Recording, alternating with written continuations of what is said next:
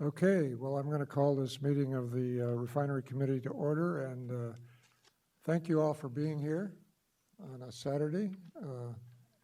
I understand we have quite a crowd and some overflow, and my goal is to let everyone who wants to speak, speak.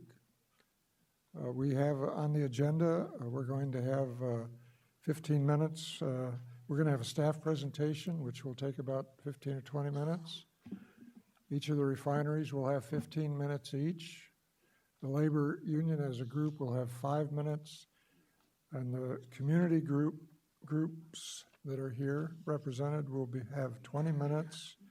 And then after that, anyone who wants to speak in public comment will be given a minute to speak at this point. If we have too many sign up, that may be less. We'll see.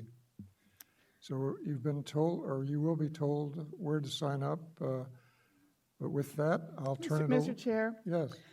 How did we come to the allocation of minutes for these presentations? It was something that I worked with staff and with the community groups. I know, we're going to try to be really fair today because there's clearly a lot of sides, but just on first blush, it looks like more time has been given to the refineries and well, that's really not than the community. I mean, if you that's add, really I mean, that's really not true, because in the past the refineries have not had any time.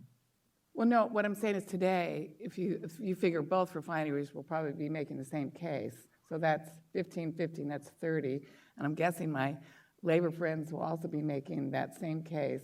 So that becomes 35. The community asked for 20 minutes because the refineries have 15 and the unions have 5, and we gave them 20 minutes.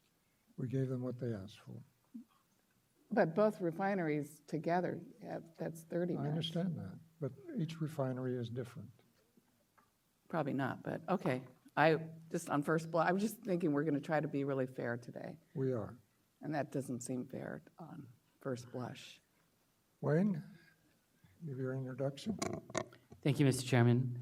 Good morning. Thanks to all for coming today to the Refinery Committee meeting. My name is Wayne Nastri. I'm the Executive Officer of the South Coast Air Quality Management District. As directed by the board on February 1, 2019, staff has been working with the Torrance Refining Company, or TORC, and Valero Refinery on the development of a memorandum of understanding / rule development concerning the use of modified hydrofluoric acid in the manufacture of high-grade gasoline.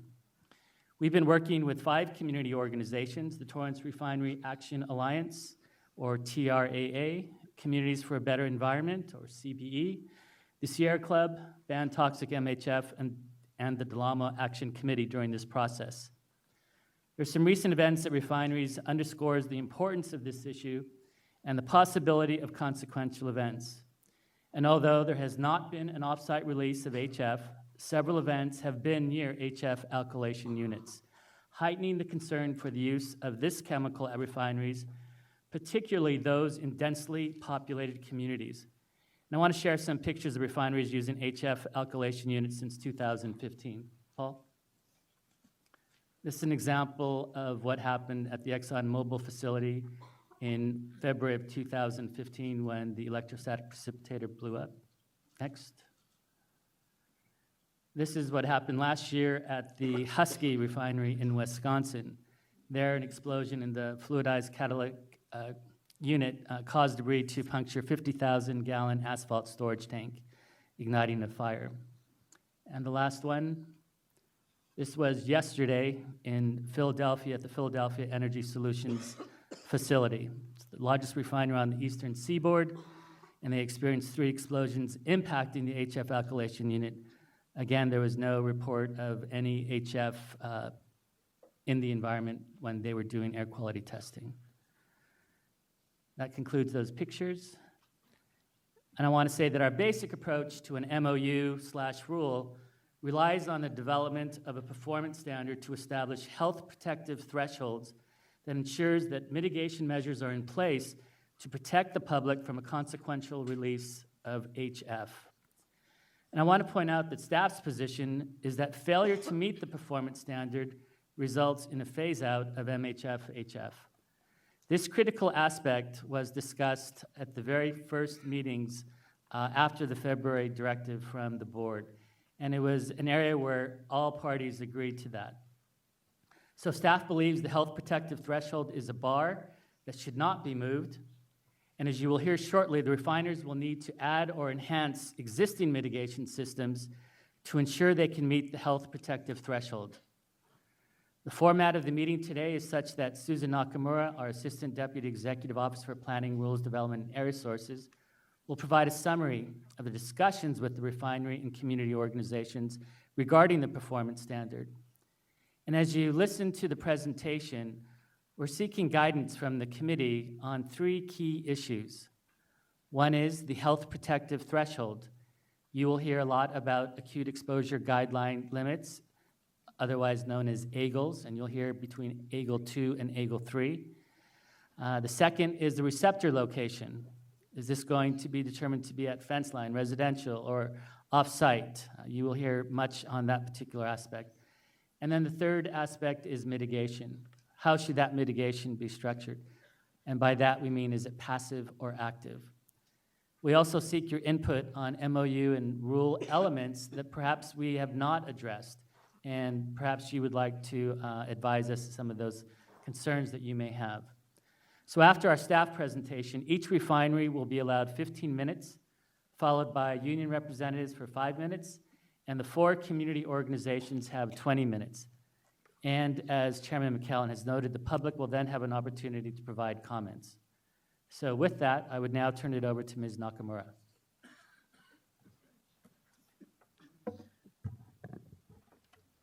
Good morning, Mayor McCallum and Refinery Committee members. My name is Susan Nakamura. I am the Assistant Deputy Executive Officer in Planning, Rural Development, and Area Sources. I'll be providing the presentation today on hydrogen fluoride storage and use at petroleum refineries.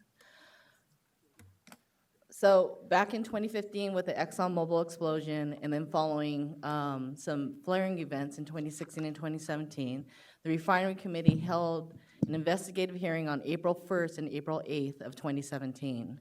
This marked the beginning of rule development for proposed Rule 1410. Since that time, staff held 10 working group meetings and the Refinery Committee has met 6 times.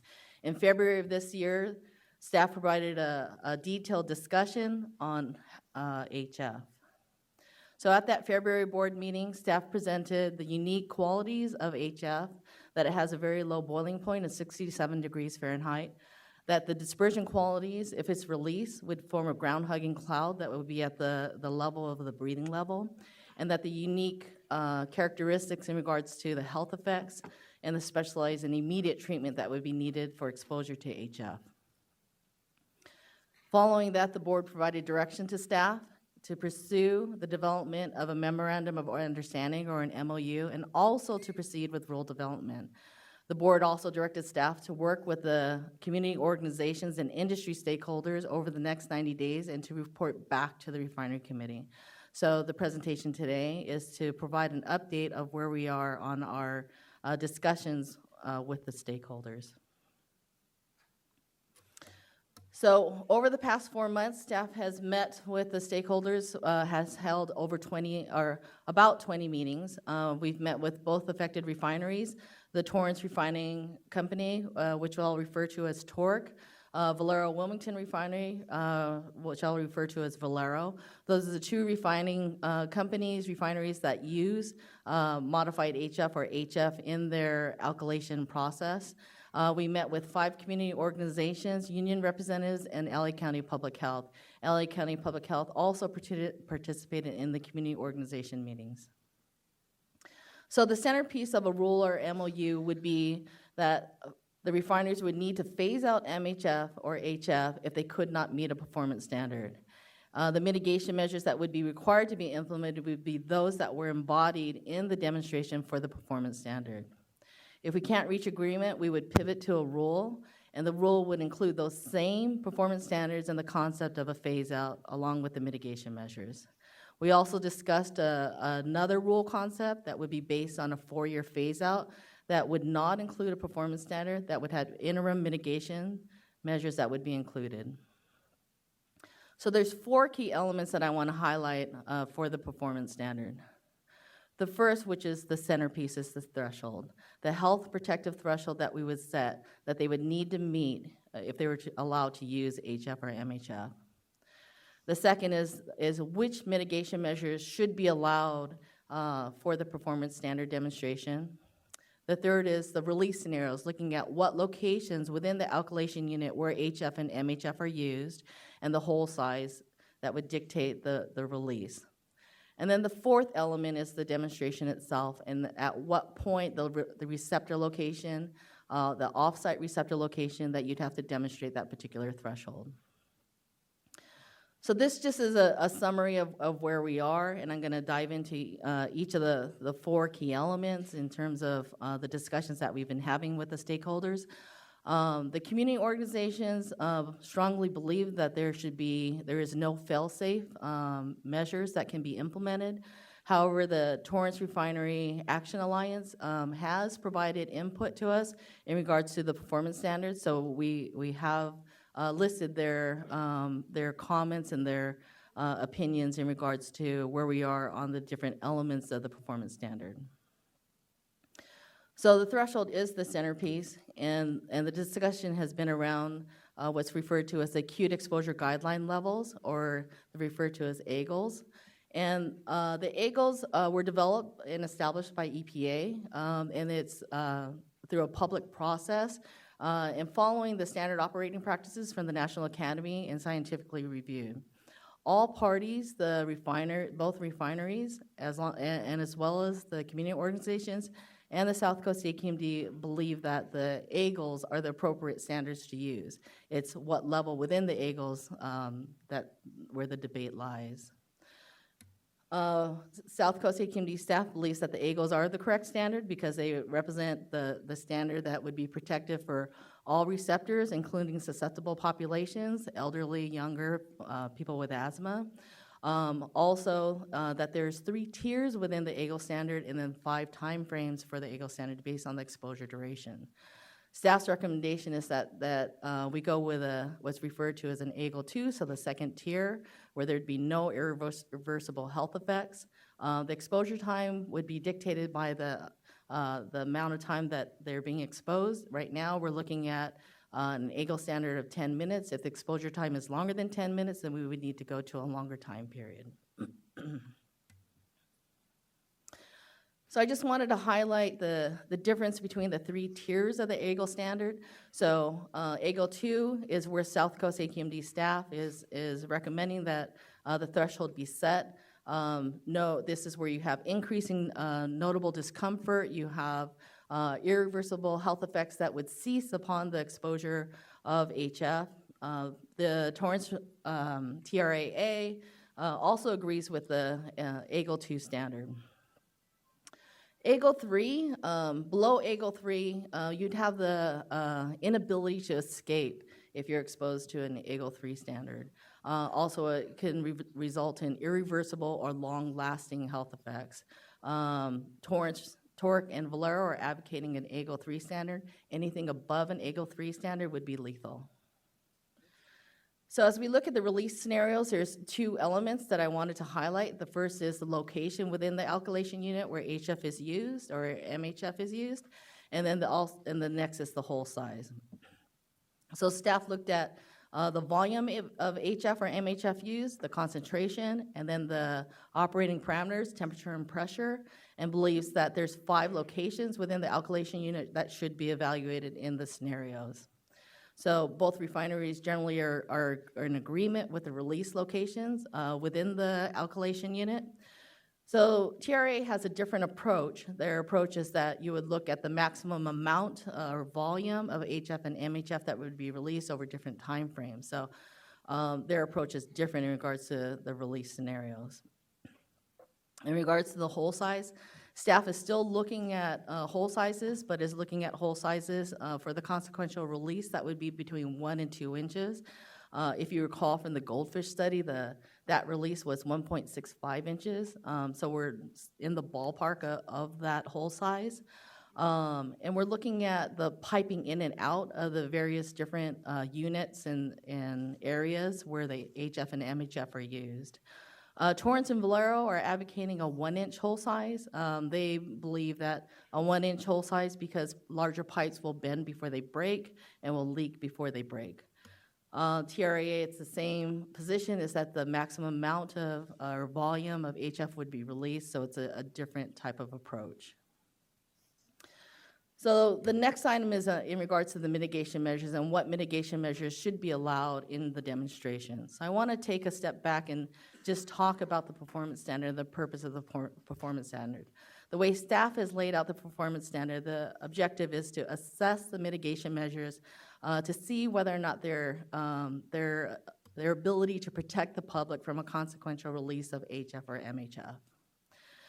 So as we step through the performance standard, we'll look for each of the release scenarios for the specific hole size, the operating parameters, temperature and pressure, and with the mitigation, and we'll put it through a computer model to calculate a concentration.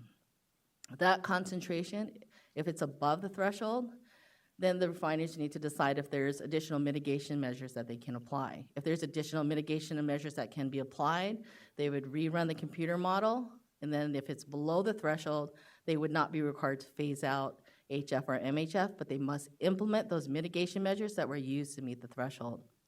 If they decide that there's no additional mitigation measures that could be implemented, then they'd be required to phase out MHF. So I wanted to next focus on this is the heart of the discussion in regards to the mitigation measures and what mitigation measures should be allowed. So there's two general categories of mitigation measures, passive and active. So with passive mitigation measures, those are the mitigation measures that don't require any human interaction, mechanical, any energy to function that particular measure. The modifier itself is considered a passive mitigation as well as any type of barrier. Active mitigation requires some active, where it's a human interaction, even automated mitigation requires some mechanical energy input to activate that particular mitigation measure. There's a whole host of different active mitigation measures from, they're referred to as isolation valves that can isolate the amount of HF or MHF in a certain area, acid evacuation systems, water cannons, all of the water spray techniques that are used are all active mitigation. And the overall objective of the mitigation is we want to reduce the amount of HF or MHF that's released, and we want to control any HF or MHF to minimize the amount that's released, and that is to minimize exposure to HF and MHF. So staff's recommendation is that all mitigation, passive and active, would be included as part of the demonstration. Torrance, TORC, and Valero agree also that in the demonstration that all mitigation should be included. TRA is suggesting that only passive mitigation be included. Our concern is if you exclude the active mitigation and you only focus on passive, that you don't have the ability to improve the response time. You don't have the ability to improve the efficacy of mitigation. That's the key. We don't want to change the bar, the threshold. We want to improve the mitigation to ensure if there is a consequential release that the public is protected. So the last topic is the receptor location. So there's 4 receptor locations that are possible. The fence line is essentially the perimeter of the facility, and this shows the distances for TORC and Valero. The next would be the closest between a residential or sensitive receptor or a worker. When I refer to a sensitive receptor, it could be a hospital, a school, daycare, early education center. And then the next 2 are similar, with the only difference is that the first one is a neurosensitive receptor, and the refineries are making the distinction between permanent and non-permanent resident. So the first one is that there could be, I guess, a non-permanent resident, and then the last being only for a permanent resident. So staff's recommendation is that the fence line be considered as the point. You can have pedestrians that are walking by, you can have cars. We're talking about an acute exposure. Torrance and Valero are supporting that it be the nearest permanent sensitive receptor. We just received the slides from Torrance, and we thought they were moving towards nearest sensitive receptor, but their slides are showing nearest permanent. So I think they're going to slide towards the Valero side. So the question, can TORC and Valero meet a threshold of AGL2? I think it's very dependent on their willingness to add additional mitigation and to meet that standard. We know they're proposing additional mitigation, but as we look at, depending on what the receptor location is, we want to make sure that we keep that bar in terms of the threshold, that AGL2, health protective. We believe that the fence line is appropriate. If it is the fence line, they would need to probably add additional mitigation. But there's additional details as we move forward that still need to be worked out. The amount of credit for each mitigation, we've discussed it, but we haven't settled to say yes or no. There's also details on the modeling and the implementation timeframe, so there's still work to be done. So next steps, we're seeking direction once again. In regards to the performance standard is the core, it would be the core in a rule or MOU. So if we proceed on the rule or MOU, we need direction in regards to the 4 elements, where in regards to the threshold, AGL2, AGL3, mitigation, passive and active or just passive. Hole size, we're looking at 1 to 2 inches. Receptor location is fence line. So we're seeking some additional input from the committee on those. And then the direction and the path forward. Do we continue on the dual path? Do we pivot to a rule? Or do we go with a rule that's based on a 4-year phase out? And that concludes my presentation. Thank you, Susan. Do we have any questions of staff at this point? Yes. Okay, so first of all, this is my first meeting on the refinery committee, so I'm may ask more questions. I just want basically what we're determining today is what you laid out, but I'm still unsure of if it's an MOU. The refineries have to agree to the performance standards.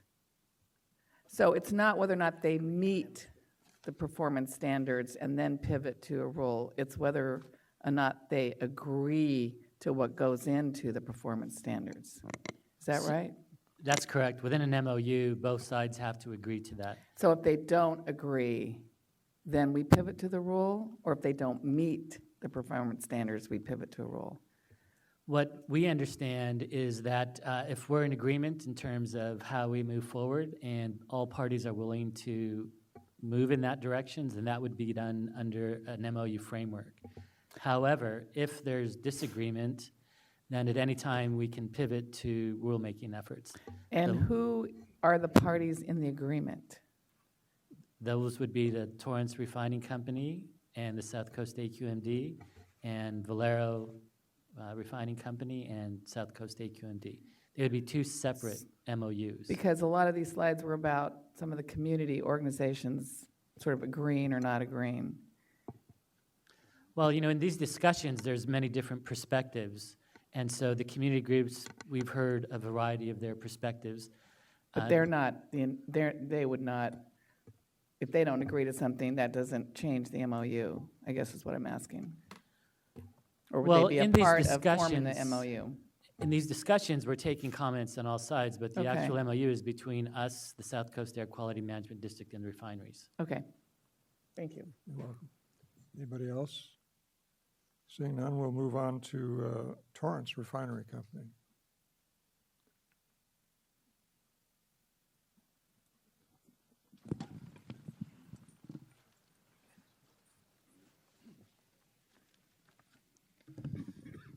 Thanks, Paul.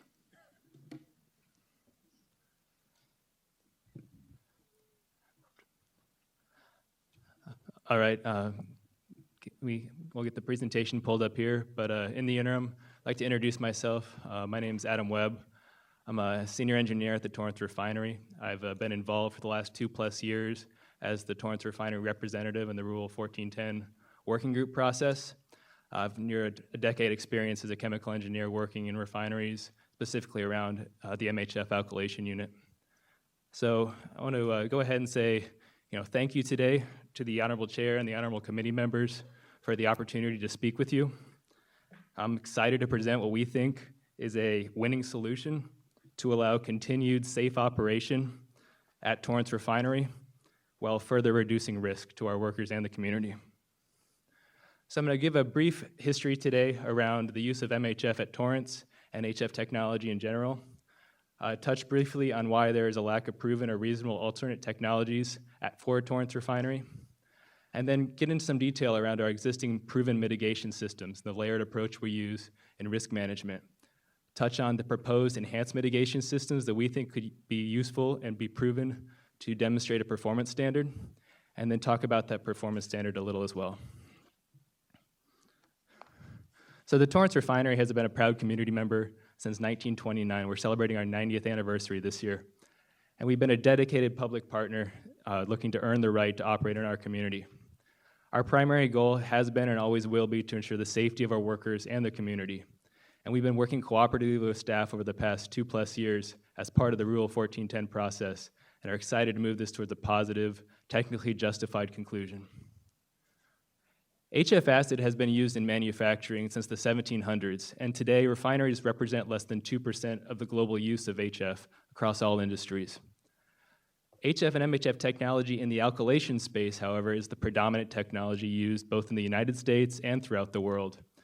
Out of the 89 units in the United States that use alkylation, 50 use HF or MHF, and 39 use the alternate sulfuric acid. Worldwide, there's 120 units that use HF or MHF technology. And this broad, vast experience over decades allows for very robust and detailed technical understanding of all aspects of MHF technology, from the systems, the mitigation, and the designs. We believe a phase-out is not justified. The only proven alternative technology is sulfuric acid alkylation, and for the Torrance Refinery, this would have not only an increase in emissions due to regeneration requirements, but also consuming more energy, having a larger greenhouse gas footprint, and significantly increased truck traffic versus our existing MHF systems. Additionally, per the finding of an LA Superior Court judge, MHF technology with mitigations was proven as safe or safer than an equivalent sulfuric acid unit for Torrance. No refinery has ever switched from one technology to the other, and alternate technologies other than these two proven technologies are not yet commercially viable as a potential phase-out opportunity. There's never been an off-site fatality resulting from a release of HF or MHF from a refinery alkylation unit in the history of the technology. And neither MHF unit in California has had an off-site release of HF in over 100 combined years of operation. This is not due to luck. This is due to very strict regulatory requirements, as well as the detailed technical analysis that goes into designing and operating these units, and our very dedicated, well-trained, and highly qualified workforce and maintenance personnel. The Torrance Refinery is strictly regulated and operated consistent with multiple mandates. Under the Cal-OSHA PSM, the CalArt Program 4 RMP, the EPA Risk Management Program, as well as being in compliance with the API 751 recommended practice, which is seen as a global standard for operation of HF alkylation units. At Torrance, MHF was implemented under the mandate of an LA Superior Court judge. A consent decree entered into between the refinery and the city of Torrance in 1995 mandated a switch to MHF and found that with applied mitigation systems, this was as safe or safer than an equivalent sulfuric acid alkylation unit. This finding was based on extensive testing showing that MHF provided a substantial benefit when compared to a traditional HF unit. The AQMD permitted the construction of this MHF unit after a thorough review in 1996, and we've been operating safely at Torrance since 1997 as required under the consent decree with the city. So now I'd like to get into some discussion around our mitigation systems that have been proven effective over the decades of use. We utilize world-class layered systems of both the passive and active variety, and these are specifically tailored and designed to ensure that process fluids stay within the pipes. These have been proven to be extremely effective in not only preventing potential releases, but then mitigating releases if they do occur when they are small to ensure large incidents cannot happen. These systems start within the pipes themselves with the MHF chemistry and expand through the metallurgy and design of the systems and the piping and the vessels. Our highly trained operation force who is in the unit 24/7, our trained maintenance personnel, the barrier technologies, our acid evacuation system, multiple different detection systems, and finally multiple different water mitigation systems that can be applied as needed.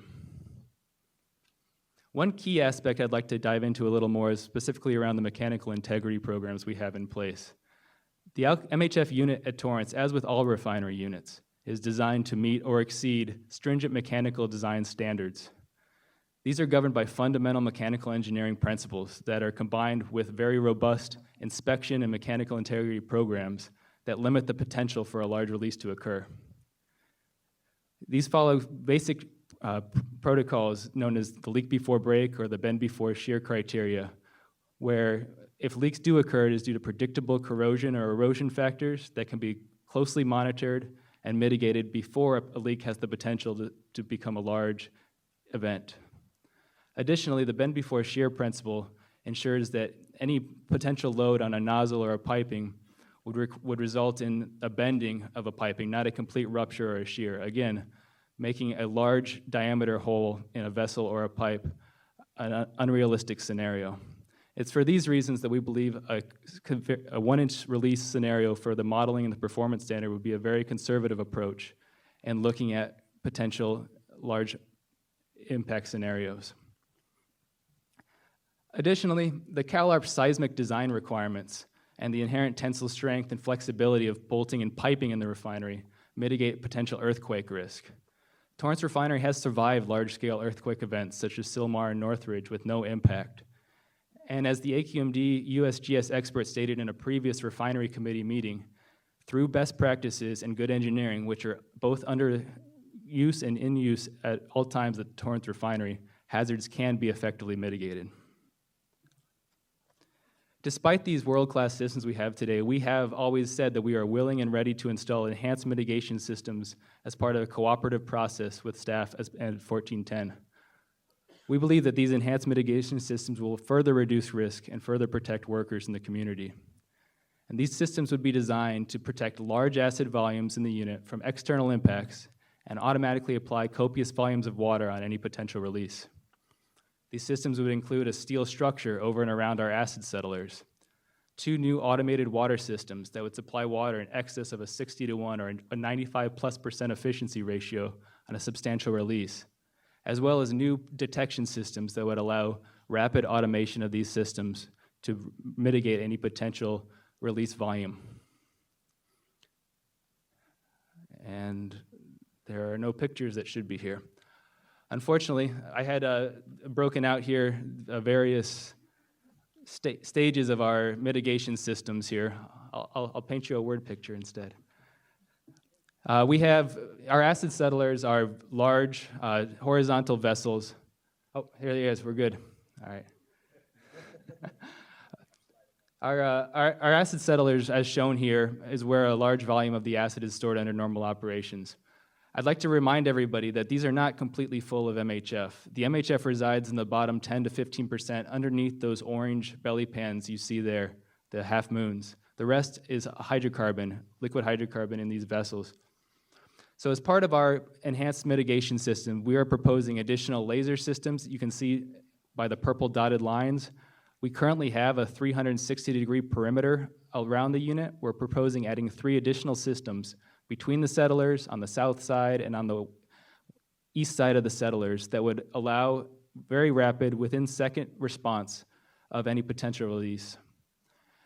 These detection systems would automatically activate 2 new water systems, water cannons in the upper corners of a structure above the settlers, and a 360-degree water perimeter around the settlers.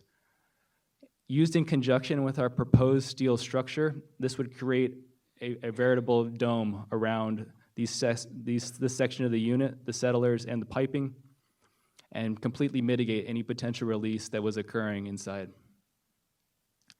Additionally, our existing remotely activated water cannons that are elevated around and inside the unit would act as a third layer of water if needed to further protect and mitigate any potential release. While these systems would be operating and mitigating a release, our acid evacuation system, which is activated at the touch of a button by our trained console personnel, would be removing the acid within 7 minutes behind a blast wall adjacent to the unit and away from the potential hazards. As I've said, these proposed mitigation systems would provide 100% mitigation for large, credible releases. The structure would, in tandem with our existing barrier systems, would ensure the breakup of any potential jet momentum and allow contact with all of the new water systems we're proposing. The first and second stage water will provide a greater than 60-to-1 ratio, which provides over a 95+% scrubbing efficiency of the release volume, ensuring minimal potential dispersion, and our acid evacuation system will quickly remove the release driver. These combined systems will allow the refinery to ensure compliance with a stringent performance standard. I'd like to point out that Torrance already meets a stringent performance standard as required under the consent decree with the City of Torrance. This was one of the requirements as part of the switch to MHF in the 1990s that we continue to operate day in and day out today. But we are prepared to demonstrate an even more stringent health protective approach as the AQMD is proposing, an extremely conservative, consequence-based look. We believe that if you're looking at a consequence-based approach as we are here and not a risk-based approach, a permanent residential receptor is necessary for such modeling scenarios. We are willing to consider, though, extremely conservative assumptions in the modeling, such as an extremely conservative rainout benefit, a large release size of 1 inch, and multiple high consequence yet improbable scenarios.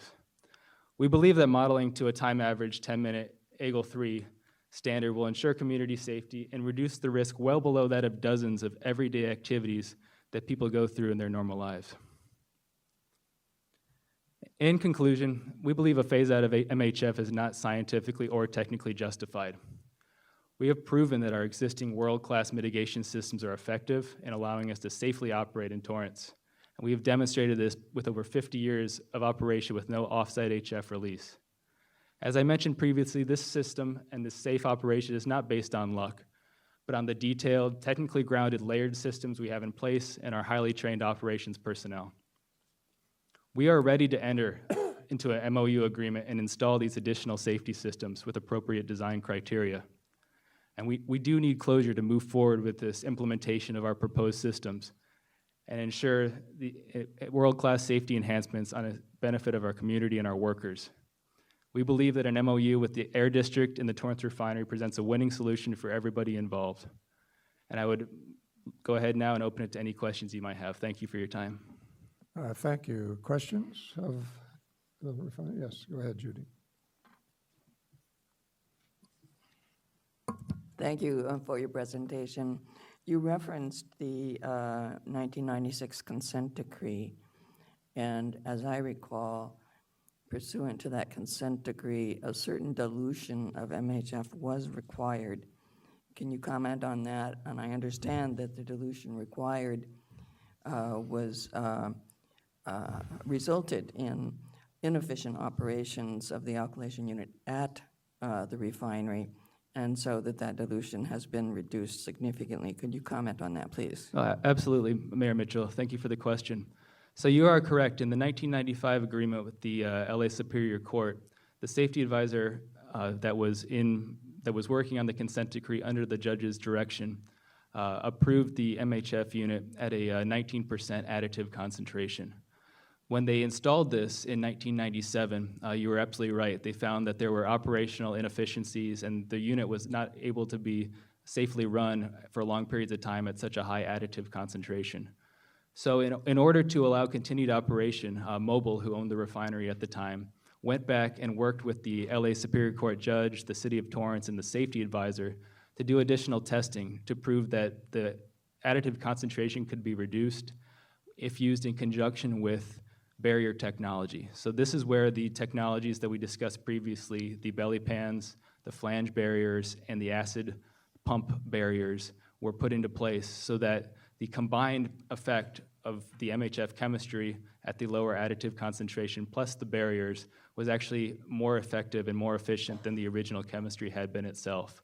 So this process was then recycled through the LA Superior Court judge and through the safety advisor's report and through the city of Torrance, and an updated consent decree was passed in 1999 that we've been operating under.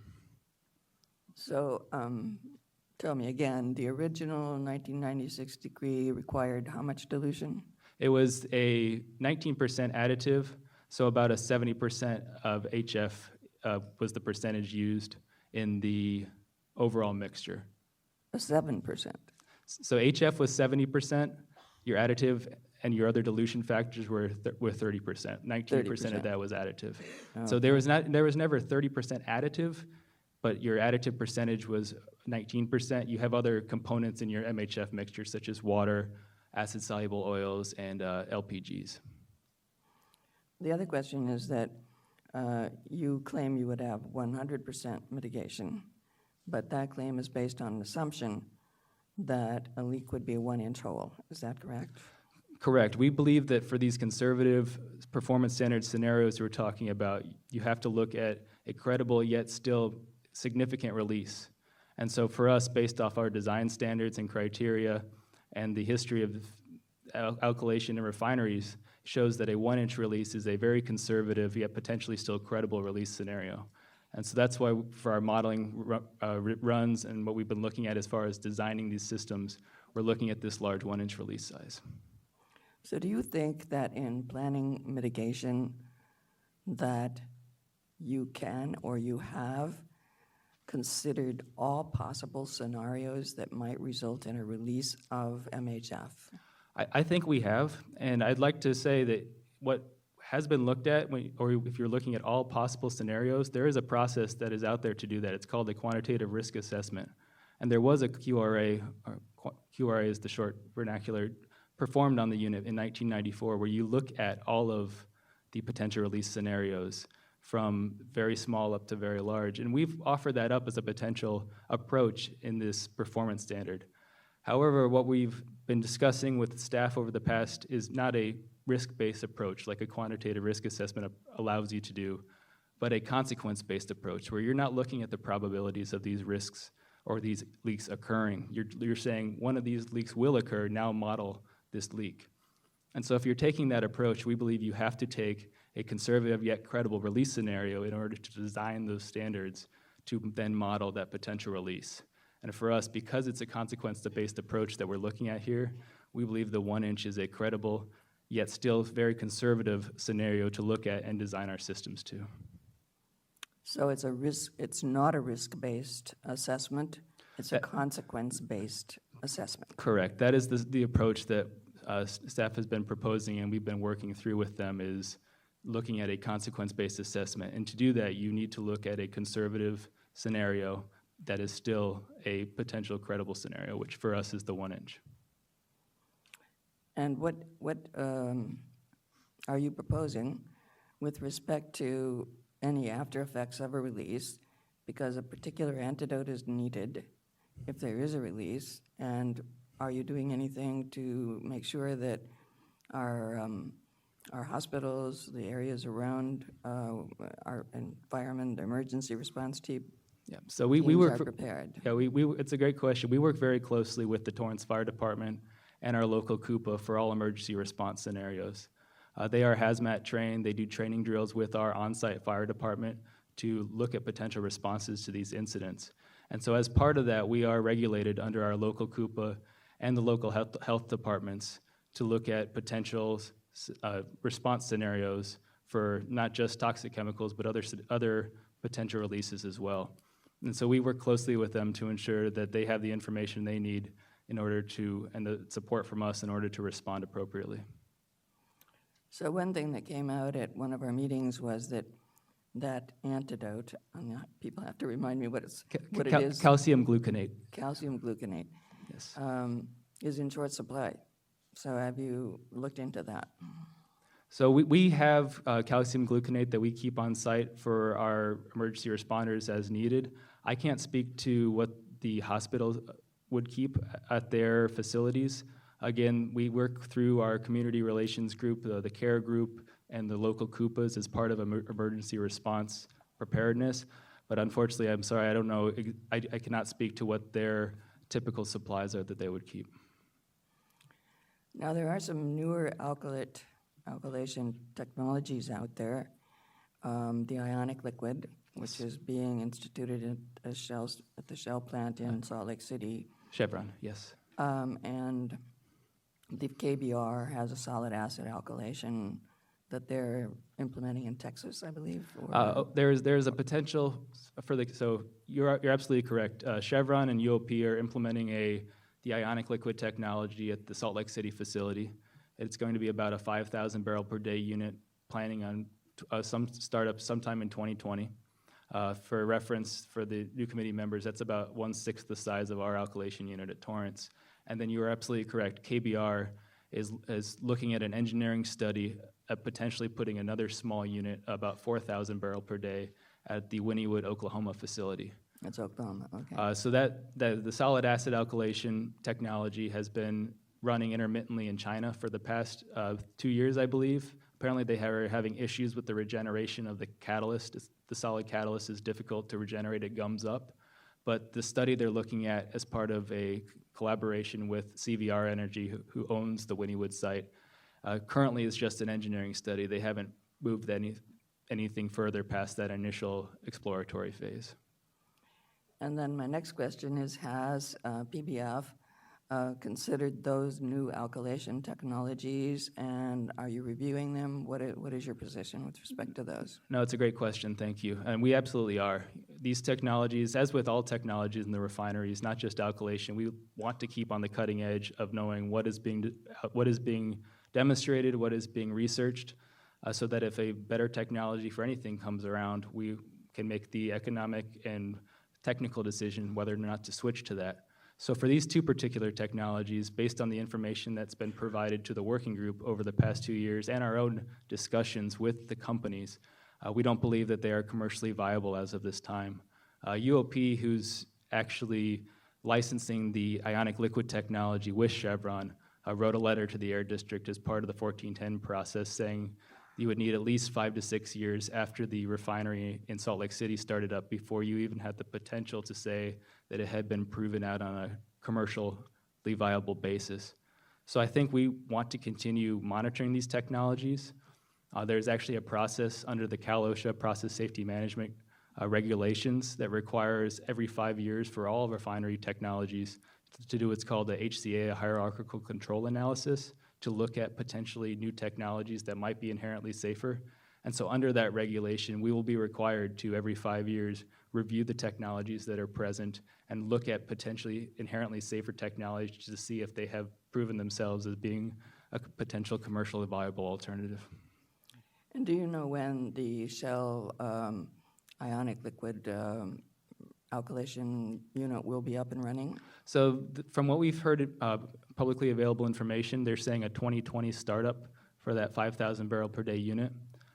Again, UOP, who is doing or licensing that technology with Chevron, has stated that you will need at least 5 to 6 years after that startup to come to understand the potential hurdles at a commercial level. You know, when you have a new technology that goes into effect like this, there are unknowns when you scale up from what they currently have, which is a 10 barrel per day unit, to a 5,000 barrel per day unit. And so that's where those 5 to 6 years per UOP, what we typically say is 2 turnaround cycles, so 2 maintenance cycles for the new technology, to understand potential corrosion concerns, potential safety hazards that weren't known or weren't present in the smaller phases. And how many barrels of alkylate does PBF produce? So our MHF unit is rated to 30,000 barrels per day. We typically produce in the 25 to 26,000 per day range. I see. Okay, thank you. That's Absolutely. all I have. Thank you. Anybody else? Questions? Yes, go ahead. Thank you, Mr. Chair. Thank you for your presentation. And again, we know that the Torrance Refinery has certainly been a positive member of the community and has obviously given back to a lot of organizations, and again, so far, so good in terms of any major release of MH. I guess, and it's not luck. Your presentation said it's not because of luck. It's because of very well-managed, well-mitigated refinery that takes public safety, seriously. I guess for me, and yes, you survived the Northridge earthquake. My question would be, and if you could sort of walk us through this, the major explosions that we saw this morning, particularly the most recent one in Philadelphia, with a major explosion where everything is getting blown up.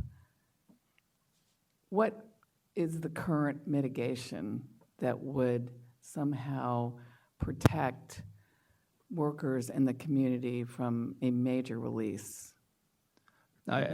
Supervisor, I think it's a great question because you're absolutely right. These large, unfortunate events that have occurred, they have occurred adjacent to MHF or HF alkylation units.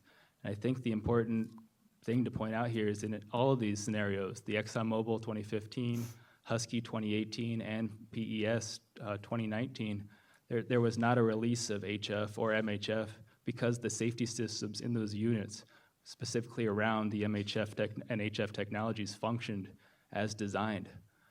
It is reported yesterday that... Were they the passive mitigation or the active mitigation in those instances? In these instances, because there was no release of the chemistry, it was the active systems. It was your trained operators and supervisory and maintenance personnel taking corrective actions, which is why we have these refineries staffed 24 hours a day, 7 days a week by trained and qualified operators, that they took the actions necessary to prevent a release from occurring. In the Exxon 2015 event, the operators hit the acid evacuation button within 10 seconds of the electrostatic precipitator explosion, safely moved all the acid behind the blast wall. In the Husky event in 2018, the Chemical Safety Board reported that Husky turned on their water systems around the HF tank to ensure that the potential for overheating was not there. They could not have a release. And then yesterday, it's being reported that the Philadelphia Energy Solutions operators saw a LPG vapor cloud and hit the acid evacuation button, safely removed all of their acid behind a blast wall and away from the unit. And as I said, in all of these instances, it was one of the layers of mitigation systems that was effectively activated and was effective in making sure that the release of HF didn't occur. And do you think the Torrance Refinery currently has enough mitigation to prevent injury? I do. I think we've proven that over the past 50 years. And with yet, never in your having an HF presentation, you release. said to reduce the risk even more and protect the workers and the community even more. There's always something. There's always additional systems that can be put in place and are being designed day in and day out. Your technologies are always moving forward. And as this unit has progressed over the last decade, we've always been looking at potential new systems to put in to further improve the safety and enhance the layers that we have in place. We didn't used to have laser detection systems on the unit, but those were put in place in the early 2000s. The acid evacuation system was put in place in the early 90s. And so we think as part of this process with the AQMD, that's why we've been trying to work so closely with staff over the past 2+ years to come up with real beneficial improvements that we can make as part of this process.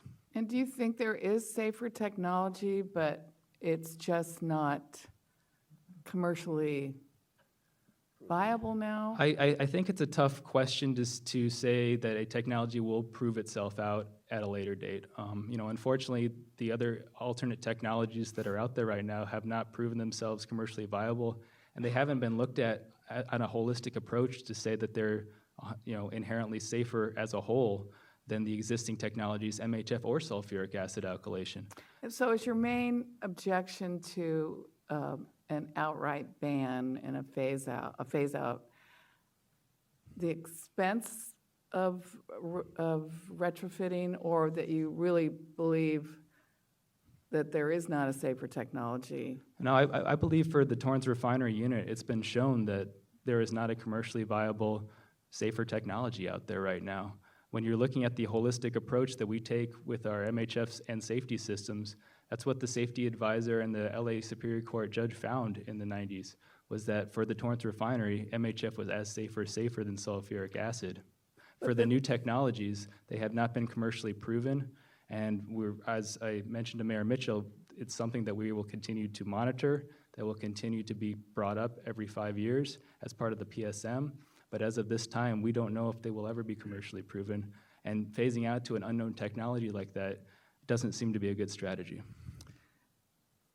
And again, I'm new at this, but it seems like part of the reason we have so many workers here is because there has been an argument by the refinery that the expense of transitioning, not whether or not it's commercially viable, but the expense of transitioning would cause the refinery to shut down and the workers would lose their jobs.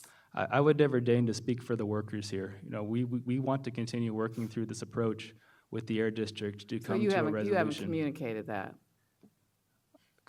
Sorry, which was that? You haven't communicated that to the workers?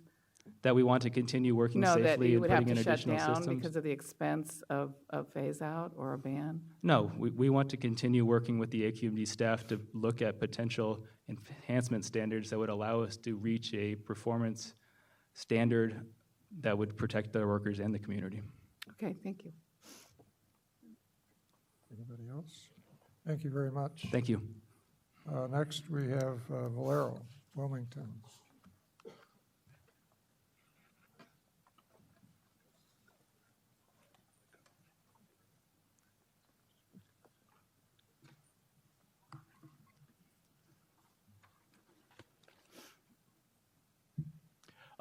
My name is Rich Walsh. I'm here on behalf of Valero. I'm a Senior Vice President and Deputy General Counsel with responsibilities over environmental and safety regulatory for the company. On behalf of all of the Valero employees, our contractors, and our vendors, we thank you for this opportunity to come up and share our thoughts on this significant issue. We actually already have an MOU at Valero. We went through this process back in 92, 93.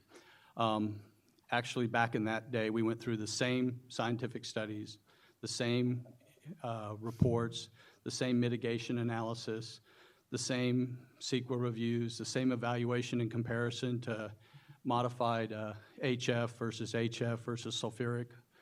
We had an experimental technology that was just on the horizon. It was fixed bed HF catalyst, which didn't prove out. We ended up going through this process back in 92, and the district looked at and studied modified HF and came to the conclusion then that modified HF was superior environmentally. It's 200 times more efficient than sulfuric. It has less traffic. It has a lot of advantages: lower greenhouse gas emissions, lower particulate emissions, lower energy use. So it is really an environmentally superior product, and it's a safe product. We've been operating it for 33 years safely. Make sure I got these buttons working right. That is not the right button. Okay. I want to talk a little bit about the chemistry of HF because it's been portrayed as this extremely unusually toxic and dangerous chemical. And, okay. And so, you know, but when you actually look at HF, it's not substantially more hazardous than a lot of the other chemicals that we use and that we're much more familiar with.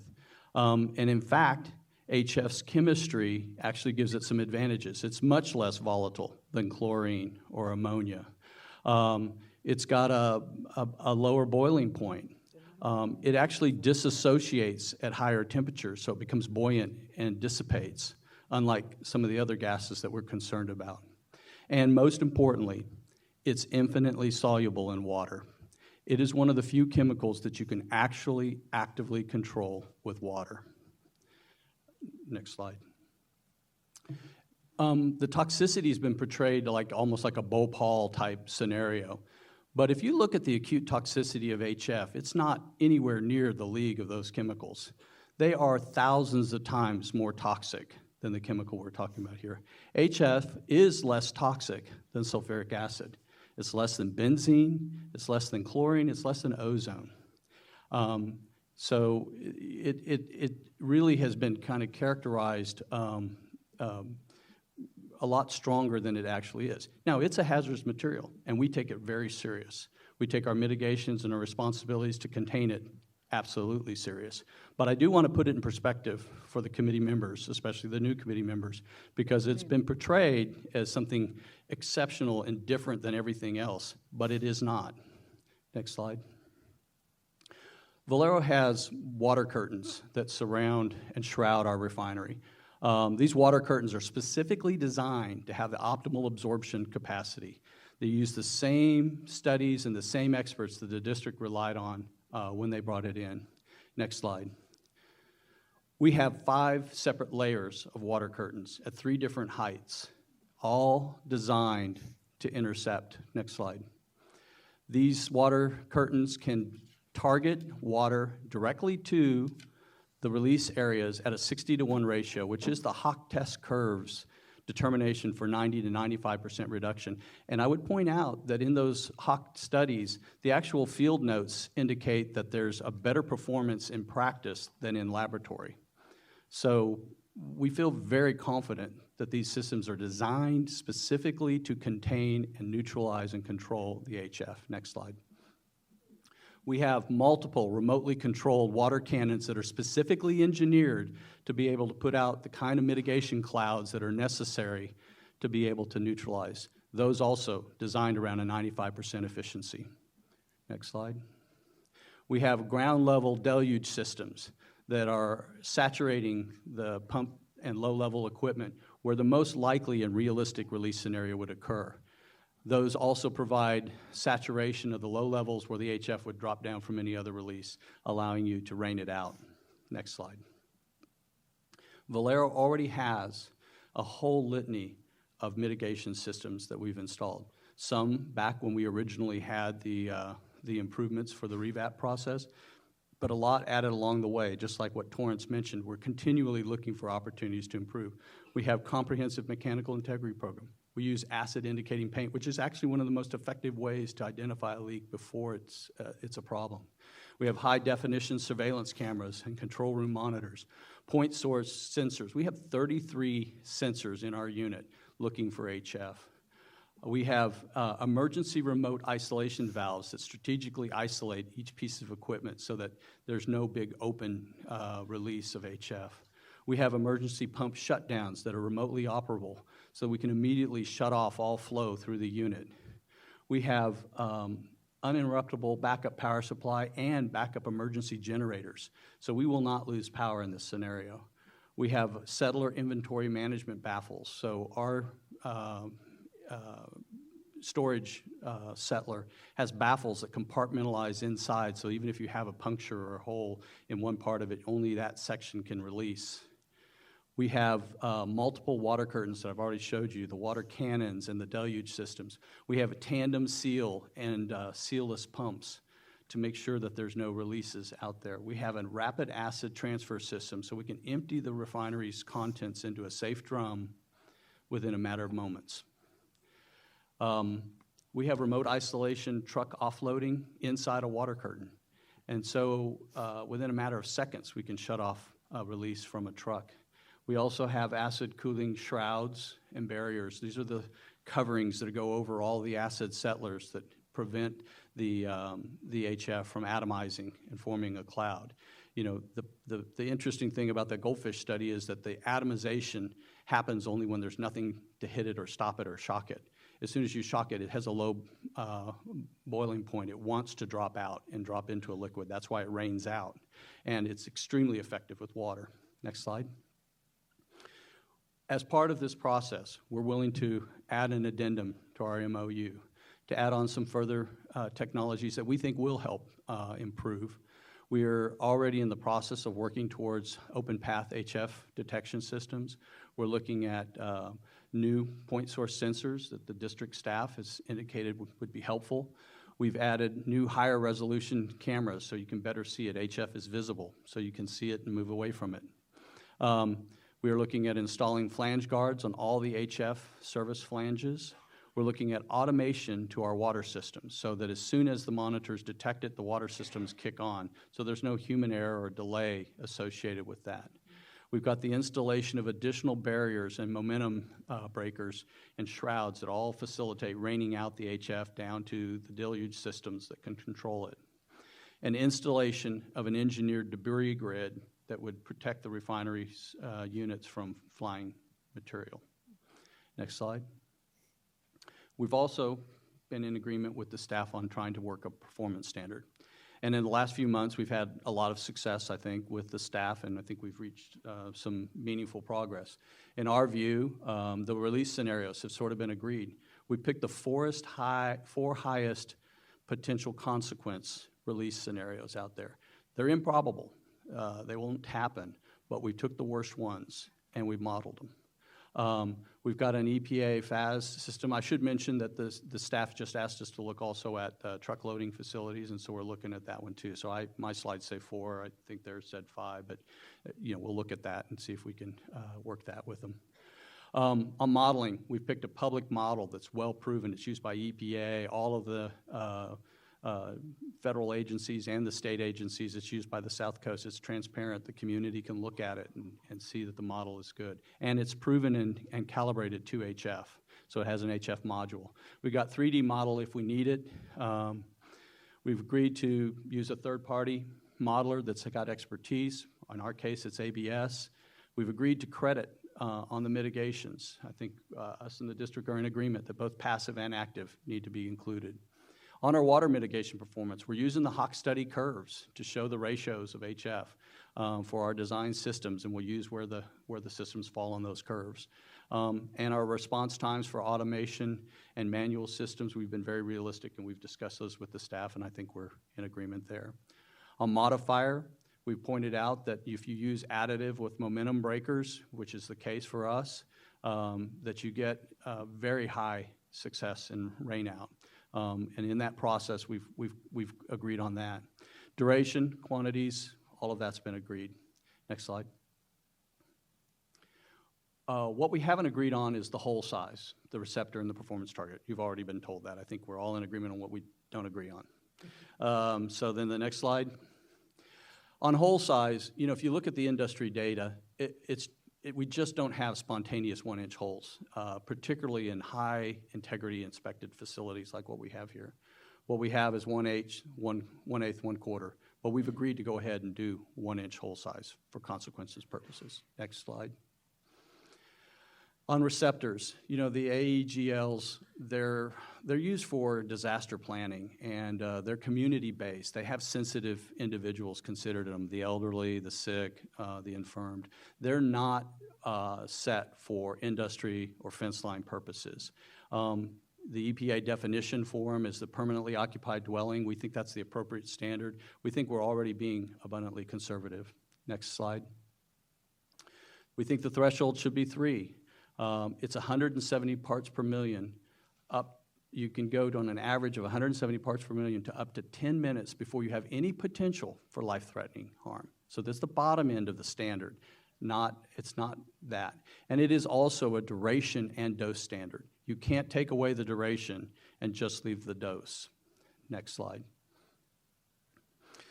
The effects of physical structures have to be considered. The Hawk test that you'll probably see a video of, or the goldfish test, is going to show you a cloud moving along the desert floor flat, uninterrupted, and looking terrifying. But the reality is that these heavy clouds are held by structures in place. This is a chlorine leak off a rail car. It's held for 10 minutes just by some dense brush. We have designed, engineered systems that are holding it and neutralizing it. And they're activated in layers, each one of which has an exothermic reaction that heats up the HF, which makes it dissipate and it buoyant. Next slide. Our facility is surrounded by all kinds of structure. We're in an urban area. We've got a dense industrial area. We've got storage containers on one side. The refinery, if you look across the back type, those are 45-foot wall-high tanks that are in there. And we've got water curtains, 5 layers of them, shrouding over the whole thing. We think the refinery is extraordinarily safe, and we've never had an off-site release. Next slide. We're ready to enter into an addendum to our MOU. We've offered you all these enhanced controls. We've offered to model improbable, almost inconceivable release scenarios. You know, there's a lot of focus on the explosion that happened yesterday. There's a lot of focus on, you know, the ability to have a big fire in the refinery. If you have a big fire, it destroys the HF. And if you look at these scenarios, all of them, the HF worked exactly as it was supposed to. The mitigations work, the dump systems work, all this stuff is engineered for this idea. We're engineering around the idea that we have to be ready for this kind of risk. And it's been proven to be very, very safe. So with that, I guess I'll conclude my, I would ask one, and I've got a minute, 30 seconds there. So I was going to answer the glycol question that you answered. You know, we did look into that after the staff presentation with some indication that it's there. You know, the specialized packages that are made for refinery purposes, there was a period where those weren't that available. And largely it's because the glycol, calcium gluconate, is available in almost all the hospitals. It's used to treat calcium deficiency for pregnancies, black widow spider bites, potassium poisoning. Almost every hospital has large quantities of it, and they just don't have it necessarily mixed up in our design levels, but they can titrate it right there in the hospital. So we have worked well in the Texas City area where we have a refinery, and you guys saw a presentation on that. I think it's one of the other things to point out about HF. Unlike all the other chemicals that I just talked about, HF at least has an antidote, and so it's not as scary as it's being portrayed here. Thank you so much. Thank you very much. Would you like to elaborate on the event that happened in Philadelphia, as far as the MHF? Yes. I mean, it was a very large fire by the looks of the pictures, and I'm sure they'll be presented here to you guys as well. But the thing to remember here is, you know, there was no HF release. The auto dump systems and the evacuation systems and the mitigation systems come on. When you look at the video, look at the water mitigation systems activated and spraying over the HF thing. Same thing with the Husky event.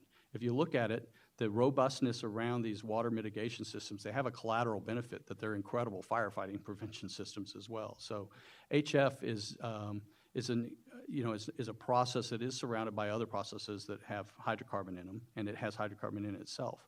But you're not going to have a scenario where that kind of catastrophic event, we think, it's designed not to have that happen. It's designed, and it's proven. It's worked. So it's not like we're talking about this could happen. They did happen, and there were no effects. There's been nobody off-site that's died from this, and that's with HF being used way before we had a lot of the technology that we have today. They're extraordinarily safe units. On the glutenate issue, my understanding is that there's lots of glutenate around. It's used for various things, like you said, but that specifically for HF, MHF, it has to be it's mixed actually in a certain... Right. It's actually, for HF, you can use it at a more dilute level. And that it has a shelf life when it's mixed, so that you don't mix up a lot of it at one time. Is that correct? Right. If you pre-mix it, it has a short shelf life, and that's one of the reasons why. Now, we keep it pre-mixed, so for the purposes of emergencies, we can quickly administer it, but hospitals have that ability. Could say they have a limited supply of the mixed up stuff, but they have lots of glutenate around that they could mix more of it up if needed. Yes, that's my understanding. In fact, you can go on the website in Walmart and order it. It's at CVS too. It's used for a lot of purposes. On the website at Walmart, you can order glutenate.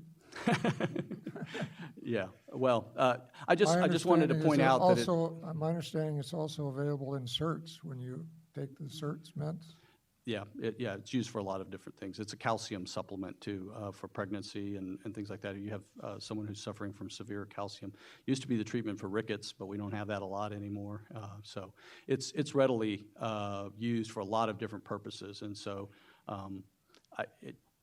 But again, the key point here is that is a treatment that's available to you. It's not available for other chemicals. Other questions? Yes, go ahead. So, a couple of questions. You were mentioning the reduction in truckloads of things between MHF and sulfuric acid. Can you explain the difference when you said there's a substantial difference? Yeah, HF can, basically remains in the units. I'm not an engineer, so I'm going to probably make these guys cringe, but the way I understand it is it kind of regenerates itself through the process, so we bring it back through. So you're only having to bring in an occasional truck in order to make up volume that's sort of lost in the process. Sulfuric is different. Sulfuric is spent, it gets used up, and then you have to ship it out and have it regenerated, or you have to build a regeneration plant there on the site. And so we couldn't possibly fit a regeneration plant at our facility, and we would be questionable about whether you could even get it permitted. So we would have to ship it off. So you're talking 400 trucks a month going through the community, taking fresh acid in and bringing spent acid back out. Unlike HF, which doesn't require that. And in fact, that was a big part of the CEQA analysis that the district did when they were looking at modified HF and sulfuric. It's so much more efficient. It uses so much less energy. It's so much more environmentally better, especially in this day when we're trying to reduce greenhouse gases and emissions. You would be going backwards, both on PM, truck traffic, and NOx and other energy generating emissions if you went back to sulfuric. Okay, because I was looking at my notes and I wanted to make sure they were correct. Something difference between MHF at 5 trucks per month and then sulfuric acid 25 trucks per day. Does that sound about right? I think that's probably 2 trucks a month for HF versus what, about 25 a day or so? Yeah, for sulfuric. Okay, and then another question. Does the proposed additional barriers and momentum breakers take the form of a similar structure to what PBF has shared in terms of the passive bubble around the acid settlers?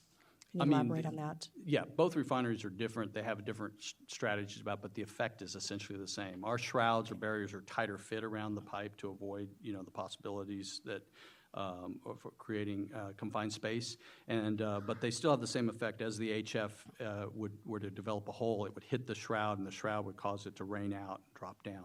Then the water systems that we have, again, 5 layers of it, would just then coat the whole system around. So it's very similar, different steps. Their settlers down on the ground. Ours is elevated with the drums underneath it. So we have different strategies around it. That's why our debris grid is essentially protecting it. It's like a chainmail, if you want to imagine, like what a knight would wear, but except on an industrial size that's hung up along the edge of the refinery. Okay, so different methodology, but same result. Yeah, exactly. Great, thank you. Anyone else? I do. Go ahead. So does your company, Valero, use a risk analysis or a consequence analysis? In this case, we would normally use a risk-based analysis where you would take a look at the consequences and the probability, and you have to have both of them to figure out which risks are real and which ones are hypothetical. In this case, though, the district staff has wanted to move away from any kind of probability scenario, and they've gone only with the consequences, which is extraordinarily conservative, which is why we're saying that what we're offering here is very protective for the community. These are not realistic scenarios, but people are afraid of them. So we're going to go ahead and model to show that even in these unrealistic scenarios, our robust systems are going to work and they're going to succeed in protecting the community. So in your presentation, you stated that you looked at 4 scenarios that presented, in your opinion, the highest consequence for release. Could you describe what those 4 scenarios are? Well, they're hypotheticals that you assume a 1-inch hole in the areas with either the highest pressure, or the highest volume, or the highest concentration we had. We worked with the staff on those points. The same ones that I think. Were you assuming a 1-inch hole? Yes. And could you comment, please, on the newer technologies that are out there now that are being implemented slowly in some of the other firms, Valero actually is using CD-alky in one of its plants. Could you comment on that and Valero's use of that? Right. So, there are vendors in every day with new technologies that, promise unbelievable results. And the one thing I would draw or share with you guys is that alkylation is one of the most important parts. Alkylation is one of the most important parts of a refining process. The alkylate is really key for making high-performance gasoline. It's probably one of the most studied processes in the refining sector, and you have some of the biggest, most sophisticated companies in the world with research departments trying to look for a silver bullet for alkylation. So I'm a little suspect of any kind of new technology that comes out, especially if it shows up for the first time at an AQMD meeting, that's going to promise some silver bullet. The same thing was happening back in '92. If you actually look at our MOU, we were thinking that there was this fixed bed catalyst that was going to be out there. That was a solid version of HF that was supposed to be allegedly used in some refinery in the Far East that no one had ever seen or heard of. And it turned out not to be true at all. There was some experimentation, some technology evaluated on it. Same thing happened to us on citrate scrubbers. We actually looked at technology on a citrate scrubber instead of a caustic scrubber. We thought this performance is so much better, it's going to remove SOx so much better. We actually built an experimental first-generation citrate scrubber in Corpus Christi. And it promptly dissolved all the metal in the unit because it was such a good reaction, it was too good. And so, there's a whole bunch of spooky and scary stuff when you start talking about new technology, especially in a chemical that you need to be very careful about how you handle. So, we as Valero would want to make sure that this technology was proven out, that it didn't increase corrosion, that it didn't have even worse concerns or issues associated with it. And to do that, you have to see it in a real size scale. And even the unit that they're building right now is extraordinarily small. I mean, it's kind of the size where you can pick it up with a forklift and take it back into the barn. You're talking about very, very experimental stages on the technology. But if it proves out, it would be something that we would look at. We have a lot of HF alkylation units, and that would be devastating for us to have an HF release. And if there's an obvious technology that's better and is efficient and could allow us to have the same things and we could get it permitted in the South Coast, we would be looking at that. The reality is that I'd be very suspect that anything we can do today can rely on something like that being available. Well, CD-alky, that alkylation method still uses sulfuric acid. Could you compare that with other plants that use sulfuric acid without CD-alky? Yeah, for well, my the edification. sulfuric acid was the first alkylation processes out there. It's actually the older technology.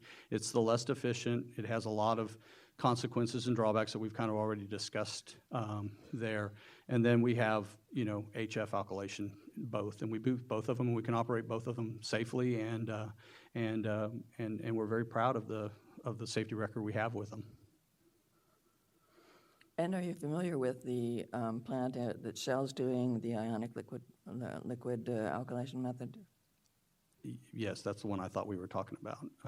Okay. All right. Thank you very much. Go ahead. Thank you, Mr. Chair. Thank you for your presentation. And again, Valero has been a long time community member in Wilmington. I know you well. I think what I'm having a hard time with today is, the only reason we're here, and the only reason, you have a couple of slides of incredible mitigation procedures in place is because this is a deadly chemical. If released, this stuff forms as it's been described, a flesh-eating vapor cloud that can burn someone from the inside out. So I'm having a hard time sort of listening to it's such a safe chemical. It's not, and I'm really glad that you finally said it would be devastating to have an MHF release. I'm glad you said that.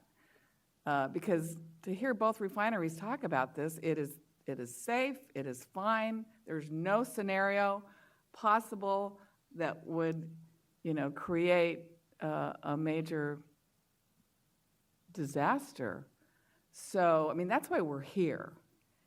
Right. It's to move forward and see, whether or not that we implement a total ban or we work to form an MOU. Valero already has an MOU in place, but I think that's what I'm having a hard time with, is listening to the presentations on how safe this chemical is and how there's absolutely no possible scenario that it could cause a risk to either the workers or the community. Well, but that is the reality. I mean, it is. We have lots of toxic chemicals that we deal with in our society, all over. Not just refining. We have them in the metal industry, the plating industry. Part of modern society is we've learned to harness these chemicals and make life better for everybody because of them. And HF is exactly one of those chemicals. It has an abundance of really positive properties that allow it to produce clean, very efficient, very high-performing gasoline. But it would be which is horrible important if it would be horrible. There'd be lots of chemicals would be horrible, and that's why we have all these mitigation systems around it. What I was trying to explain is that it's been the whole flesh-eating, cloud that's going to crawl through like the blob. That narrative is really inaccurate to HF. HF is actually a much less problematic chemical than that. Yes, it has the qualities that it can be absorbed through your skin. It is a scavenger for calcium. That's why we use calcium gluconate for it. It has toxicity elements. That's why it's a toxic chemical. If it wasn't toxic, we wouldn't have our mitigation systems over it to protect it. Right. I don't want to leave the impression I'm saying it's wonderful and everybody should suntan with it. I'm trying to explain here that you have to put these things in a relative risk basis. And the reality for a lot of this is the industry has recognized this. After the goldfish test, there was surprise that people thought that when you released HF in this context, it was going to behave in a non-pressurized manner. It was going to drop on the ground like a liquid and then evaporate off like it did. But it atomizes. It atomizes when you release it under high pressure. So we redesigned our units to lower the pressure. We put momentum breakers to shock it if it comes out. They hit it and it immediately goes back into a liquid form. We've coated them with shrouds of water specifically designed based on extensive testing to capture it. So it's not inconsistent to stand up here and say this chemical is not as toxic as it's being portrayed, and it is still toxic. And yes, we can say it's safe because we do have the design mitigation systems to do it. And we'll even take severe consequence scenarios that are improbable and model them to show that it is going to be safe and protective. So we won't have a Bhopal type situation out there. So would your refinery be interested or not interested in a safer technology if it was developed and proven in the future?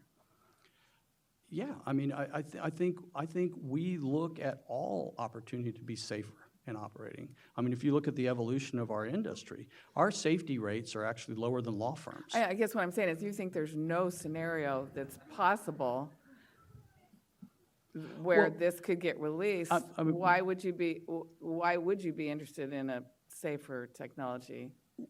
Well, because you'd have to show me that it was safer. I mean, if the scenario you portrayed to me is there's something that's more safer than what you have right now, which is very safe. I mean, I think we have risk in our society. We had risk coming to this meeting. I had risk coming to this meeting. I've been on your freeways. I mean, there's risk around us every day. We have to learn to manage risk in a reasonable way, or we'll make irrational economic decisions and irrational public policy decisions. Right, and I appreciate that, and that, I mean, that's obviously what my responsibility is. Right. As a board member, you just described what my responsibility is to make sure that I'm protecting the public safety at all costs, and that I'm minimizing the risk in all areas of our society. And But we feel thank like you. that's our duty too. Yeah. I mean, we're neighbors. We Yeah. have employees. These guys work in our facility. We want to keep them true. safe too. Thank you. Thank you. Supervisor Bartlett. Thank you. So we're all concerned about public safety, but in looking at a balanced approach to things, I'm getting a lot of information. We literally have volumes of information that's come before us in the last couple of days and trying to sort through it all. So there's a lot of discussion about phase out and ban and retrofitting. Can you explain what it means to go from HF to, say, sulfuric acid? Is it a matter of, do you retrofit swapping out parts and then you go from plan A to plan B, or is it a complete rebuild? Can you elaborate on that? I mean, they're completely different systems. So, you're talking about having to go in and, rip out all of the stuff that you have for sulfuric or for HF and replacing it with a, ironically, less efficient technology that has higher emissions, that's older and less helpful for all the other factors that you guys are watching public health for. And I think that's part of the reason why in the CEQA process, when the district looked at this, they concluded that modified HF was a superior environmental product. The other problem that we have is, our refinery at least has very limited space. So it's not like you can construct, we have space to construct a parallel sulfuric unit and then cut over and then start operating without long delay. We would literally have to, shut down, remove everything, put it back in, and you're talking about costs that are over the value of the refinery as a whole. And so when I said that we have to make public policy decisions that make smart economic usage, I mean, you can really disable and or foreclose the use of the refinery by trying to phase out, especially given that there's no economic alternative. And you might not even be able to permit sulfuric, because the same folks that are in here opposing the HF right now would probably be right back in opposing the permits for the sulfuric conversion. Okay, and aren't the space requirements very different between the HF and the sulfuric regarding what they need as far as a footprint? Yes, you have to have much greater size for sulfuric because it takes greater volumes because it's not as sufficient as HF. You got to have a lot more loading and unloading facilities because you're going to have all the trucks that are coming back in and out. You've got to have regeneration capability. If you don't have a regeneration plant on your own, you're going to have to be sending out all the spent caustic out by truck. So yes, they're very different footprints. No refinery has ever converted between the two of them. All right, thank you. Anybody else? Thank you very much. Thank you. Next, we will have union organizations. You have 5 minutes. Whoever's going to speak, please come forward.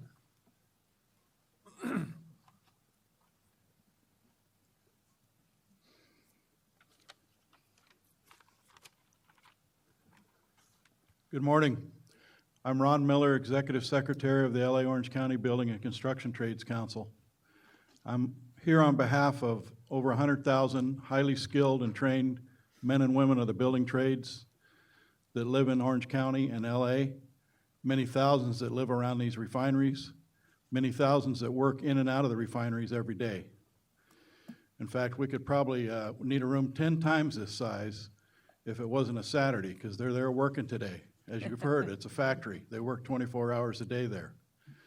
When they have the shutdowns, there's an extra couple thousand building trades workers that work there during those shutdowns and maintenance procedures.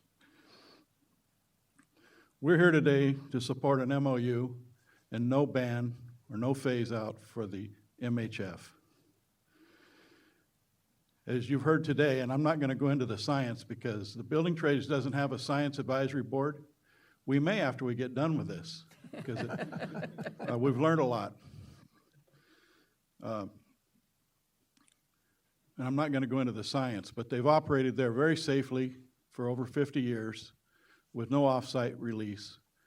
The men and women of the building trades are in and out of there every day working safely. And as you heard, the safety rates there are lower than some of the law firms in Los Angeles. And that's of utmost importance to the building trades members. It's safety. We want to go home at night, back to our families, safe and sound. So on behalf of my membership, well, let me say one more thing. There was talk about risk, and you know, I was in a trauma room a couple weeks ago with my wife, an emergency room. But we spent about 12 hours in there for her thing. She had fell. But in the meantime, there was 2 car accidents that came in. Both car accidents had rolled off the freeway at 40 to 50 mile an hour.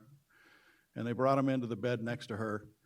And each individual there, one guy had a broken wrist and the other guy had a broken ankle. And that was the extent of their injuries. Now, if that would have been 30 years ago when we didn't have seat belts, or 40 years ago when we got to stand up in the back seat of the car as the old man drove the car down the road, we'd have went through the windshield. That's safety mitigation. That's happened in all phases of industry, and these refineries are on top of it. As you can tell, they change with the industry as the safety deals come along. So we support an MOU with no ban or phase out. Thank you. And my partner, John Hanna from the Southwest Region of Carpenters is going to take up the rest of the time. Thank you.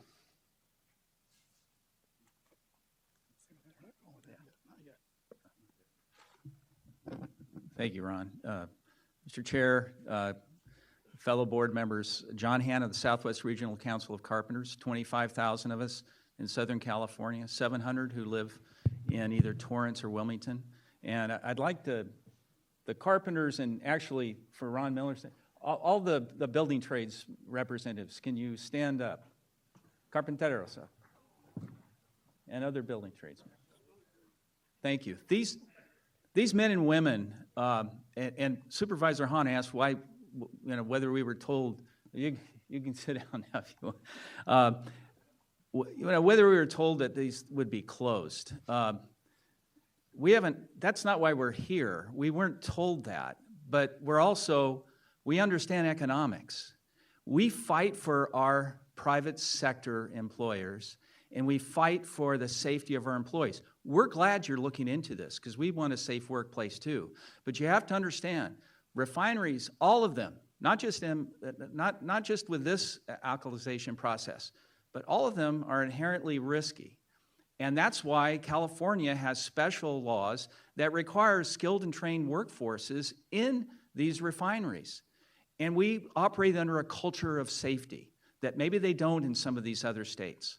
But even in those other states, which may not have the enhanced safety standards, you saw what the private sector has done, and you didn't see a release. We recommend that this refinery board support directing staff to enact an MOU or modify the MOU with Valero to bring back appropriate enhanced standards for these facilities and not do a phase out, not do an elimination.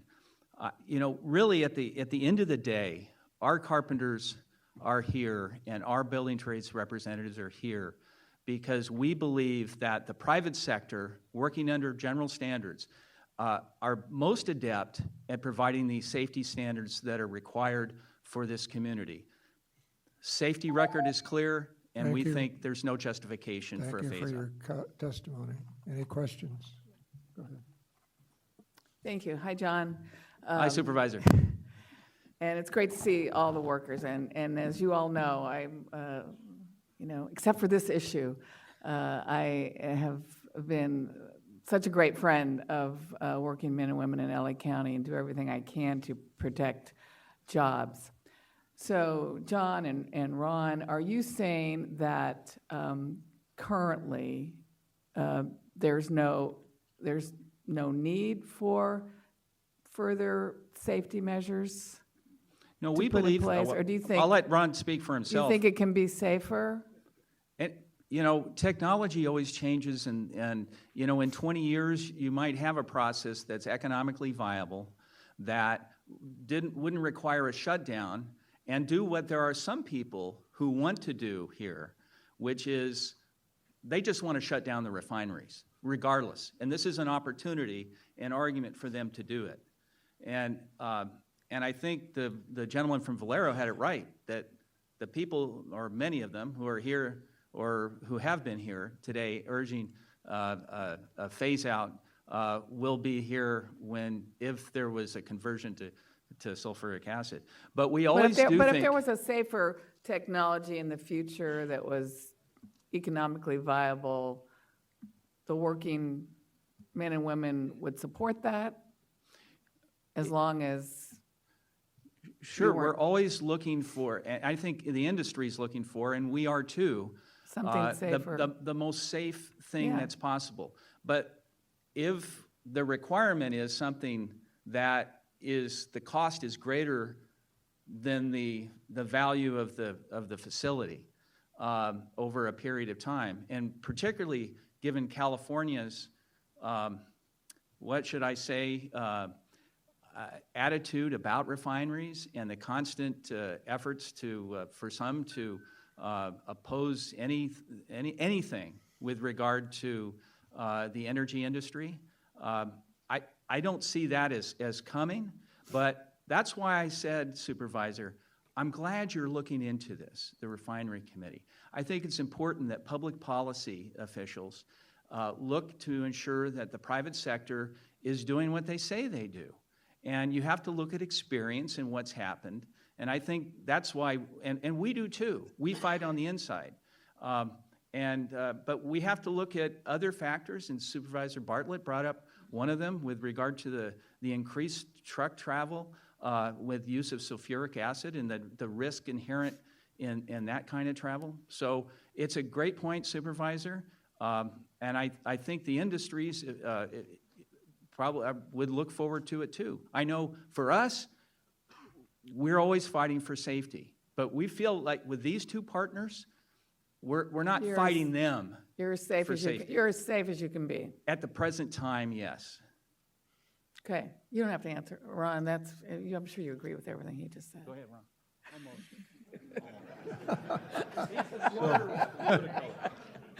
So we always wanted it safe for the working men and women that we support.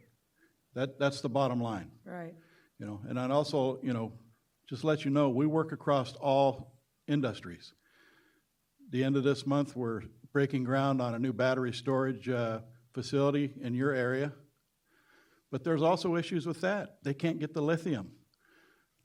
There's people in this room here today that don't want us to mine the lithium in California. They'd rather go down to South America where the standards are a little bit lower and get the lithium. So we want to move to alternative energy, but it's a slow slog. Thank you. Any others? Seeing none, now we'll move on to our community organizations, and I understand that the community organizations have divided up their time appropriately.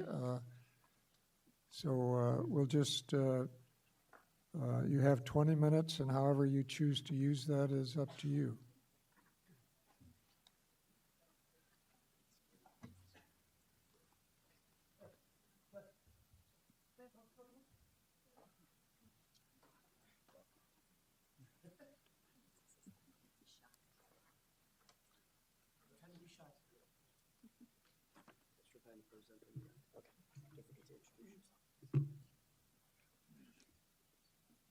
Ladies and gentlemen, thank you for Paul, allowing 20 us minutes? to speak today. I'm sorry, wait a minute.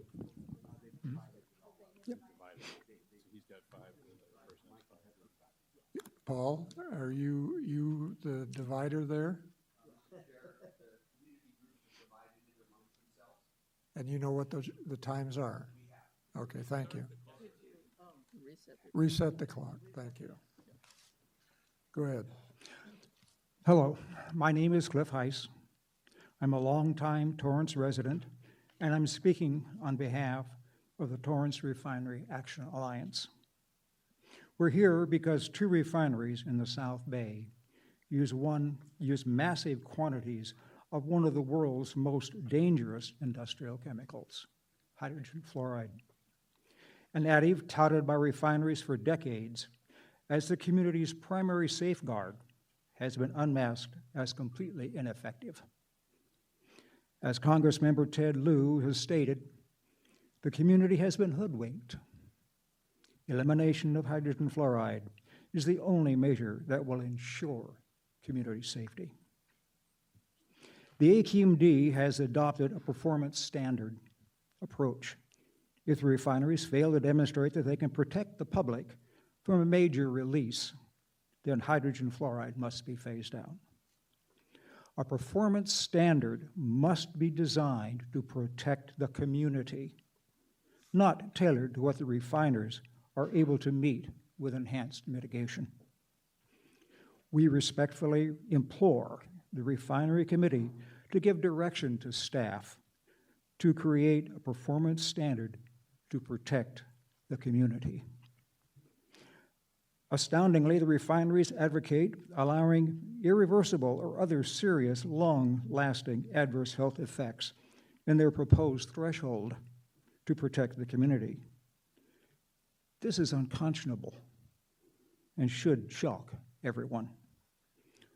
We respectfully implore you to direct the staff to reject this shameful approach from the refineries. Both refineries and AQMD staff envision HF releases where pipes break, but limit them to small 1- and 2-inch diameter pipes. The February 18, 2015 explosion at the Torrance Refinery hurtled a 40-ton object at the settler tanks that nearly ripped off far larger pipes. All of the HF would have been released in less than a minute. We respectfully implore you to direct the staff to include breaks in any size pipe, no matter what the size. We all agree that mitigation should be immediately implemented while the refineries transition to a vastly safer catalyst.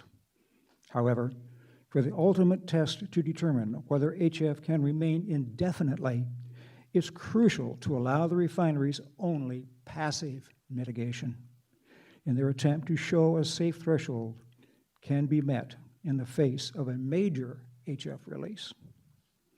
Passive mitigation is defined by the EPA as equipment, devices, or technologies that function without human, mechanical, or other energy input.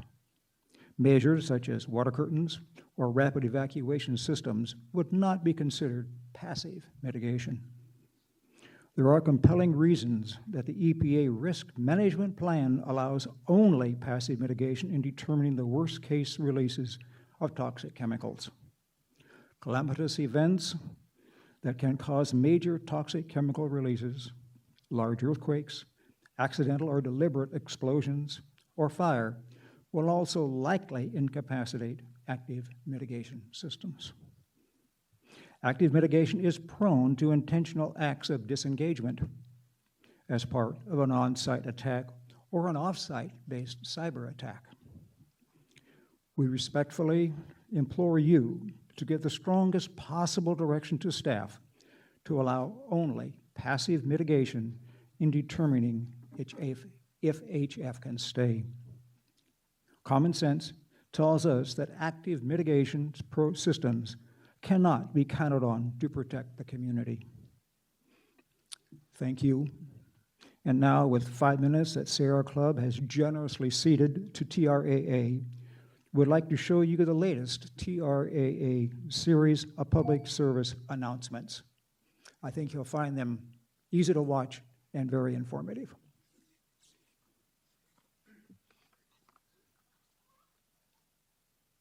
Recall these important facts from the AQMD board hearing in February 2019. A 2-inch hole could release over 1,000 gallons in just a couple minutes. Here, it's called the goldfish test, and this was done in 1986. A single point of release was only 1.65 inches wide, a very small hole about the size of a golf ball. And just with that, 1,000 gallons were released in about 2 minutes. That's where the figures I mentioned before. It was traveling at the time about 18 feet per second. There was a wind, but you can see it's ground hugging, and it rapidly expanded. There's unique properties of this acid in terms of its boiling point that even though it's released initially as a liquid, it quickly turns into a cloud.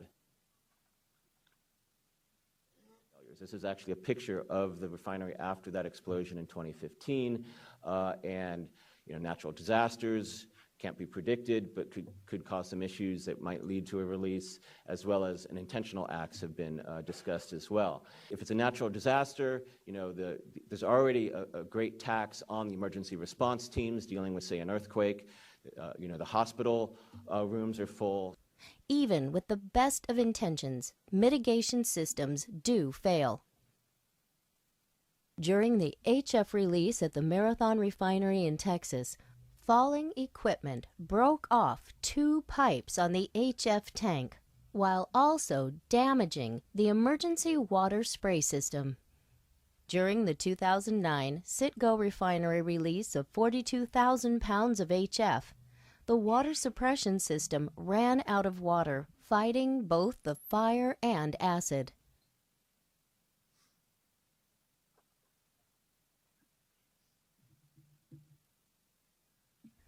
Mitigation measures failed in the Union Carbide, Bhopal disaster, and the Chernobyl nuclear disaster. Accidents happen. Maintenance has historically been low priority in the refining industry. His team counts about 500 accidents in the last 20 years, but that's likely an underestimate. By and large, the philosophy in the refining industry is push it until it breaks. But are the rules strong enough? Absolutely not. Why? Why isn't it being done? Why isn't the oil industry doesn't want it? They have been able to significantly influence the progress on safeguarding the public.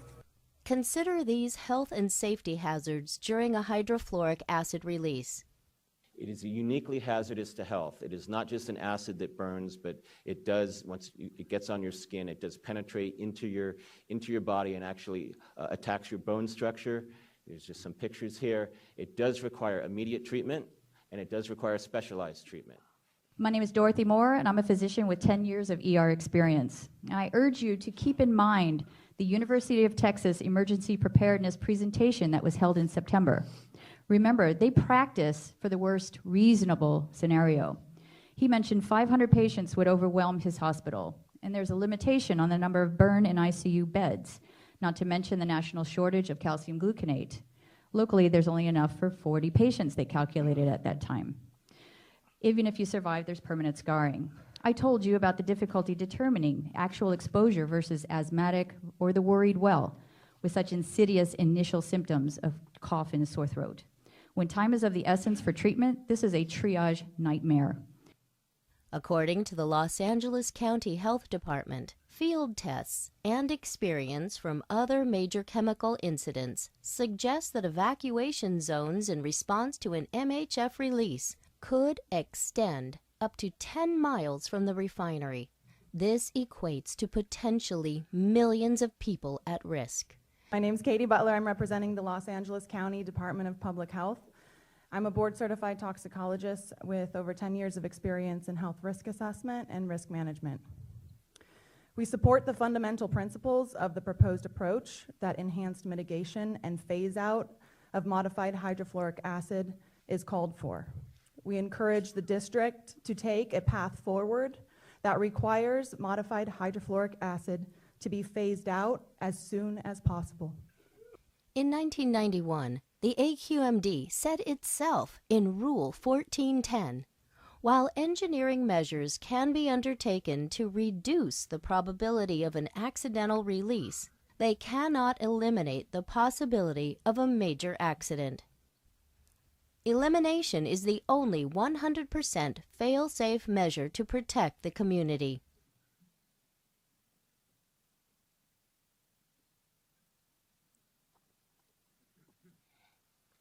Paul, how much time is left?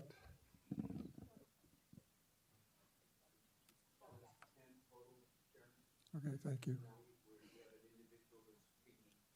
Okay. Go ahead. Good morning. My name is Alicia Rivera. I'm a community organizer with Communities for a Better Environment, and I will be doing a presentation for our organization. As we know, Wilmington is over 90% people of color and heavily impacted by oil refineries. And as you know, we are a ground zero for refinery impacts on the entire West Coast. We also know that regarding deadly MHF, not only our members live very close to the refinery and face deadly risk of a major release of MHF. We also know that a large part of this region is at risk. So the risk is so high from MHF that it can impact beyond Wilmington, far beyond Wilmington. We ask you to begin to develop a regulation that clearly requires MHF phase out in 4 years or less. If you don't do it, you are endangering the lives of all the communities nearby the refineries and beyond. We all know the refineries have the money to build new alkylation units that don't use MHF, as they are doing outside of California economically. This would create lots of jobs for the workers. So we need a regulation requiring this, not an MOU. An MOU will not protect us because the refineries would have to voluntarily sign the MOU. The refineries don't want to phase out MHF.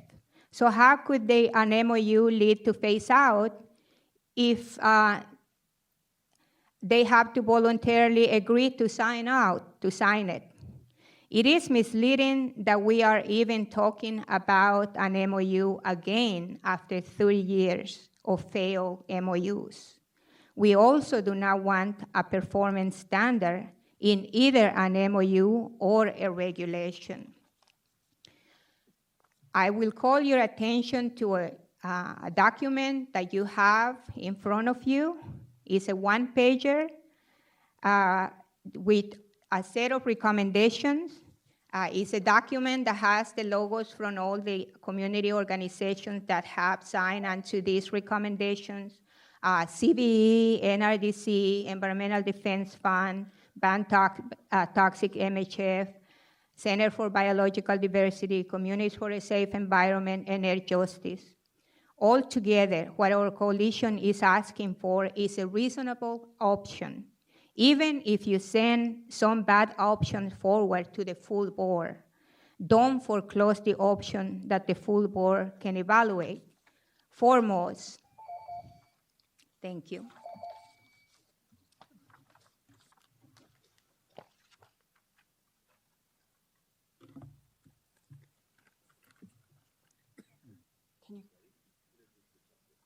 Okay, you go ahead and put the slide on, please. Good afternoon.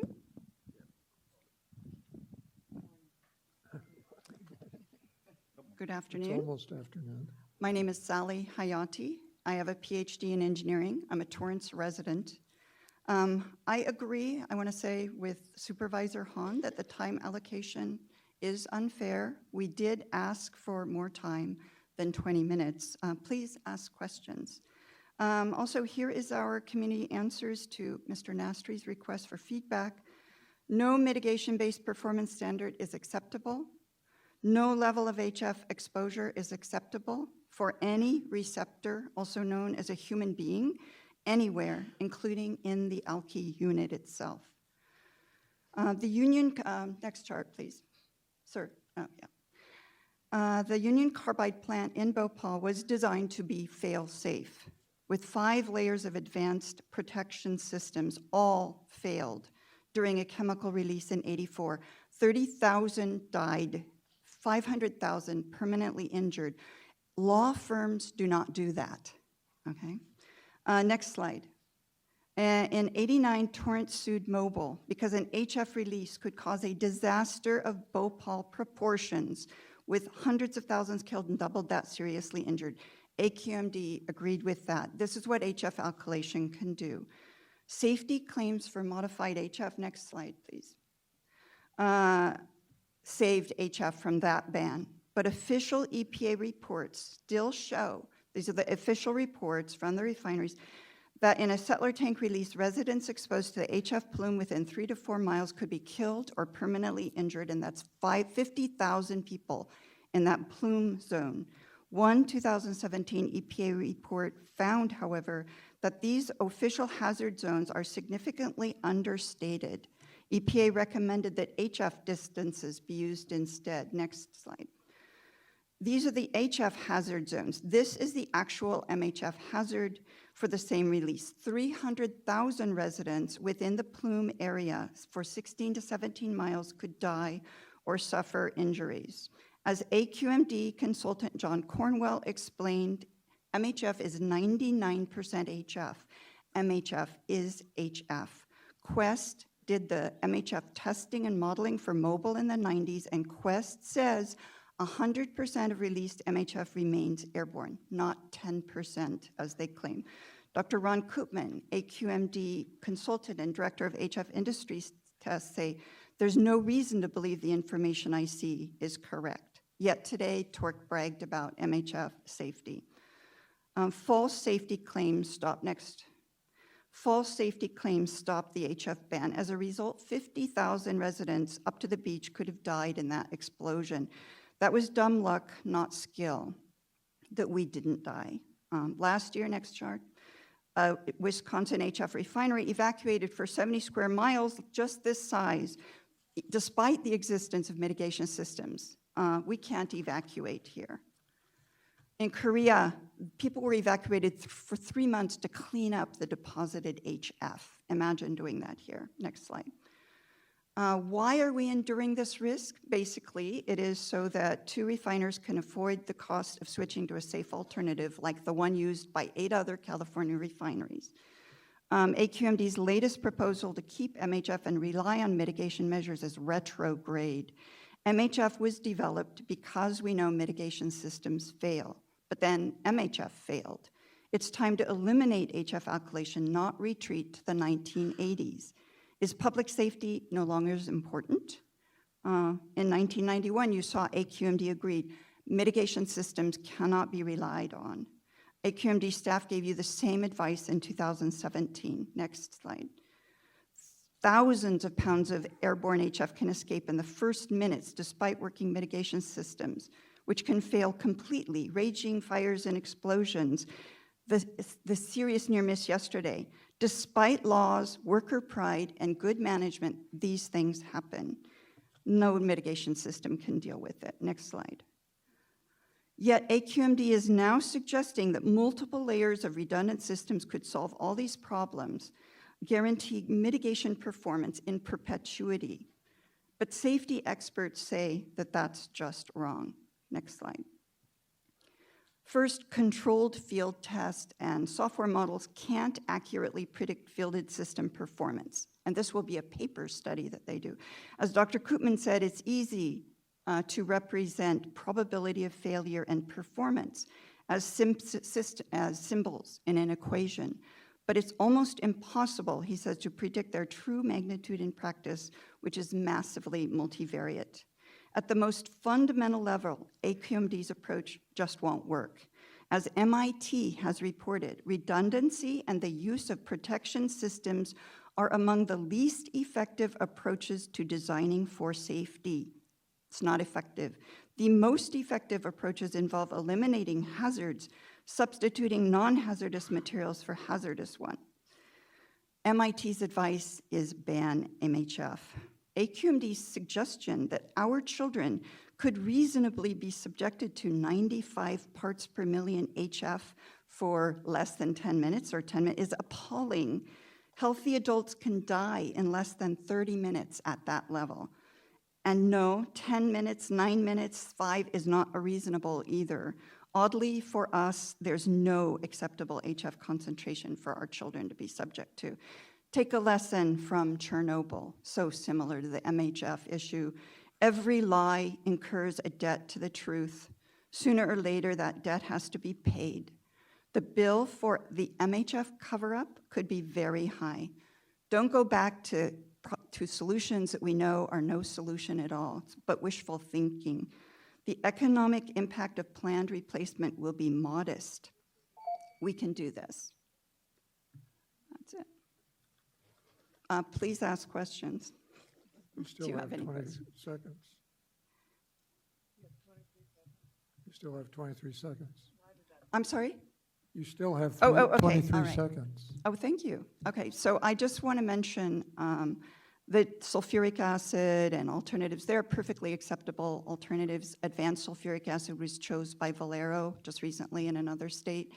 The other alternatives are available, but if they go with sulfuric acid, please let them do that.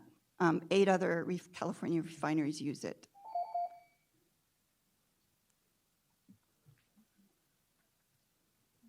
Do you want to ask a question of her? Yeah. Hi, thank you, Sally.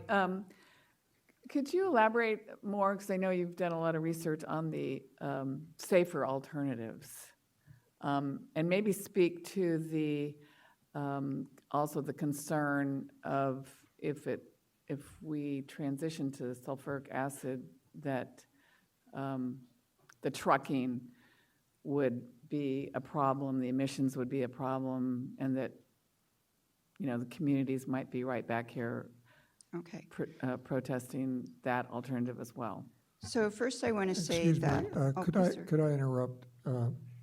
I need to take care of something right now, and the bathrooms have speakers in them. Yes, so, they do. So I can listen Yeah, to the testimony. I was going to tell people that. They're not two-way speakers, but they're one-way speaker. So don't think I'm not interested. Yeah, I will be hearing your testimony. It's Thanks. true. You can Shall hear I the shall I give you testimony. time to arrive there before I answer? Okay, all right. Oh, in the hall too. Very good. Okay, go ahead. Thank you, sir.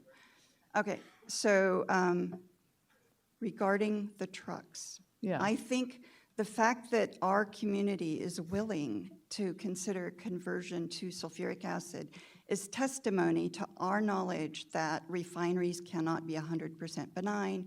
They're, at the time, we're not intending to shut down the refinery, but there are a few things that are hard to understand. Why all the interest in sulfuric acid trucks, the number of which is often exaggerated, by the way, when we have MHF trucks driving in our streets every month. All the talk about mitigation systems does not address the fact that trucks are on the road filled with MHF, and I've got tons of pictures of accidents this year and past last year on the LA freeways of tanker trucks with pressurized tanks burst because of accidents on the road of all different types. So, and in fact, I've got a photo of an HF truck that was overturned when the driver swerved to avoid a deer in a rural area. So that nothing was released, but because it was hazardous to upright the truck and put it on a bed, the authorities had to shut down all the roads in the area, and they evacuated people. Now, in rural Pennsylvania, that just took one day. They were gone, they were out, everything was shut down for a full day. In LA, imagine shutting down the 405 and closing all roads within 2 miles and evacuating everybody. That would literally take days and cause major regional disruption. And that's when no release has occurred. So if a release were to occur from the truck, Dr. Enninger has looked into this carefully. On a warm day, a huge cloud of heavier than air MHF vapor could form, and there would be absolutely no hope of doing anything about it. So sulfuric acid trucks, we don't like either. So could we have something 100% benign? That would be great. It might even be possible, to use train transport for Torrance. But a lot of people went and actually counted the number of trucks for TRA in one day, and I'm sorry, I should have memorized that number and had it for you now, but it was huge. So the number of added sulfuric acid trucks in our region, right next to the refinery, would be minuscule, much less than 1% increase. So that is, the truck issue is a smokescreen. Okay, nobody who is concerned about the sulfuric acid truck has ever asked us about an MHF truck. Okay, so about alternatives. So the industry has been saying for decades, since we did this last time, since they promised us to create a safe form of HF that would form no dense vapor cloud, and we're going to call it MHF, okay? Since back then, they've been saying, we're looking at safe alternatives. They aren't available. They're the exact same ones that we're considering now, ionic liquid, solid acid catalyst, and there's advanced sulfuric acid, which uses so much less acid and also has some better processing parameters, okay? So the reason that those are not ready yet is because refiners simply weren't interested in switching. They're perfectly happy with sulfuric acid and HF. And so they haven't been forced to switch. The HF refiners haven't. So that situation will continue to exist. They're not going to keep looking at, they don't want to spend $300 to $400 million to convert, and they won't do it. You cannot use that argument as a reason for not forcing them to convert, because they're not going. They told us back in 1990, nothing is ready yet. They claimed MHF was safer than sulfuric acid, which is a flat-out lie. If you look at EPA reports, we're talking about the airborne hazard here. EPA reports, even considering their claim that MHF is 90% safer, that 3 to 4 mile hazard zone, sulfuric acid has 0. As far as airborne hazard, sulfuric acid is a liquid, even when released, mixed with hydrocarbons. So Quest, your own, John Cornwell, your consultant, did those tests. Okay, so the alternatives are ready. I believe that it should be left up to the refinery. I don't think that the benefits are so great AQMD should try to force them to use ionic liquids. Valero already chose advanced sulfuric acid and sulfuric for another. They'll probably prefer that because the knowledge is so, buildup is so great. They can use it. Will it have some issues? I'm sure. MHF did too. So MHF was just an R&D project when they proposed using it.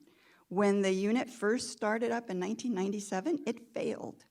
So according to an engineer that saw it, an ExxonMobil engineer, he told us it was filled with polymer gunk.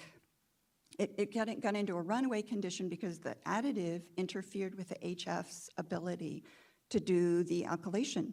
They had to shut it down, even though they didn't tell the public about it. We saw LA Times article saying, congratulations, everybody, MHF unit is up, you're safe. But in fact, it was shut down until May or so of the next year, 1998. They cut the additive without informing the public. He talked about 30% and 19% additive. The original 1990 commitment was for 50% additive and 50% HF. And I have an eyewitness testament from Don Lee, who was on the Torrance City Council, and from their documents. In 1994, they promised 30%. In 1997, when they first started it up, they only got to 19% additive, and then they saw that it didn't function. It was not viable. They cut it down to now they have as low as 6 to 7% additive. It's symbolic only. The boiling point for MHF is very close to HF. In that unit, it is superheated, way above its boiling point, and that's why, when it's released, it forms that cloud. It's called flashing. So let me ask you, what the refineries talked about, they are willing to model certain scenarios, even though they think they're improbable. What, from your perspective and the community's perspective, what is the scenario that you're worried about? And is it probable? Well, first of all, we're worried about all kinds of scenarios. And remember, these About what? We're worried about many different sorts of scenarios, normal accidents. So remember, you could gold plate the alkylation unit, and you could have 100 extra workers surveying every square inch of it. And yet an accident could happen originating in another unit. That's what happened in 2015. It wasn't the alky unit's fault. They did everything right. It was the FCC, and then it rippled through to the ESP, and then, now if they talked about safety measures working. That was deceptive because the heavy piece of machinery with sharp corners that could have broken that pipe or burst a hole in the tank didn't strike it. If it had struck that 6-inch pipe underneath, or if it had punctured a hole in the tank, similar to a hole that existed on the other side of the SP, the HF would have come out so quickly that the acid dump, even if it were still working, would not be able to remove the acid fast enough. It takes 8 to 10 minutes or so, plus a little bit of time to start it up. So that scenario, in the alkylation unit scenario, there's no way there's no way to have publicly protective scenarios and all that. Anything can happen. So these they call them low probability, high consequence accidents. As we see, they don't happen every day, but there are a lot of near misses, and people are taking too cavalier an attitude towards those near misses, because those near misses aren't signs of good management or worker pride. They're accidents. Humans are fallible, and machinery is as well. And all the research into safety in complex systems these days for the last decades have focused on the fact that you actually cannot predict what kind of scenario will happen. The ESP scenario, this last one that happened, when they put the unit in and did all those studies to prove that it was safe, the ESP unit didn't exist. So they couldn't predict, what would happen if they put in a 15-story unit next to the alky unit and the FCC had a problem and they blew it up. That scenario, so that was an unexpected scenario. Things happen, and usually they're things that people didn't predict. And most catastrophic accidents happen in industries where they use a lot of safety systems, because they have hazardous materials and they don't want it to blow up. But those safety systems over and over and over again have failed for many different reasons. And that is why MIT said it's just simply not effective to put in layer after layer. You shot the Swiss cheese model, they call it, layer after layer of protection, in theory should protect you all the way. The fact is that latent errors are introduced. A refinery is not like a spacecraft where you can design reliability up to 99.999 and you put it up there, you've tested every single nut and bolt and everything, and it is maintained over decades. It's involved people working with it. They have to make repairs, and sometimes they do temporary repairs, and they forget, oh, wait a minute, if I do this, that thing that we did before is going to mean that the fumes will pour into that tank that we thought was inactive. These kinds of things happen all the time, not because the refinery is no good and doesn't care. It's because it's a complex system and people are human and there are pressures for production pressures and so forth. Thank you. Yes. Thank you. Sarah, Sally, I know that I have a couple questions. Okay. That your group has done some studies of the possible impacts of a release.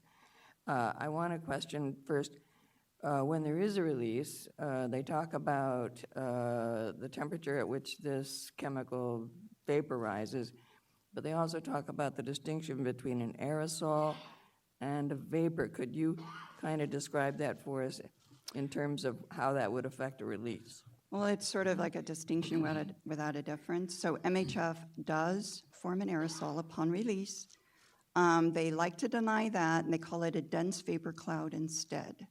A dense vapor cloud can form, some chemicals are heavier than air. HF is not. HF is buoyant. It's not heavier than air. The reason the cloud hugs the ground is because it's not vapor, it's little tiny liquid drops, which is what an aerosol is. It's very hard to knock down because the drops are smaller than viruses, and it's hard to use a water spray to knock them down. It's inherently difficult. So they want to make a distinction between a dense vapor cloud that hugs the ground and an aerosol, because an aerosol is what HF does, and they committed to creating an MHF that didn't form an aerosol. And so they deny it to this day. But we know what the boiling point is. Approximately, we have lots of data on existing MHF through Honeywell, patents and everything. And we know the operating temperatures of the unit. We've got an ExxonMobil operating manual. It's known. It's way above its boiling point and above the flash point. You can characterize chemicals HF about 13 degrees above its boiling point. When it's released to atmosphere, it's kept a liquid under pressure, released to normal atmospheric conditions. That's when it flashes, forms this dense cloud instead of just drifting as a vapor. And MHF is way, way above, more than 13 degrees hotter than its boiling point in the unit. It will also flash. So that's why the talk about the aerosol. I mean, I've even heard Valero mention, oh, it comes out and hits the baffle to reduce the aerosol tendency. I said, oh, so it does have a tendency to form an aerosol. And they kind of, Valero's always more open than TORC, so kind of look at each other. Let me follow up with that.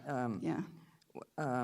You've studied what effect wind might have in the event of a release, and could you describe that and how that might impact in the communities surrounding the two refineries? Well, so in general, for a toxic volatile chemical like HF or MHF, or MIC, the one that killed people in Bhopal, very still conditions are the worst case. So you might think wind would be the worst case because it carries it fast. But so like on 2015, the day was very still with almost no wind. So that means, so the trajectory of the accident debris was to the west. That's the direction HF would have gone, a very slight movement of air. That means the people west of the refinery could have simmered in whatever amount was released, and let's say it was 8,000 pounds instead of 50. Let's say that they did their acid dump, and only 5 to 8,000 pounds got out, and the rest of it was safely dumped away. Still, people all the way up to the beach would have died because that could have created a cloud that would be deadly within 1 hour, and it would certainly have lasted at least an hour. We've got records from releases that have the cloud has persisted 3 to 5 hours. Okay, so that's the worst case, and those 50,000 people, quite literally, all of them might have died, sorry. So like I said, law firms don't do that. Okay, individual automobile accidents don't do that. Maybe we should improve our automobile safety, but this is one risk that's not essential to take. Now, if it's windy, goldfish tests showed that even though it was about a 12-mile-per-hour wind, the toxicity of the HF 2 miles away was twice the level needed to kill within 10 minutes. So that means it would kill in less than 10 minutes. So even though the wind was rapid and the plume would move through more quickly, people would have died 2 miles away if there were people there. And so even a fast wind doesn't save us either. And within 2 miles of the refinery, I mean, I tried to show you in the plume, 50,000, 80,000 could die or suffer serious permanent injury. Blindness, heart problems, endless what this stuff can do to you. And you know the area pretty well, so I'm going to ask you, are there schools in the area that might be impacted? Yeah, in the debris zone for the 2015 explosion, which is about 2 miles at the beach or so, there were 22 schools, including 9 preschools. 22 schools that just had opened. It was 9 a.m. on a school day. Those children would have all died, and by the way, we're in complete denial in this area, so we don't even have basic emergency preparedness. The kids in Redondo Beach have no idea, and frankly, the school district in Torrance has no idea what could happen. Because we carry this myth of safe HF. It's a safe HF. It is exactly as dangerous as the original, which we decided to get rid of because mitigation systems were not safe enough and could not be relied on when the consequences could be so high.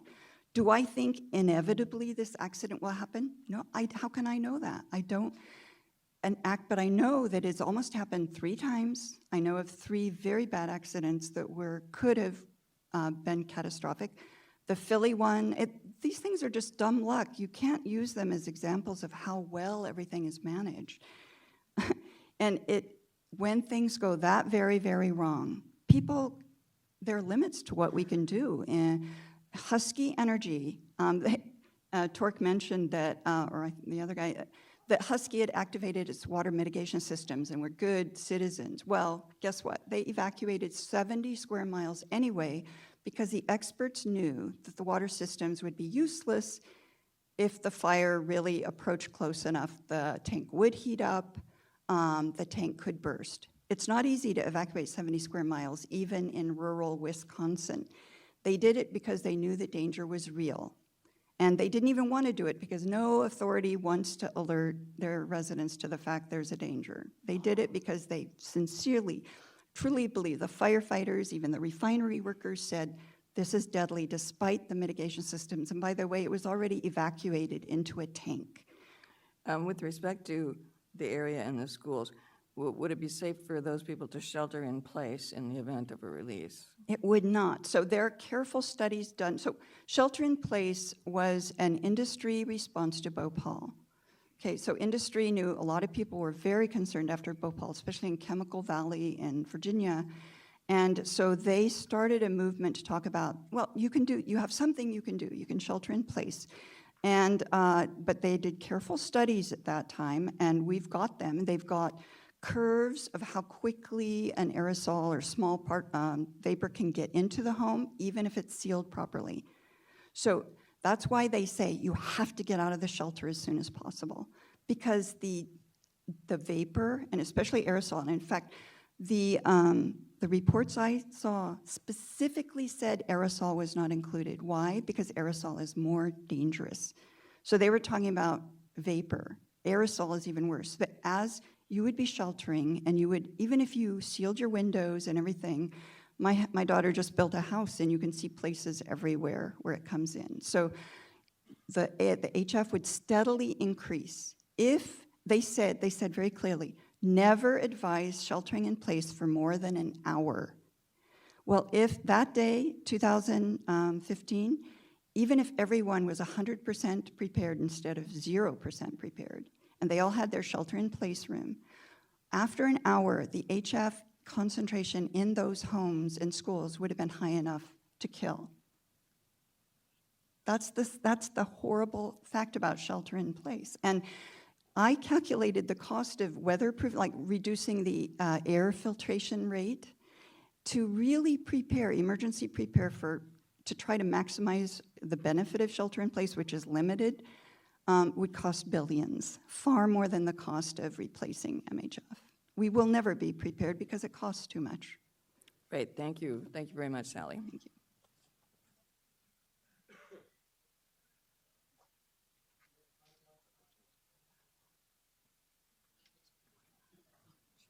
Pardon? No, it's done. Take a break. Do you want to take a 10, 15-minute break? 10-minute? Yeah, maybe 10-minute break. 10 minutes. Okay, we're going to take a 10-minute break to take care of some bodily functions, and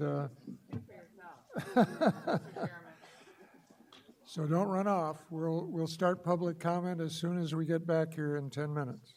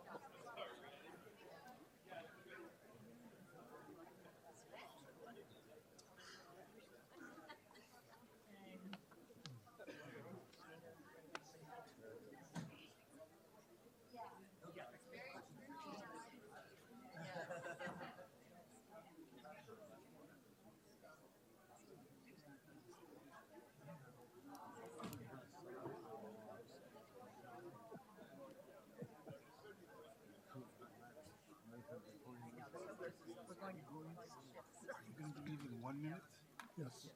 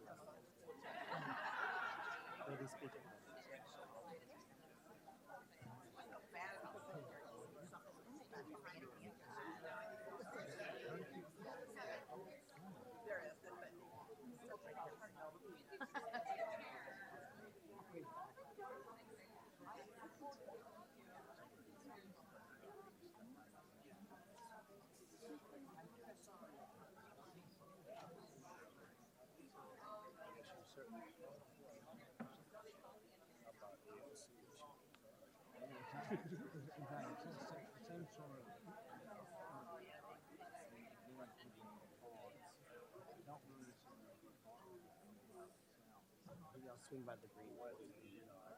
So everyone's doing it. See how great it is?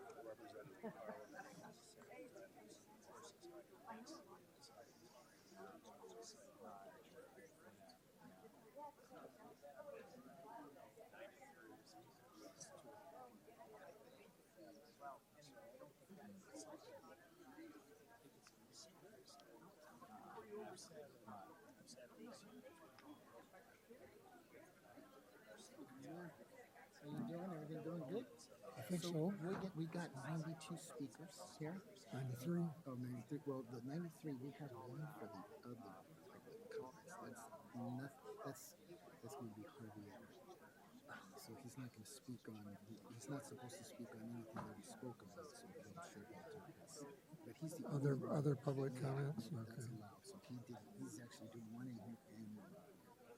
But right now they're He's doing one in here? Yeah, he's got one in here for public comment regarding just what we're speaking about today, and then this one is for, it's kind of like anything. Okay.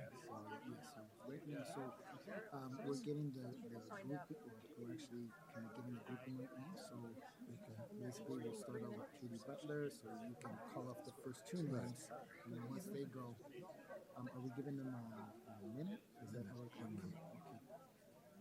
Let me see, what's your 49%? She's at 20. So okay, you guys are pretty good. Anything else you need? No, I need to ask Bay about how much time I need to give him on the other public. Let me go get Bay for you. Okay.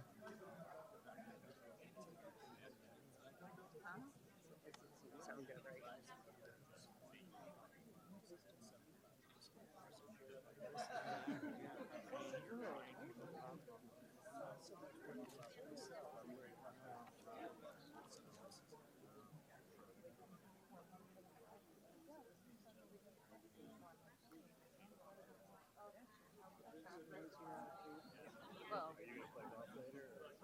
Well, my phone's kind of fun.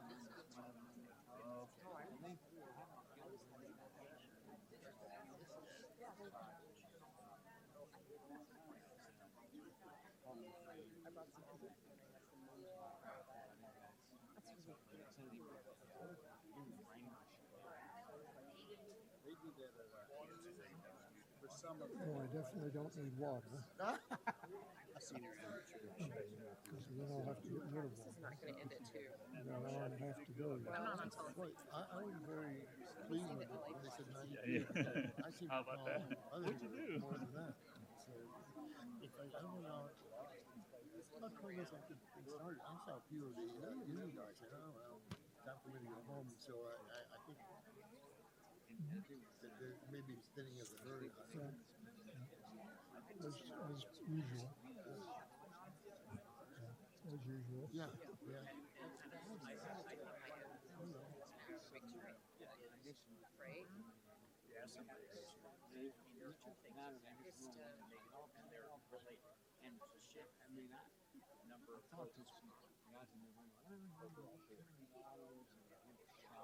Stuff you didn't want. Yeah, and that's young, yeah, okay.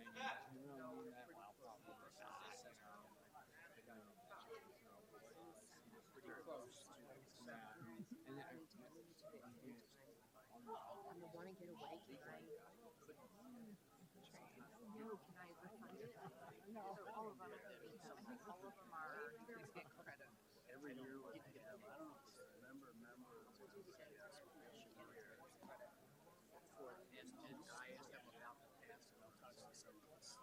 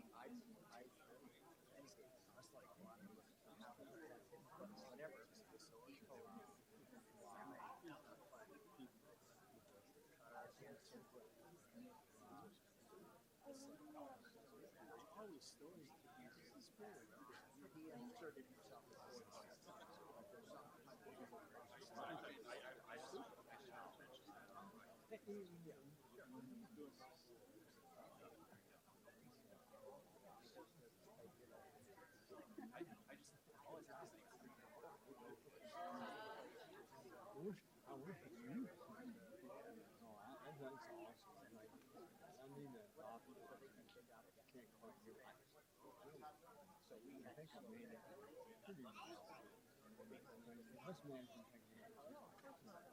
But you know, it's no different than, let's say, cigarettes. I would smoke cigarettes. Real smoke decades. I don't know. You know, even what they would cost, but even I just kind of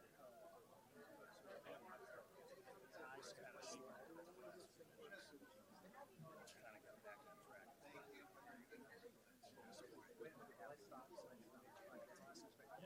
Let's see what happens.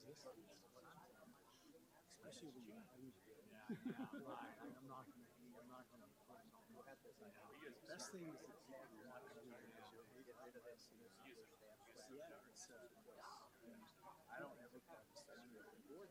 Maybe sometimes you put it right. I'm a firm believer. It doesn't change your performance on purpose. Sure. Yeah. That's the thing. Social. So,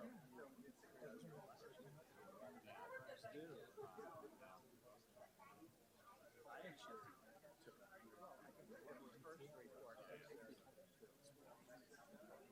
I swear by it. Assistant, I think it was. She's the one with the debate over, going forward over one of them has all these different things because of a little bit of stuff.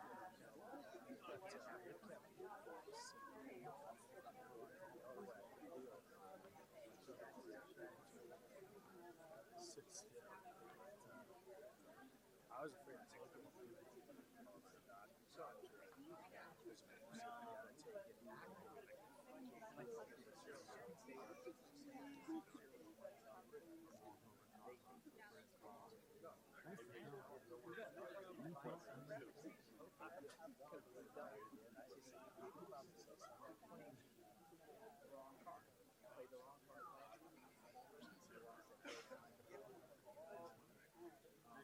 Yeah, he did good. We've got Adam.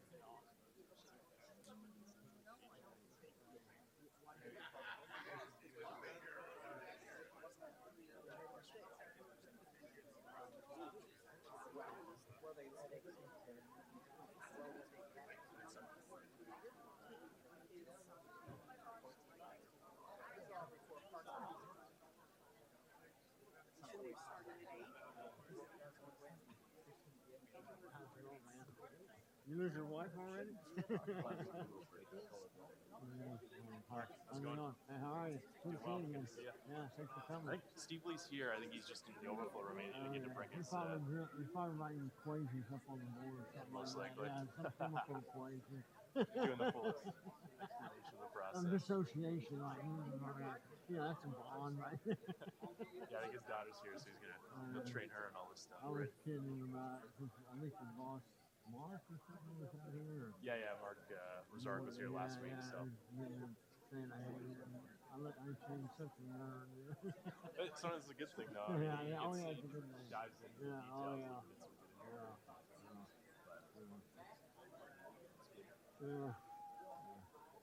This guy, I like how your face is when you start. I was watching that. You gotta keep going like this. You're on the TV screen, you're sitting right here, so. Front row. They told me that camera's gonna be on the You were. I told my wife, keep an eye on it. There you go. Just buzzy with text.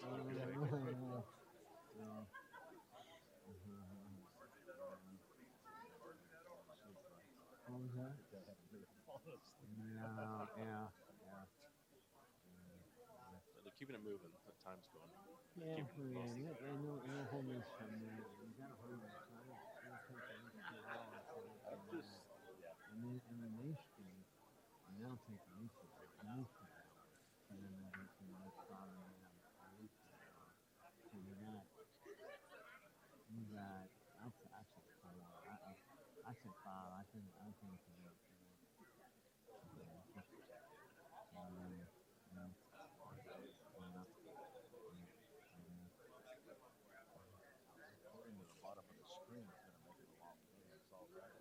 that 93? That's Yeah. yeah. The 93.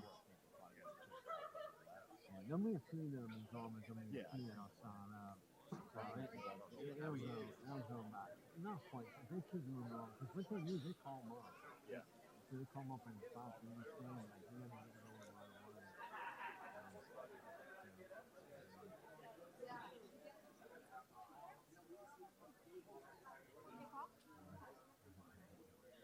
I didn't catch your name, by the way. Carlos. Carlos, next. Oh, equipment operator. Hey, how are you? Good to see you. Thanks for coming.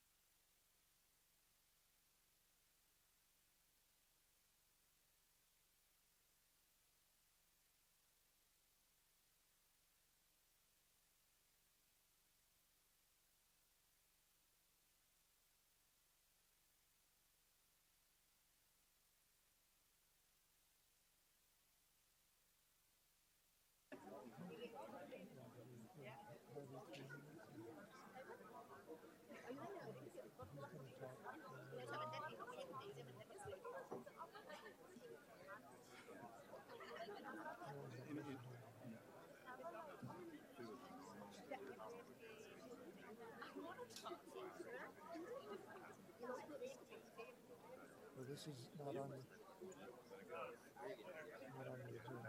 agenda.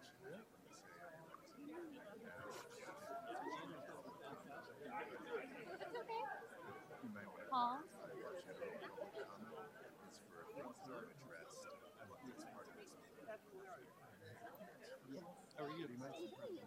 You never know.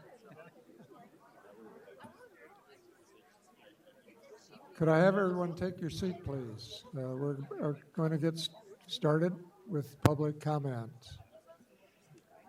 If you see your name on the screen, I would encourage people to look at the names that are on the screen. You should be prepared to come forward if you're not in the auditorium, to be ready to speak when your name's called, because we'll be calling them in the order that they're shown on the screen.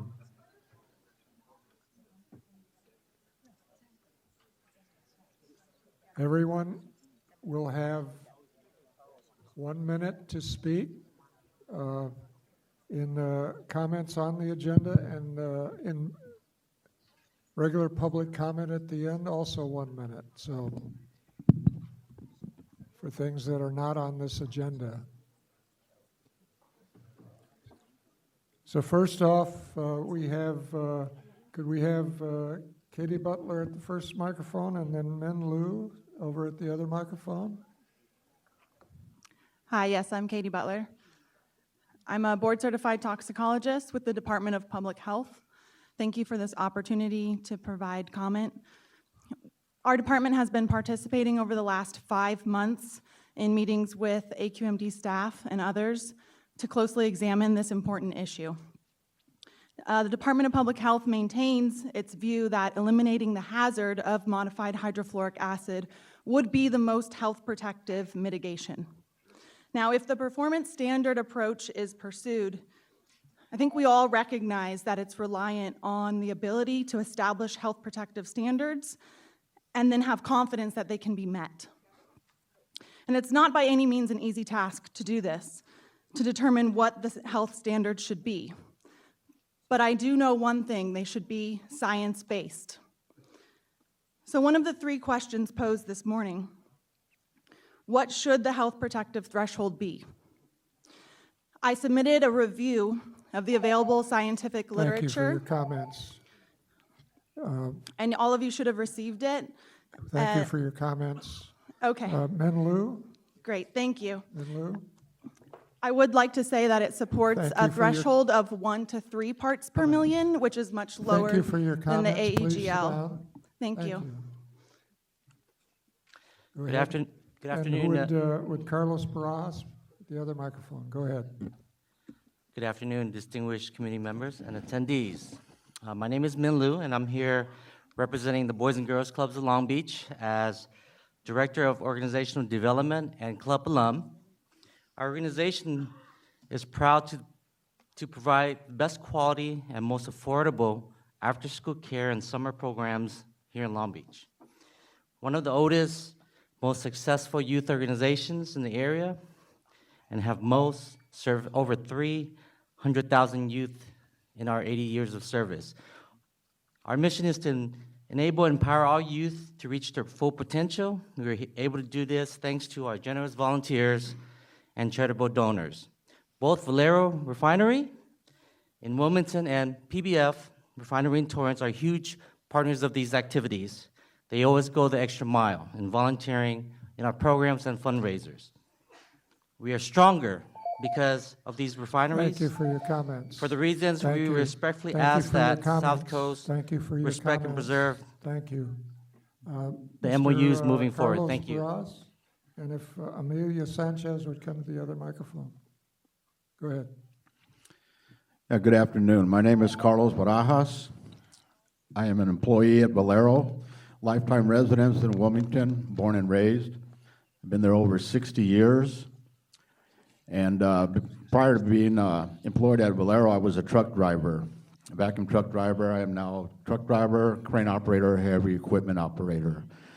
And for the last 35, 40 years, I've been in the business of hauling chemicals.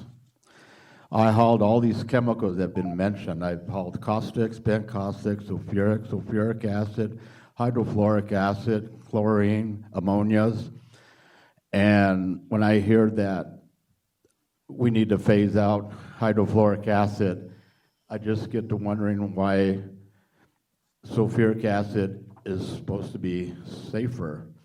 I hauled that stuff for like 20 years. To me, it's not that much safer. The Thank you for fumes, your comments. you Thank can't you, see sir. the fumes. Thank you.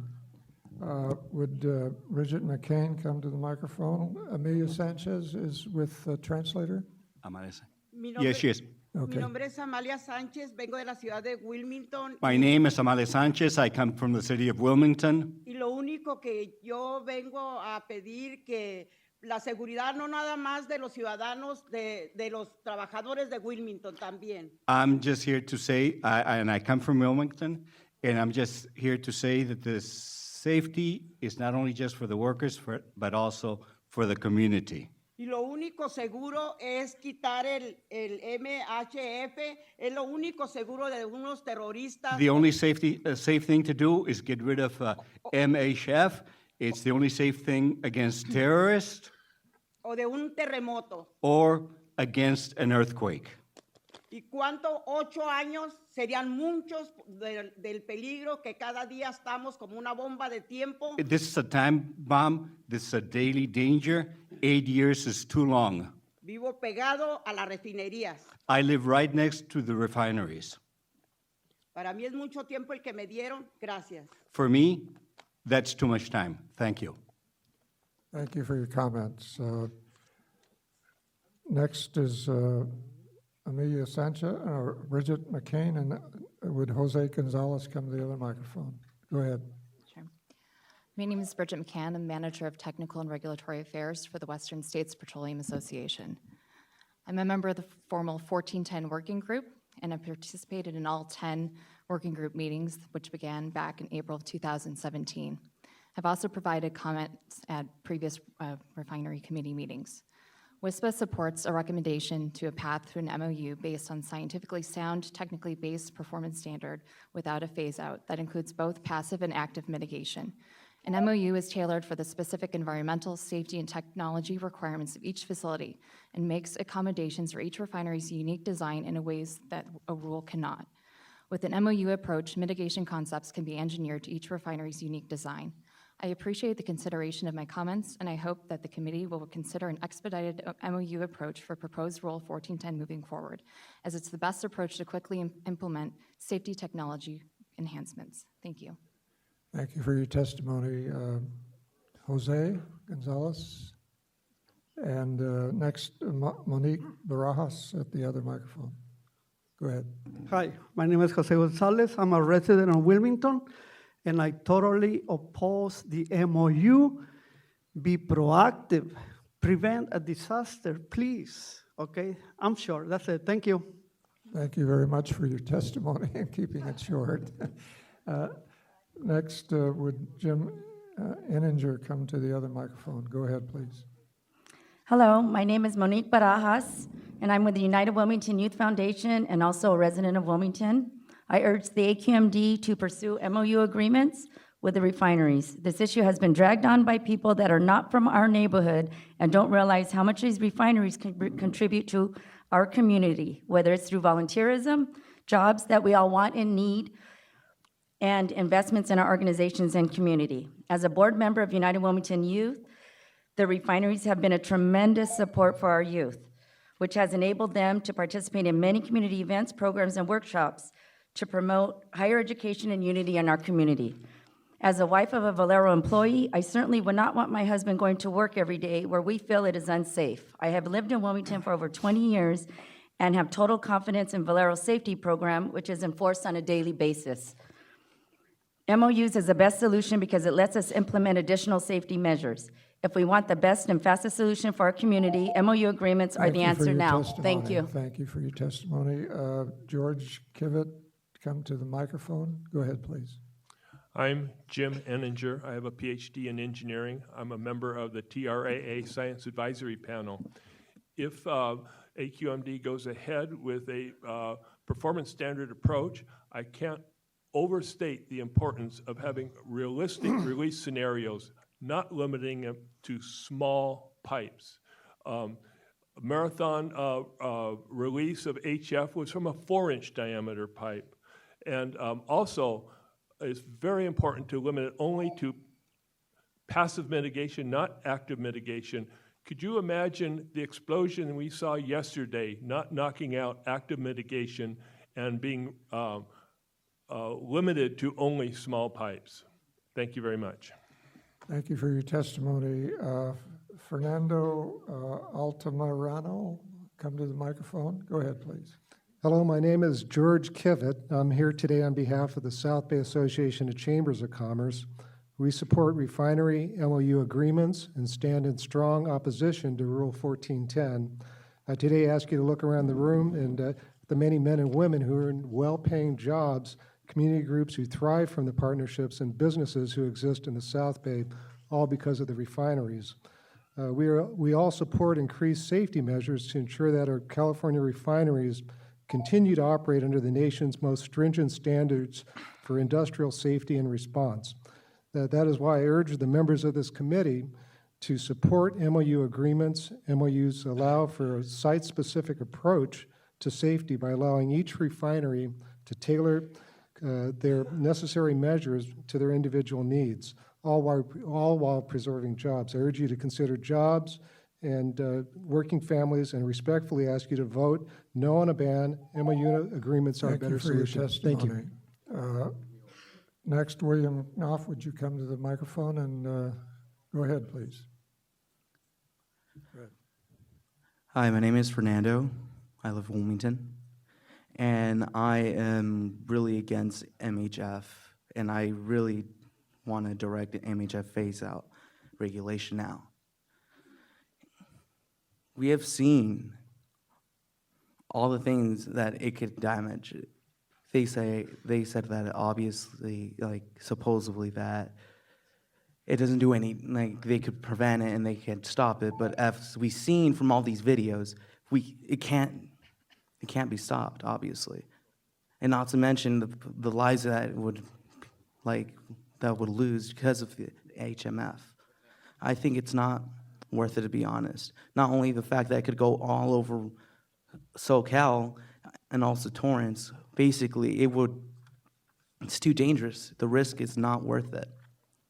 And that's all I got to say. Thank you for your testimony. Next up, Kerry Scoville will come to the open microphone. Go ahead, sir. Hi, I'm Bill Knopf from the California Asphalt Pavement Association in Sacramento. We are in support of refinery memorandums of understanding, strongly opposed to rulemaking. Valero is one of our 180 member firms. They are one of the largest asphalt producers in the state. Their business supplies a product that our members use to pave roads for Caltrans, cities, and counties throughout the state. Proceeding with rulemaking on this issue has far-reaching consequences. Our members need Valero's asphalt and the other refineries' asphalt to build the state's roads and infrastructure. We need the jobs, we need the economic development, and we need our ability to continue fixing California's roads. Thank you very much. Thank you for your testimony. Is there Kerry Scoville here? I don't see. Okay. Would Tommy go to the, I can't pronounce his FAAVAE, over to the other microphone? Thank you. I'm Carrie. Carrie, go ahead, Carrie. Tommy, come over here. Come over here, Tommy. Open microphone. Thank Go you. ahead, Carrie. Hello, board members, staff. My name is Carrie Scoville. I'm president of the San Pedro Democratic Club. I've distributed among you a petition, a resolution from the Los Angeles County Democratic Party, which I'm going to read into the record. Whereas 2 refineries located within 10 miles of each other use the deadly chemical modified hydrofluoric acid to process high-octane gasoline in the densely populated areas of Torrance and Wilmington, and whereas if accidentally released, MHF in one settler tank could form a ground-hugging dense vapor cloud capable of killing it in the first 8 miles and causing life-threatening bodily injuries up to 16 miles. And there have been 10 documented MHF leaks at these refineries since 2017, plus one nearly punctured MHF tank. Therefore, be it resolved that the LA County Democratic Party finds that the use of MHF puts the communities and workers in and around the Torrance and Wilmington refineries at such grave Thank you for risk your that the testimony. AQMD should adopt. We have a copy of it. Thank you for your testimony. Tommy? Please adopt a phase out. Linda Thank you. Bassett, come to the open microphone. Go ahead. Good afternoon, Board of Directors. My name is Tommy Favai.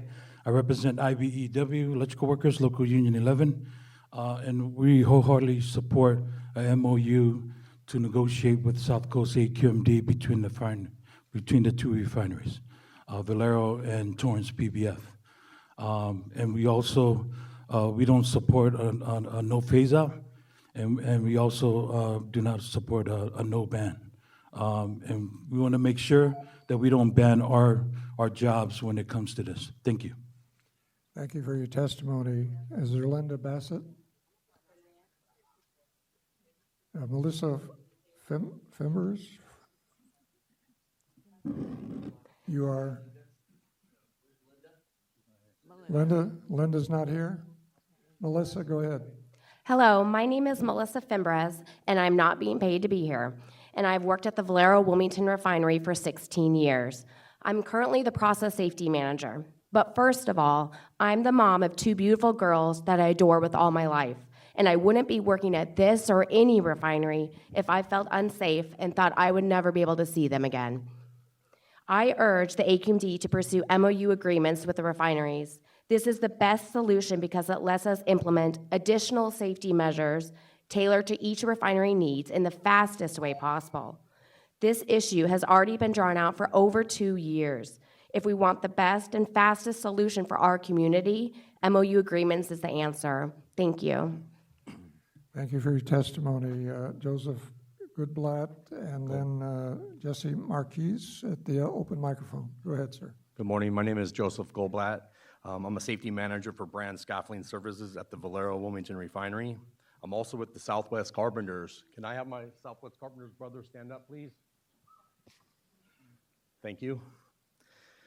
I have 14 years experience at the Valero Wilmington Refinery. I serve as the chairman for the Contractor Safety Council. Valero puts the safety at utmost importance. Valero addresses any safety concerns brought from the Safety Council right away. On the behalf of the Safety Council, we appreciate Valero's leadership in safety. We support a MOU. Thank you. Thank you for your testimony. Eric Estrada, go to the open microphone. Go ahead, sir. Jesse Marquez, I'm the founder of the Coalition for a Safe Environment. We're a community-based organization in Wilmington. I am a 60-year-plus resident of Wilmington. We are a community-based organization. We oppose an MOU. We did not request an MOU. We support rulemaking. We do not support a performance standard. We do support the phase-out within 4 years. And we do support interim mitigation because there are alternative and safer technologies. Regarding the AEGLs, it is not acceptable what is proposed. In 10 minutes, every refinery worker and every resident nearby is dead in 2-3 minutes.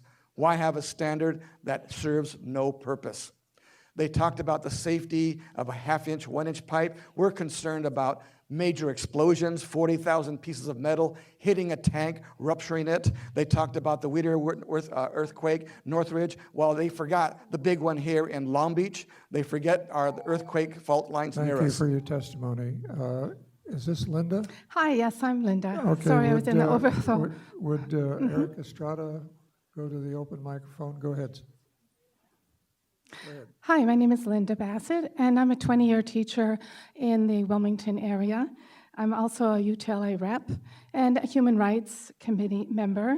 And as a member of the Human Rights Committee, we brought this to our rank and file, and it didn't take them long to figure out that, this is very dangerous, and we're to protect our children. And so, yeah, we need to get rid of this as soon as possible. You know, the darndest things happen when you're working with kids. And like Sally Hayati says, the darndest things can happen. You just don't know. So the only thing to do is to please, please get rid of it. It won't cost them that much money, and there's no value that you can put on lives that would be lost if such a thing were to happen. Thank you. Thank you for your testimony. Is there Eric Estrada here? Isabella Alvarenga? And then Christopher Rodriguez, the other microphone. Okay, so my name is Isabel Ranga, and I'm a youth advocating for environmental justice in low-income communities, representing Communities for a Better Environment, as known as CBE. So the main reason why I'm here is because I believe MHF should be banned forever. It needs to go away. My life is at risk. Our lives are at risk, like everyone in this room. In order to avoid all kinds of disasters, we need to ban it. And I'm scared I will make it to my late 20s and 30s. All of this is a perfect example of environmental racism that my community faces. Thank you. Thank you for your testimony. Christopher Rodriguez, and then Steve Lee at the other microphone. Go ahead, sir. Hello, my name is Christopher Rodriguez. My father works at Valero Wilmington Refinery. I would like to work in the refinery one day myself. I've experienced it firsthand by attending several sponsored events. Proposed Rule 1410 would have a very real consequence for thousands of people who've worked in the refineries. Also for those who have jobs because of these refineries, and cut the opportunities for young people like myself wanting to get into this industry. These massive economic drivers support a whole slew of other jobs that exist because of the refinery's needs of equipment and services. Refinery MOU agreements provide a solution for this issue without reverberating economic impacts. Please move forward with MOUs. Thank you. Thank you for your testimony. Steve Lee. Beatrice Carrillo. And at the open microphone, John LaRue. Go ahead. I'm Beatriz Carrillo. I live in Wilmington. Wait 1 minute. Is there a translator available? No, I speak English. Oh, you're speaking English? Yeah. Okay. But I just pronounce my name in Spanish.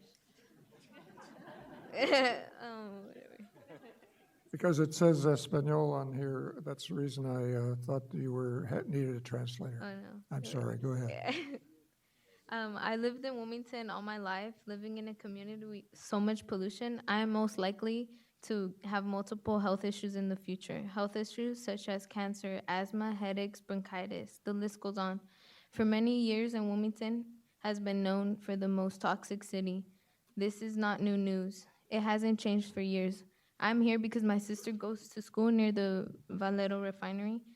And when she sees flares, she calls it fires. Teachers don't know what to do with the kids so they can stay safe, and they are not informed of what they should do. If an explosion were to happen, staying inside won't do much. It is best to move away from all these toxic chemicals. Ban MHF. Thank you. Thank you for your testimony. John LaRue, Donna Heiss, and Thomas Cheng to the open microphone. Go ahead. Hello, I'm Donna Heiss. I live 6 blocks from the Torrance Refinery, and I've lived there for about 45 years. I wanted to talk to you about the Counting Trucks survey that TRAA did. We did it on a Tuesday. We counted all the large trucks that passed the corner of 190th Street and Crenshaw Boulevard. We counted 1,359 trucks in a 12-hour period from 6 a.m. to 6 p.m. So 25 more trucks is not going to be significant. Thank you. Thank you. Thomas Cheng, Steve Goldsmith, and Steve Stitch to the other microphone. Go ahead. Yes, I'm from Torrance Refinery Action Alliance, which started all of this in response to Steve Goldsmith. I would have been killed on that day, and I want to address for the new member of the Ms. Barnett and Mr. Benoit, who traveled around the refineries with us, and Chairman, the question of credibility of the things that have been said. Because I thought that presentation earlier, gee, that sounded really good. They're going to do all these things. But one, the idea that there's no safer alternative. Valero is currently building and is about to complete in Destrehan, Louisiana, I think it's 160,000 barrels a day with advanced sulfuric acid. They could have chosen HF, but they chose advanced sulfuric acid. And the second thing is the point that Donna just made about the trucks. This is about credibility. And finally, Philadelphia, we don't know what happened there, and until we do, I urge you to postpone any action until we find out what really happened in And then Philadelphia. Catherine Hoff at the open microphone, please. Go ahead. Steve Steach, I'm a Torrance resident, and for the past 3 years, I've been the Torrance Refinery manager. Thanks to all our supporters for being here today. We really appreciate your support. A few irrefutable facts. HF and MHF alkylation technology is the predominant alkylation technology used to produce gasoline in the USA and in the world. Torrance Refinery has operated its units for over 50 years without an off-site release. HF and MHF units throughout the world have been operated for a combined 6,000 years without an off-site fatality. In the 90s, we set a new standard for safety improvements. This was reviewed and permitted by the district. We're ready to set a new standard here. We need an MOU to do that, to move forward, install these safety enhancements. MOU is a win-win-win for everybody. We strongly urge you to support an MOU for the benefit of our employees and the community. Thank you. Thank you for your testimony. Marabella to the open microphone. Go ahead. What's your name? I'm sorry. What's your name? I'm actually Catherine Hoff. I think I'm... Well, you're up I'm next. next. Okay, You're up I'm next, confused. but I want Maribel to the open microphone. Go ahead. Catherine Hoff from CBE. I just want to draw your attention, board members, to this handout that we sent to all of you this morning. We are just asking for a very reasonable thing, which is that whatever recommendations you make for the board, that you include a regulation ban as one of those options. It doesn't have to be the only option, but we are requesting that it be one of those options. It doesn't necessitate a performance standard, but just to consider the regulation ban as one of the options. Thank you. Thank you for your testimony. Would Aditha come to the open microphone? Go ahead. Good afternoon. My name is Maribel Alejandra, and I am here representing South Bay Center for Counseling Energy Pathway Program, students and alumni. We are a local nonprofit that has been empowering communities across Los Angeles for 40 years. For the past decade, we have partnered with local refineries and others in the industrial sector to help train, launch qualified residents into the workforce. We work hand in hand with low-income residents and veterans to develop qualified candidates through our industry-tailored program. As a nonprofit, we have firsthand seen how these job placements better the community, not only our community, but surrounding community with jobs and economic stability. So for that reason, we ask that you consider the impact that it will have on our communities, partnerships, and jobs, and move forward with the MOU agreements. Thank you. Thank you for your testimony. Would Bianca Garcia come to the open microphone? Go ahead. Good afternoon, board members. I'm a refinery employee. My name is Edita Maniti. I have worked at Valero for over 12 years, and I am also the president of the Valero Voluntary Council. May I ask all the Valero volunteers that have done community service in this community, please stand up. I am proud of our Valero family because of many investment we do in this community to give back and call this community our family as well. Last year, our volunteers put in close to 6,500 hours of community service. Just last week alone, we organized a Dodger Day Out to give back money raised for a local charity, the Long Beach Children's Memorial Hospital. I would like to remind everyone that this policy impacts far more than just Wilmington or Torrance. It will impact the whole LA Basin and the state, especially those who commute. There are a lot of working families and commuters that will feel budget hits from supply shortages, price spikes, and many of who are already excessively paying for their energy. MOU agreements allow the refineries to implement additional safety and preparedness measures. Thank you for your testimony. Esmeralda Mendez to the open microphone. Go ahead. Hi, my name is Bianca Garcia, and I'm a recent graduate of the Energy Pathway Program. For the past 2 years, I have gone through rigorous training and college courses to attain the education necessary to prepare myself and excel as an operator in one of these local refineries. My goal of owning a home and providing stability for my family lies within the jobs at the refinery. These jobs give people like myself the opportunity to earn a substantial income and become a contributing member to society. They allow us low-income and underprivileged individuals to make enough money to boost our economy rather than suck it dry. I think we all need to remember that we all share the same common goal, which is the safety of our community. Wouldn't that be great if we could just come to an agreement and increase our efficiency and our safety procedures while maintaining all these jobs for our community? I am just one of the faces of many whose families and lives would be affected negatively by this proposed rule. On behalf of myself and the thousands of other local refinery workers who are directly impacted by this rule, I ask you, AQMD, to please move forward with the MOU agreements. Let's come together with an agreement that benefits us all. Thank you for your testimony. Your name? Esmeralda.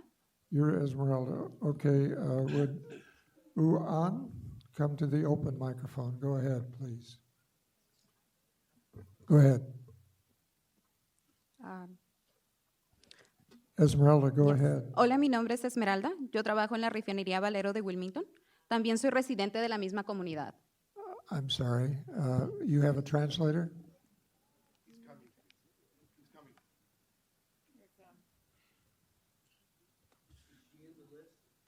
She was in the list. She was taken off for some reason.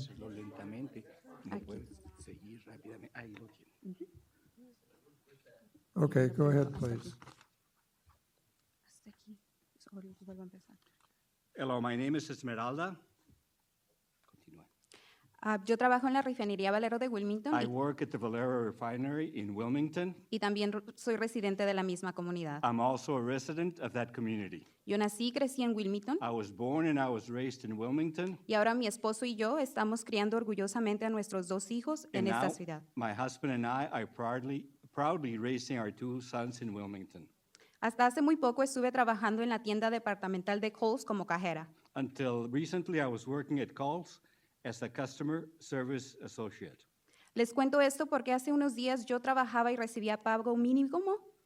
I tell you this because up until recently, I was working for minimum wage. A pesar de tener una maestría de la Universidad de Long Beach. Even though I had a master's degree from Cal State University, Long Beach. Hay muchas personas en nuestra comunidad que tienen licenciaturas, There are many people in our community who have degrees. que han ido a la universidad y son muy inteligentes y capaces. People that have attended the university and that are very capable and smart. Tan inteligentes y capaces como las personas con educación superior de Torrance y tantas otras comunidades. They are as well prepared as many other people who live in Torrance and in other communities. Pero fue esta compañía la que me dio la oportunidad porque estoy preparada, porque soy inteligente. It was this company that gave me an opportunity because I'm prepared and because I am intelligent. Y porque quiero crear un cambio para mi familia y para mi comunidad. And because I want to make a change for my community and for my family. Quiero ser muy clara al decir que los grupos que están presionando por la propuesta de norma 1410 no están hablando por mí. I want to be clear that the groups that are pushing for proposed rule 1410 do not speak for me or those in my community. Me siento orgullosa y segura de ir a trabajar día tras día porque se refina el combustible bajo las regulaciones industriales más seguras de todo el país. I am proud to go to work every day and know that we refine fuel under the safest industrial regulations in Thank the you. entire country. Thank you for your testimony. Laura Espinoza and Frank Zambrano.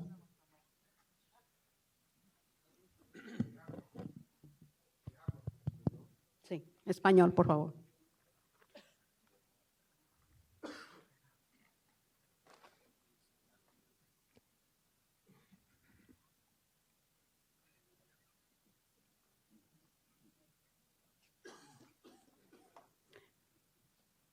Mi nombre es Laura Espinosa y residente de la comunidad de Wilmington. My name is Laura Espinosa.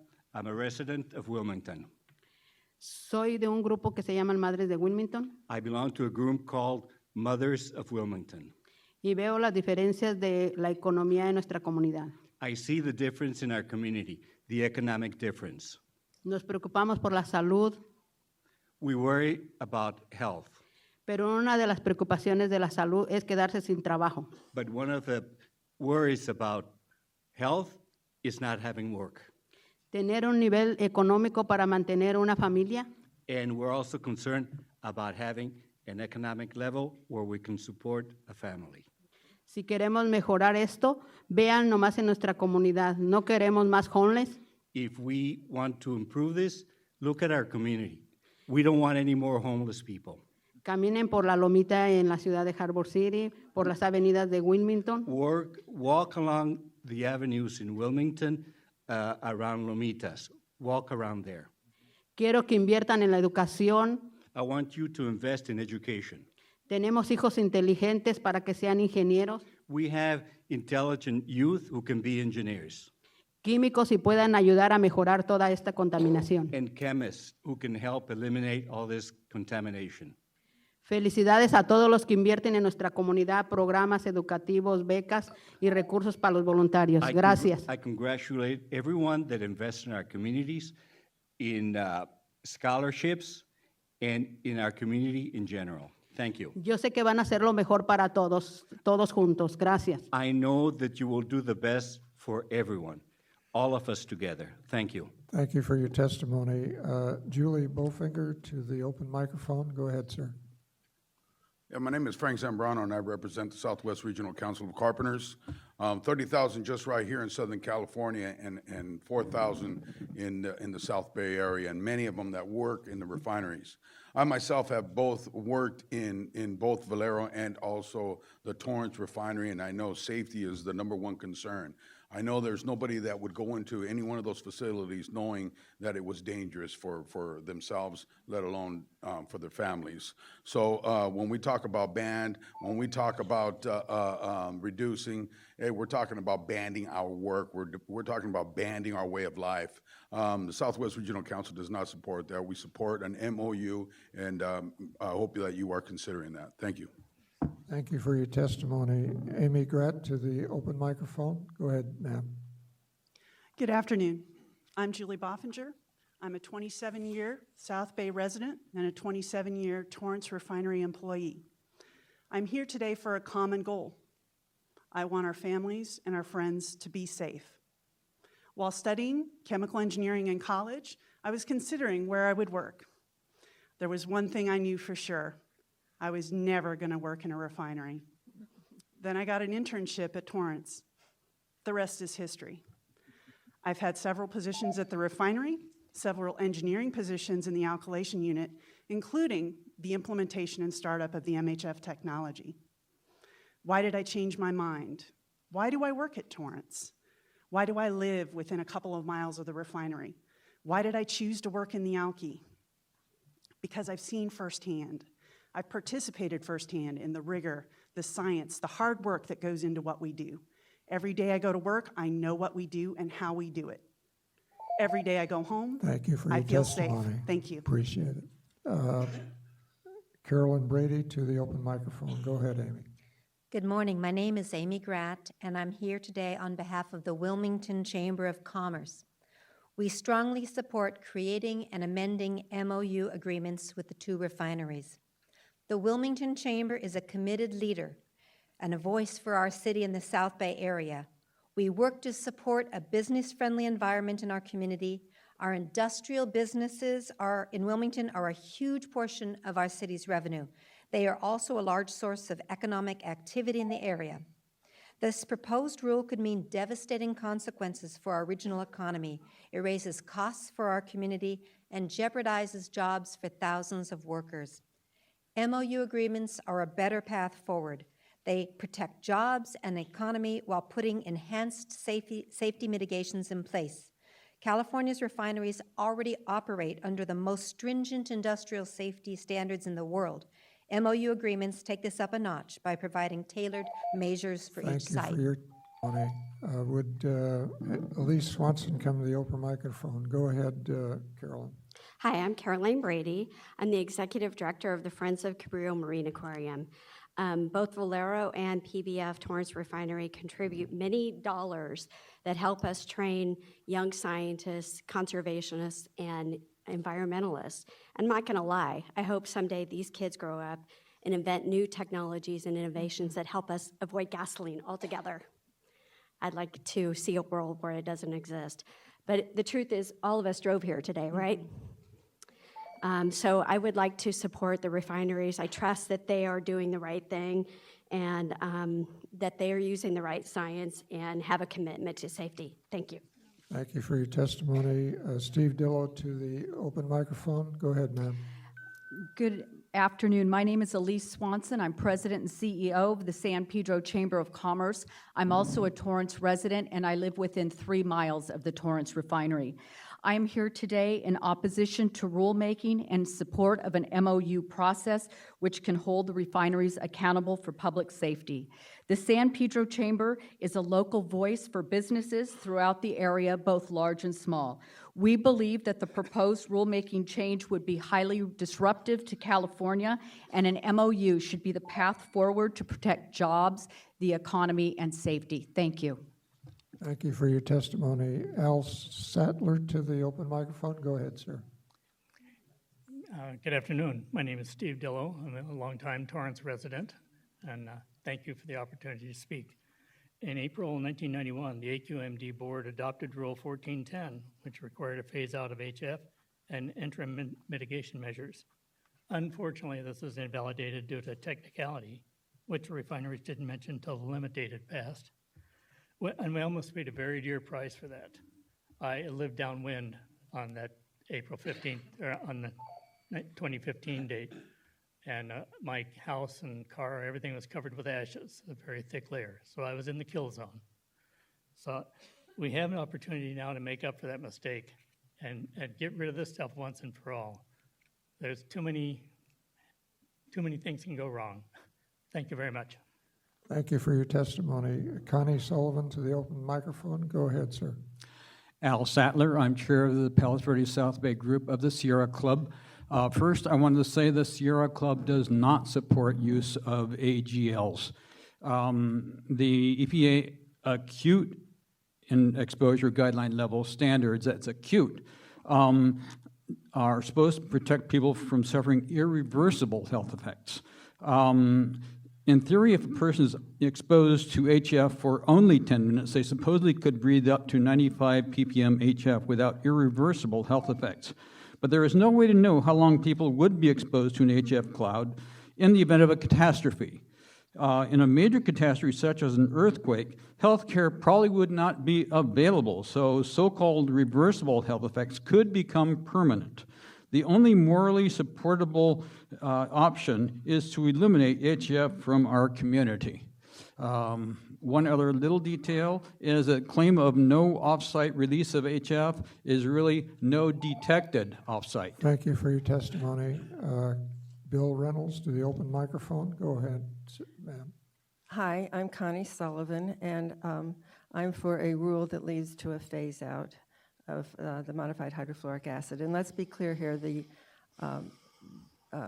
goal here is to eliminate the risk, not to have more mitigation of questionable efficacy. And this has always been a profits over people issue. That's why they use HF. It's cheaper. But Valero can afford to make a change. They're now spending $1.1 billion to expand their renewable diesel refinery in Norco, Louisiana. They're spending $975 million on a coker project in Port Arthur, Texas. They are putting in 2 more sulfuric acid alkylation units in Texas and in Louisiana. PBF recently purchased for $900 million the Martinez refinery.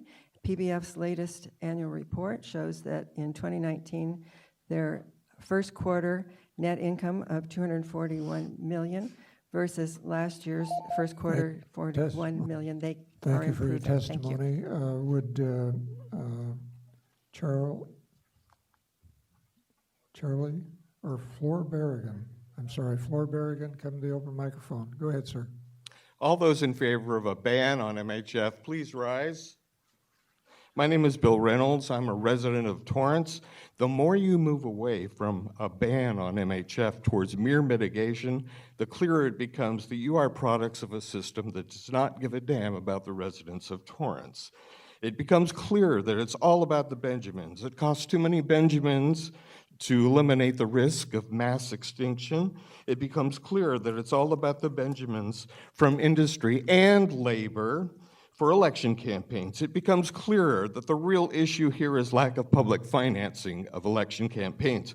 It becomes clearer that no amount of factual scientific information means anything to you or you as you protect the special interests. It becomes clearer that you are not here to regulate industry, you are here to regulate us. The more you move away from a ban on MHF, the more we simply reject your authority. Thank you. Thank you for your testimony. Charlie Klender to the open microphone. Go ahead, ma'am. Flo? Is this Flo? Charlie, he's over there. He's coming up to the, dude, just No, talk. Flo. Just talk. Hey, Flo. Sorry. Your turn to speak. My turn to speak? Yes. Okay. Hey, I'm Gina. I live by the refinery. So an authority said a big fire will burn all the MHF. So do we have to choose between death by a big fire or a flesh-eating cloud? I don't know. I think the best course would be a 4-year phase out of MHF.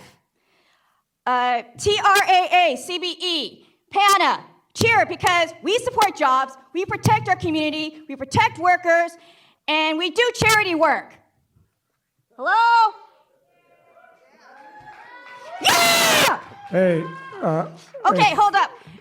We won't sell it to big oil. Torrance is 40% API. Just a minute. Wait.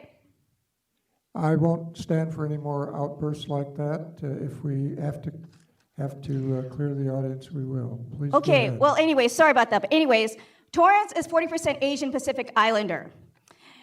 And I wouldn't like to see a flesh-eating cloud affect that community. I want to know how many oil execs live in Torrance.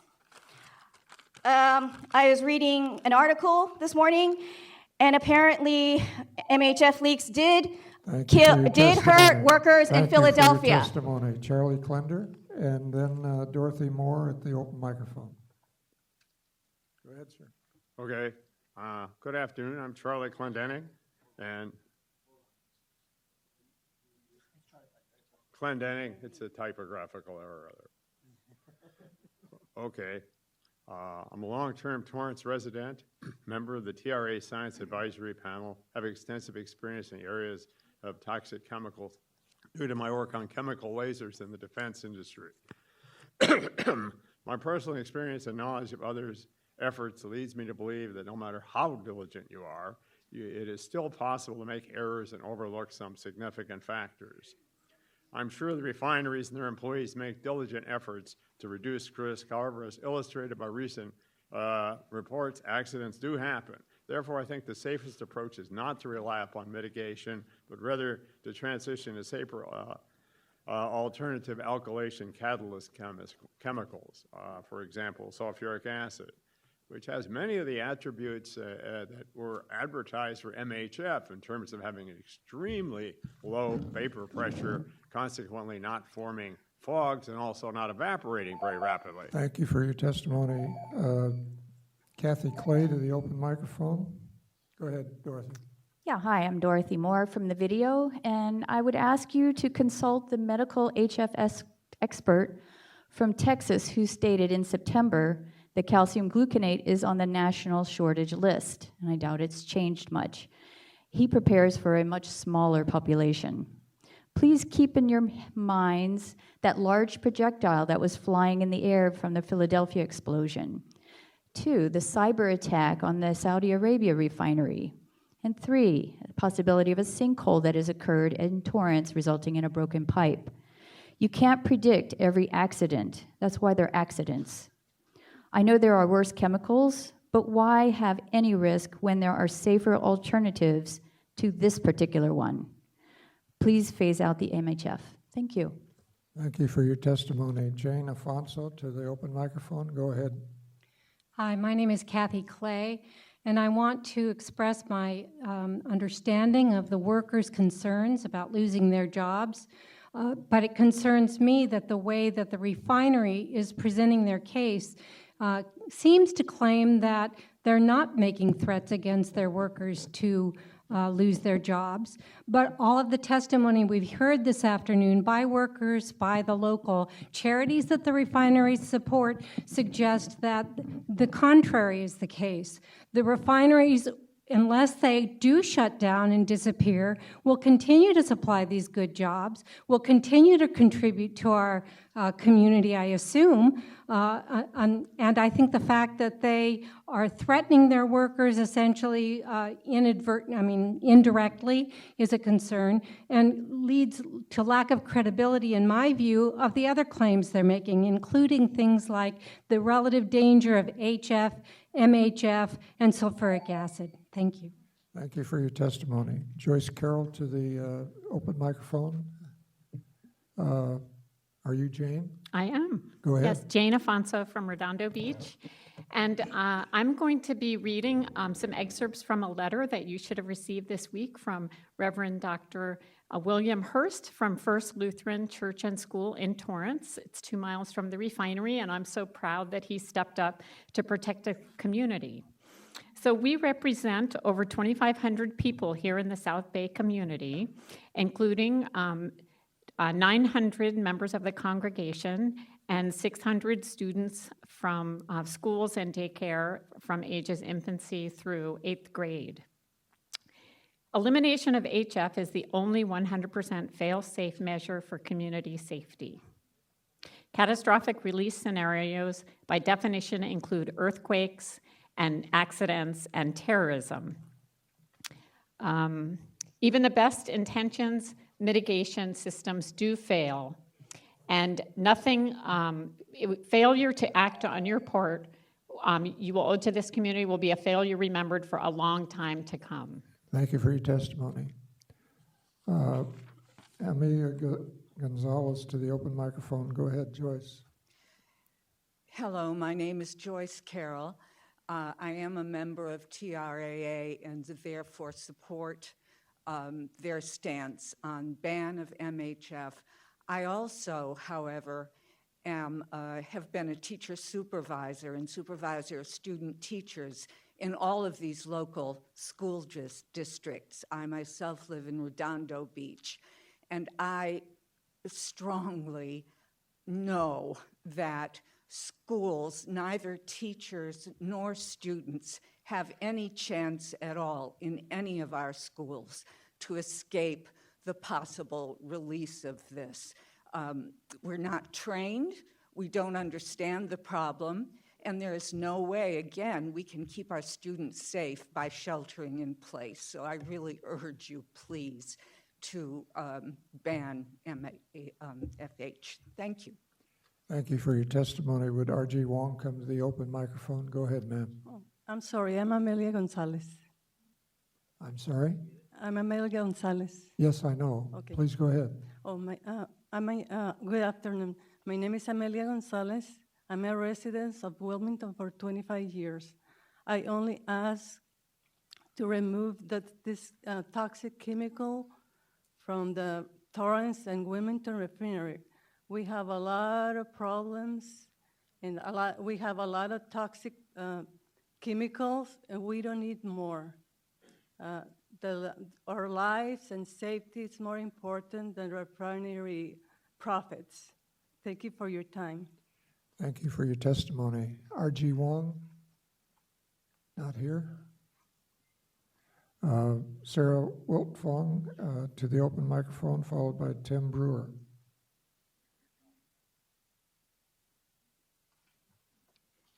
Is Sarah here? There she is.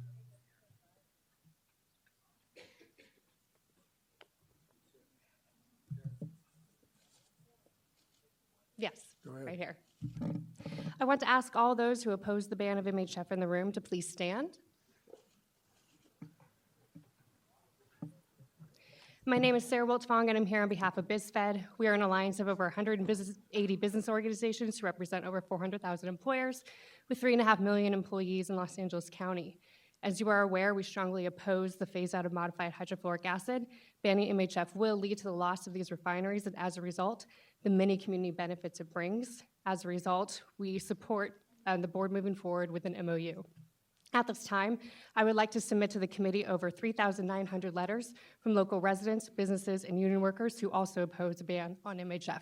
Thank you. Thank you for your testimony. Ingmun Ing to the open microphone. Tim, go ahead.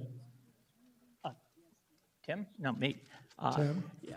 Okay, I'm Dr. Gengman Eng, and I brought a couple of handouts for you. I'm sorry, sir. I'm sorry. Oh, sorry. Is Tim here? I'm Tim right Please here. go ahead, Tim. My bad. Thank you. So just to clarify, based on what some other people said from TRAA, we counted in a 12-hour period from 6 a.m. to 6 p.m., 1,359 buses. Therefore, 25 additional buses would be less than a 1% increase. Second, the refinery workers represent 500, according to Torrance Refinery's website, 570 unionized workers, whereas there's, I believe, 4,000 non-unionized workers represented by other organizations such as SEIU 99, Local 99, Torrance Teachers Association, the Little Company of Torrance. I think this is all about profit. $904 million in quarterly gross profit for PBF Energy, a 4.39% profit margin. They could afford their worst estimates in nearly 1/4 of profits. And really, it's going to be about $300 million to transition to sulfuric acid. Second, boiling points. They talk about 67.1 Fahrenheit being such a high boiling point. The temperature was higher than that. Thank you for your Sulfuric acid is 10 times Mr. as high. Ing is next, and Christine Boss, come to the open microphone. Thank you. I'm Dr. Gengman Eng. I brought you a couple of handouts.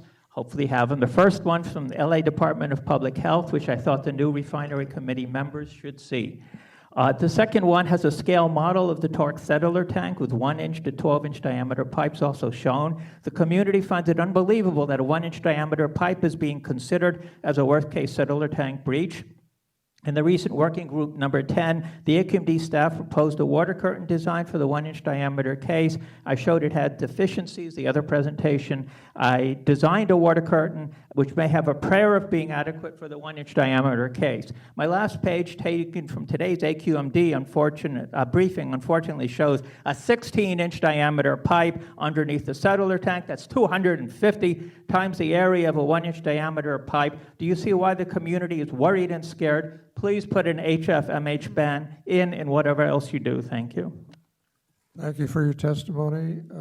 Yolanda Fuentes to the open microphone. Christine, go ahead. Okay. My name is Christine Boss, and I'm here on behalf of the Long Beach Area Chamber of Commerce to express our opposition to a ban or phase out of MHF.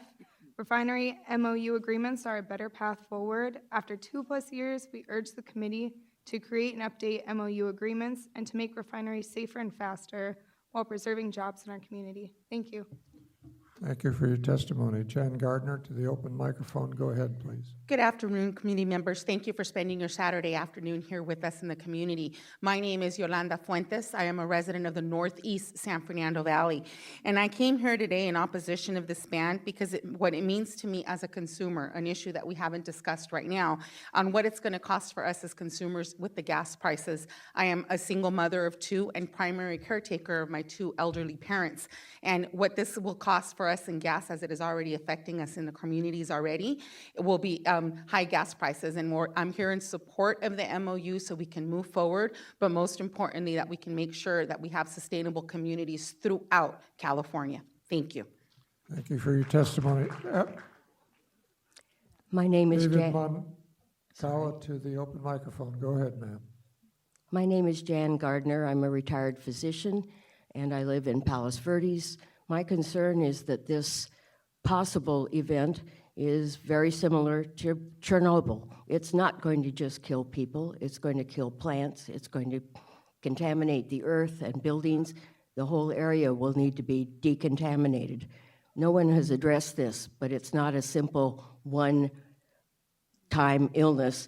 People already are suffering asthma and other pulmonary problems from pollutants from these refineries. They've been there forever. They bought their houses, and they knew that. But we don't need to make the situation worse with a catastrophe. Thank you. Thank you for your testimony. David? Bill Chamberlain and Margie Hoyt.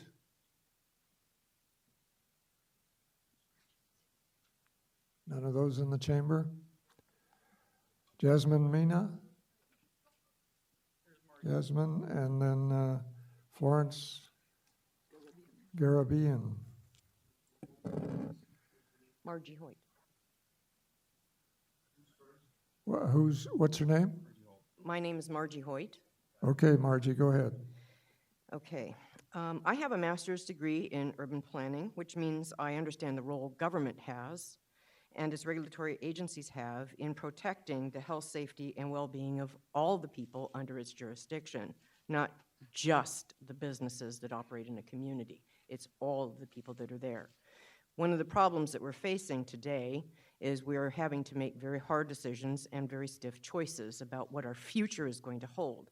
We have to look not just at next quarter's profit margins, but also 20 years down the line and the sustainability of where we're at and where we're going to be able to go. So there are two things. We can either maintain the way we're going now and do the short-term gain for the long-term pain later on, kicking the can down the road, or we can do the short-term pain thing now and have long-term gain on down and a better community with a sustainable future that will be better for everybody involved. This will include a partnership between the citizens and the community. Thank you for your testimony. Thank you very much. Florence Garibian to the open microphone. Jasmine? My name is Jasmine Mena, and I'm here representing the Boys and Girls Club of the Los Angeles Harbor. We are a youth organization that has been serving our community since 1937. Our core mission is to empower our youth to become productive, caring, and responsible citizens. We achieve this through a commitment to quality programs and service in an environment that is safe, nurturing, and inspiring. The Boys and Girls Club of LA Harbor can better serve our community because of partnerships with both refineries. We ask this committee to consider these community impacts when discussing this issue. Thank you. Thank you for your testimony. Ashley Hernandez to the open microphone. Florence, go ahead. Hello, I'm Florence Garibian. I'm the chair of the Del Amo Action Committee. I'm on the work group. I've attended all of these meetings over an extended period of time. My first comment, which will always be my first comment, is that the workers at the refinery are at ground zero and at greatest risk of injury from a release of HF. And I would recommend that the workers do a little bit of homework to understand the true dangers of this terrible chemical. The other thing I want to say is that I had asked for a neutral third-party inspection at both refineries if the condition of the tanks at the refineries, which are now over 50 years old, is not sound, that increases a risk for an accident. So I asked the Air District if they could begin to work on having that third-party independent inspection. I did get back from them a very excellent email. Thank you very much for your testimony. Carolyn Yoshida to the open microphone. Ashley, go ahead. Good afternoon. My name is Ashley Hernandez. I am a resident of Wilmington, California, and I also have the great privilege in working with a lot of Wilmington residents, youth and adult members that are working in their community, building leadership, and making sure they're holding folks accountable, right? That's what empowerment is all about. That's what we're all about, family, taking care of ourselves, going above and beyond for ourselves, making sure that every single thing is safe, right? We wouldn't do anything but go beyond for our family. Janice Hahn, I want to thank you for making sure that our community residents can be here and make these testimonies. I want to make sure I emphasize a refinery does not have feelings. It does not have a body. It does not have an anatomy or health. Our frontline residents don't get to choose who they get to live near. They were living near these refineries before then. So I don't care if there's a choice in who you're going to work with or where your dream goes. Our frontline residents want a safe home. And it's important that we have that from our board. So thank you to our board for getting us here. Thank you. Carolyn? My name is Carolyn Yoshida. My family's lived in and worked in Torrance since the 1930s. I'm speaking on behalf of my brother, who is disabled, uses a wheelchair, and lives across the street from the Torrance refinery. In the event of an MHF release from the Torrance refinery, my brother could not evacuate. This commission is tasked with protecting the air quality and health of our residents. The petroleum industry has money, lawyers, and political lobbies to look out for their interest, but South Bay residents rely on the members of this board to look out for our health interests. I know you, as protectors of our public health, don't want to be on the record as not having done everything in your power to prevent a catastrophic loss of life. The risk is too great. Ban MHF. Thank you.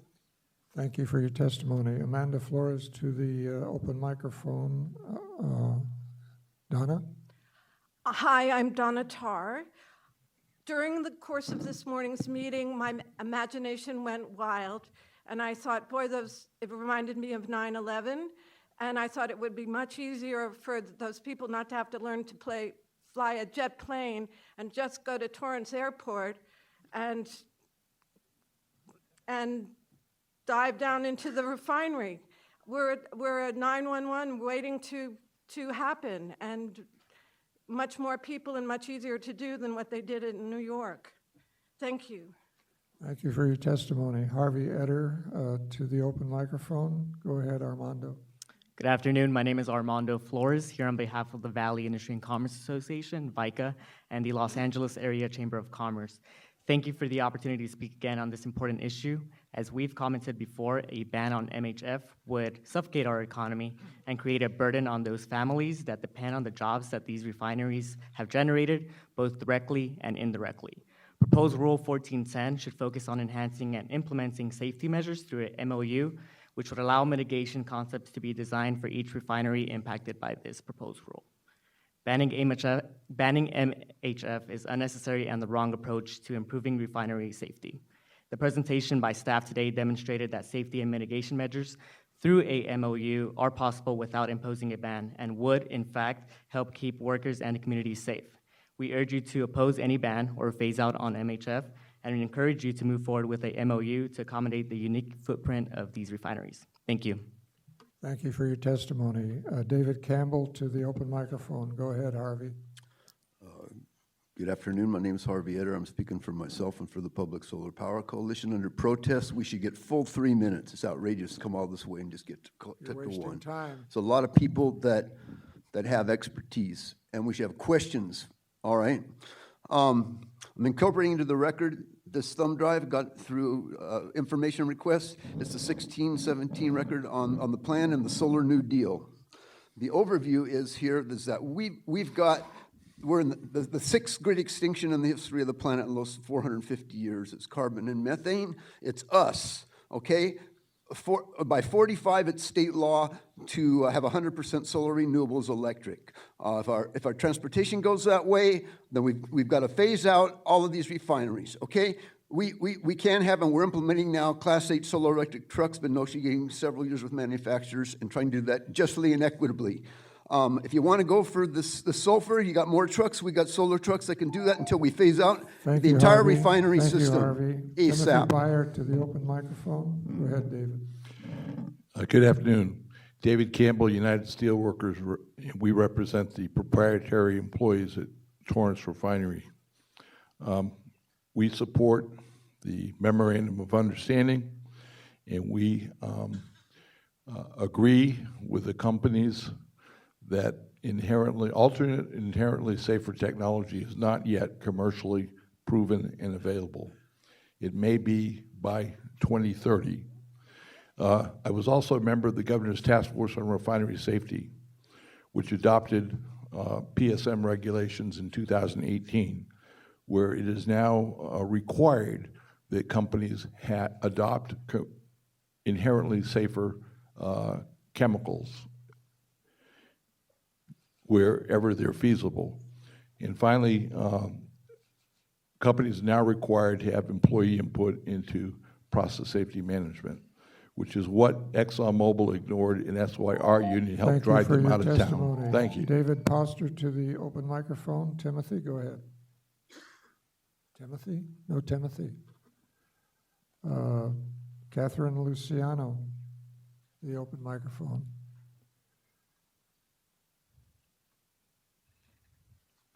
I want to call attention to the fact that Your name, sir? David Poster.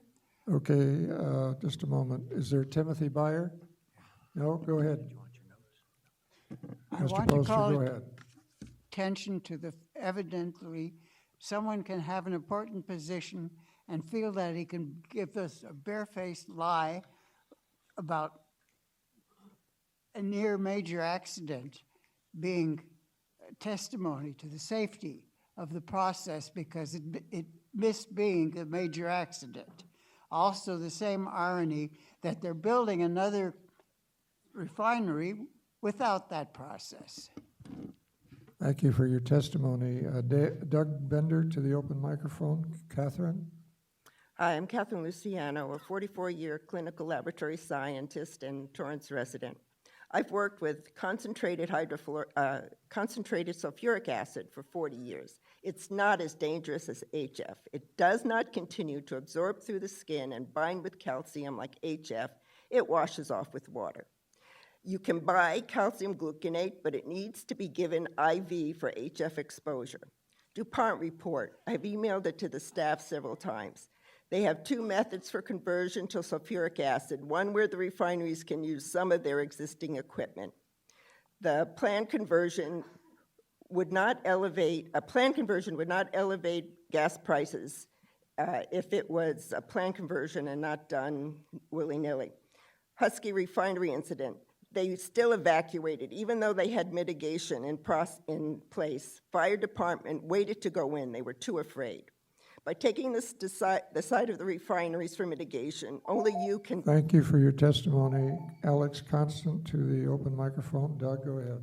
Hi, my name is Doug Bender. I'm a Torrance resident and an engineer, PhD, 36 years in space engineering. And part of my responsibility was risk management. When human lives are at stake, you really have to get that risk very, very low.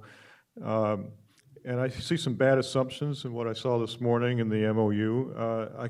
It's hard for me to believe the refineries are proposing going to AEGL3, where damage or major health problems are guaranteed.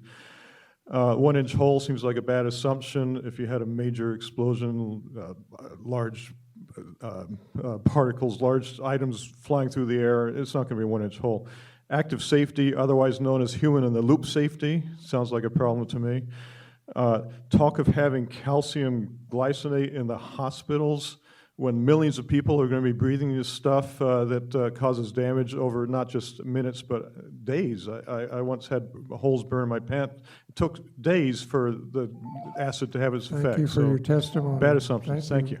Cecibel Escobar to the open microphone. Alex, go ahead. Oh, hi, my name's Alex. I grew up in Torrance and still live in the South Bay. I just think a risk of death or permanent disability from MHF is not acceptable. Please support an MHF phase out. Thank you for your testimony. Leah Samuelu, and Escobar.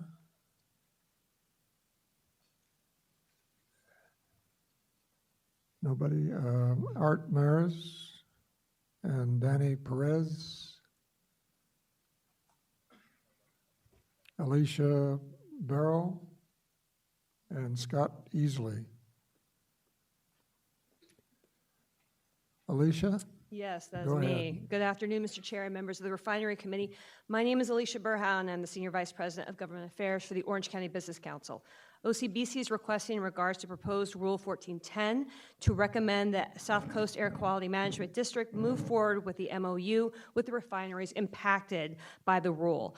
OCBC opposes a ban on phase-out of MHF and respectfully urges the South Coast Air Quality Management Governing Board members to support the installation of enhanced safety measures and to implement them through the MOU to achieve timely and tangible safety benefits while preventing the negative economic consequences of MHF or to phase out, which it would cause. Thank you very much.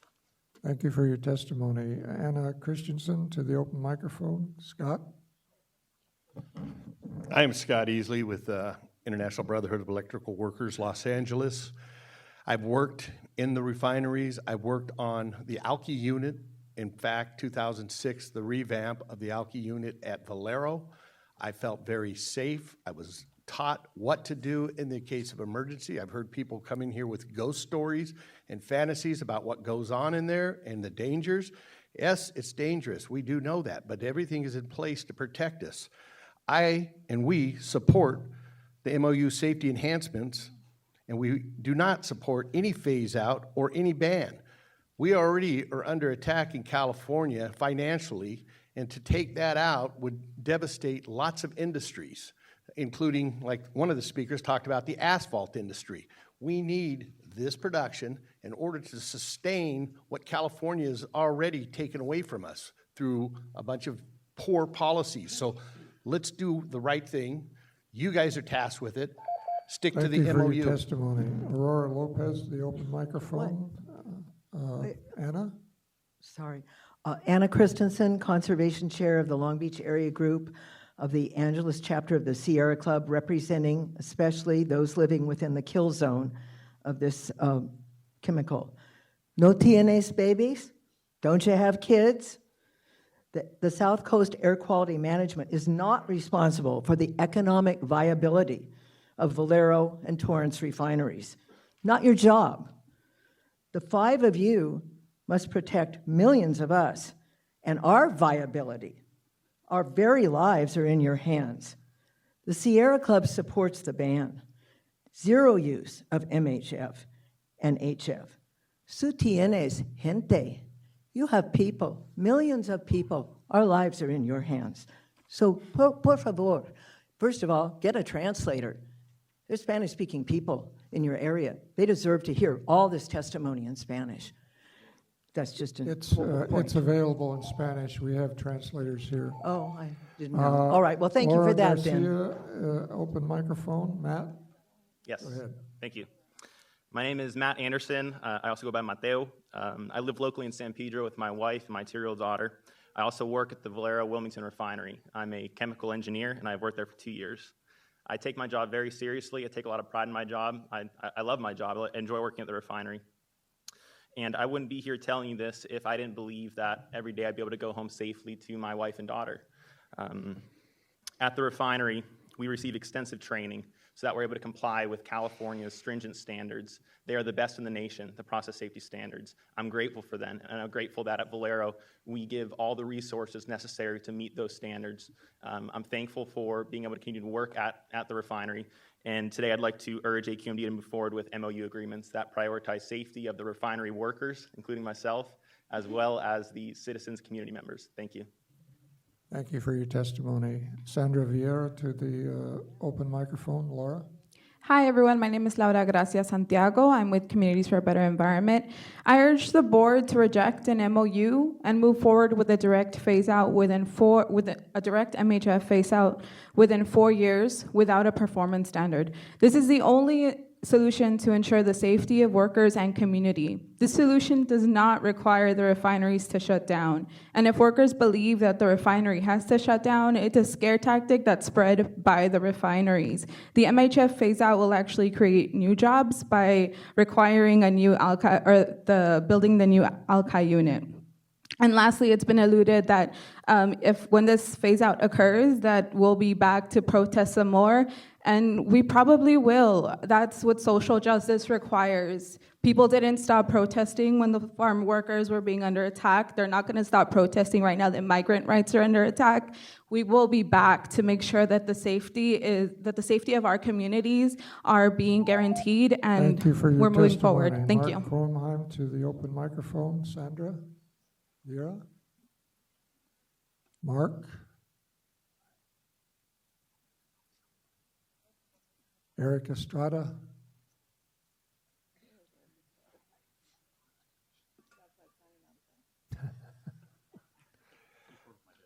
Steve Lee?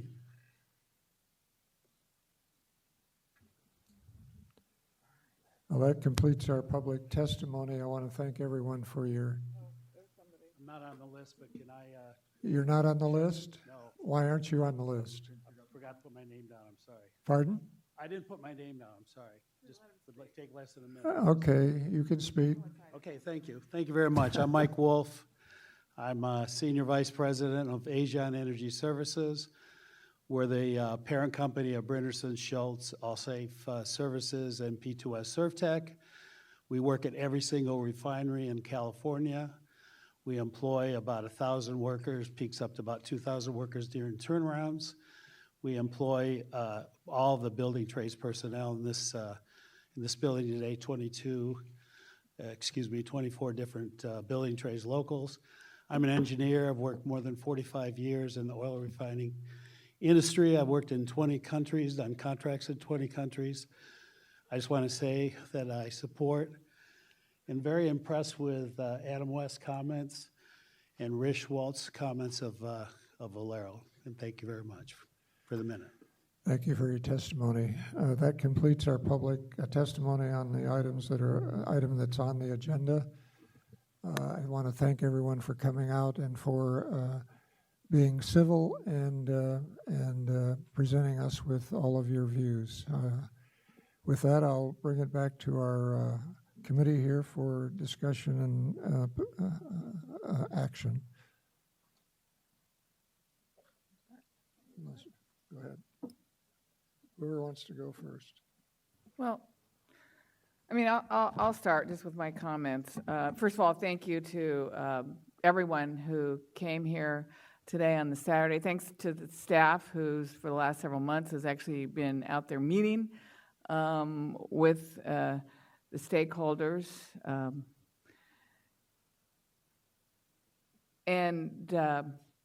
I think everybody knows that all of us up here are very serious about our jobs, and no matter what we end up voting on or taking a recommendation on, I would not question anybody's motive or perspective on this issue. Clearly, there are two very distinct sides, but it's interesting because I think everyone would agree. I mean, even those of you who support an MOU clearly think it's not safe enough now, which is why you're advocating for even more safety standards to reduce the risk to the workers and the community.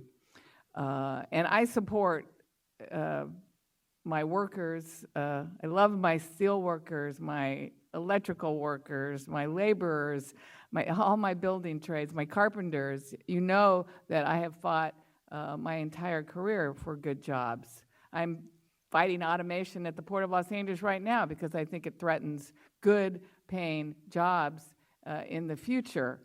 But I have always in my political career fought against what I think of as a false narrative. And that's that we have to choose between good jobs and clean air or safe communities. I don't believe that. I believe that we can have both and that we should strive to have both. When they told us we shouldn't ban dirty diesel trucks from the port because it would hurt jobs, I didn't buy that argument, and I fought to ban dirty diesel trucks from our ports. When we were told we shouldn't have a clean air action plan that would have cleaner ships and trucks and yard handling equipment because it would cost jobs, I didn't buy that argument.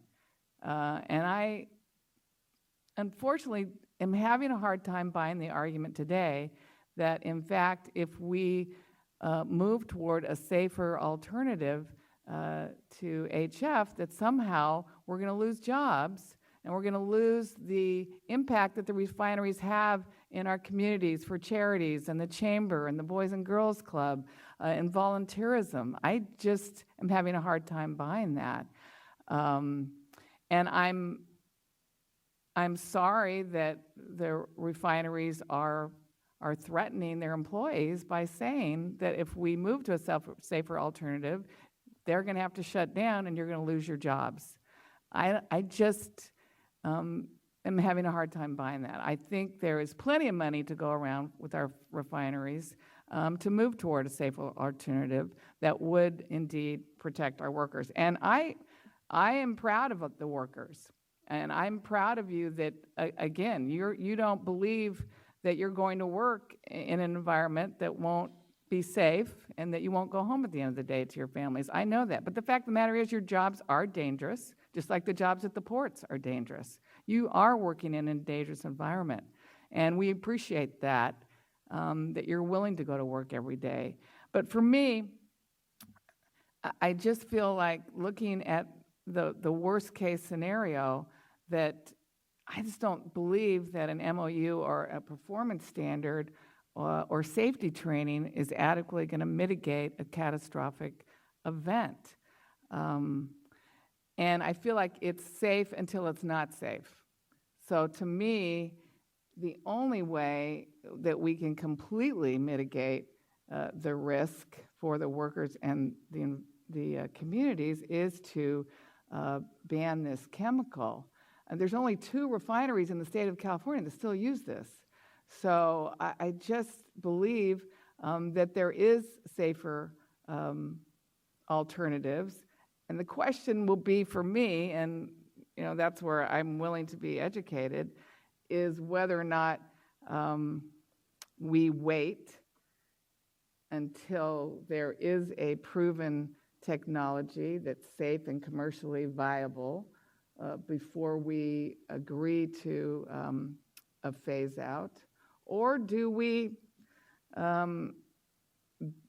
ban this chemical with a certain amount of years of a phase out, and by doing so, we encourage the marketplace to begin, sort of working overtime to create these safer alternatives that are commercially viable. We've seen that when we've done other projects, for instance, the port, when we had a clean air action plan, sure enough, the industry stepped up and began coming up with alternative measures for cleaner trucks, for cleaner yard equipment, for at-berth emission reduction. I mean, it happens when we are strong as policymakers.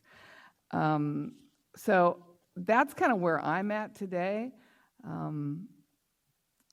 I am curious to know, and maybe somebody can answer this, if it's all safe now and everything's great and we've got enough mitigation in place, why would the U.S. Chemical Safety Board call on the EPA to begin reviewing its existing HF study to determine the viability of using inherently safer alkylation technologies in our petroleum refineries?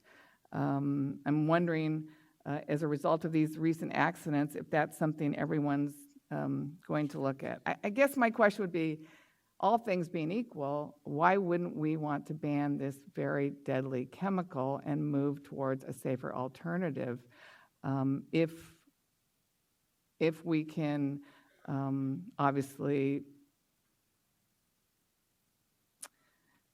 quantify that the jobs are safe? And the refinery today, the Torrance refinery today, said that wasn't their intention to close, that they wanted to work with the workers and with AQMD to move forward. So I'll listen to my colleagues. I do have some other suggestions on if the will of this committee is to move forward with just the rule, with the MOU. My concern with that, again, maybe somebody can answer that, I find it very difficult that the refineries will agree to sign an MOU that says unless safety standards are met, we would pivot to the rule, when they have pretty much said they're absolutely against the rule which would ban MHF. So I don't know how that MOU gets signed, would be my concern. And then again, I would have concerns about the fence line versus the community, the 1-inch hole versus a major explosion. Those are all my concerns if we go forward with trying to do safety procedures.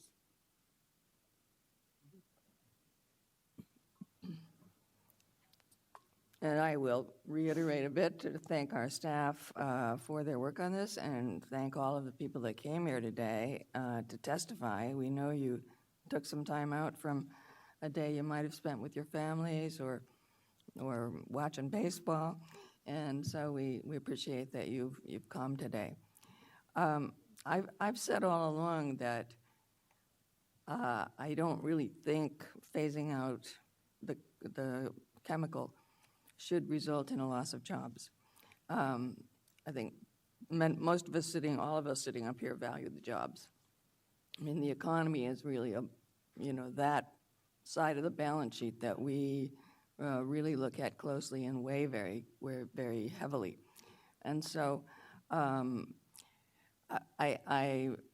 don't want to see any of the jobs hurt or any of our labor unions hurt by any action that we might take. I do think, however, and I've said it before, that there's a big question on how you mitigate the risk. There's also, that ties into how you evaluate the risk. Is the risk just a 1-inch hole in a pipe or a tank? That's where I start having difficulty. How do you imagine all of the scenarios that could occur that would result in a release of the chemical? I mean, just what happened yesterday in Philadelphia raises that question. Did anybody think that the butane tanks would explode like they did? Did anybody think in February of 2015 that there would be an explosion at the Torrance Refinery and that it would come that close to the settling tanks? Did anybody think that what could happen in Chernobyl did happen? I mean, it had never happened before. I mean, some of the things that we were looking at had never happened before, but it doesn't mean that it couldn't happen. And so I look at it from that kind of extreme viewpoint too.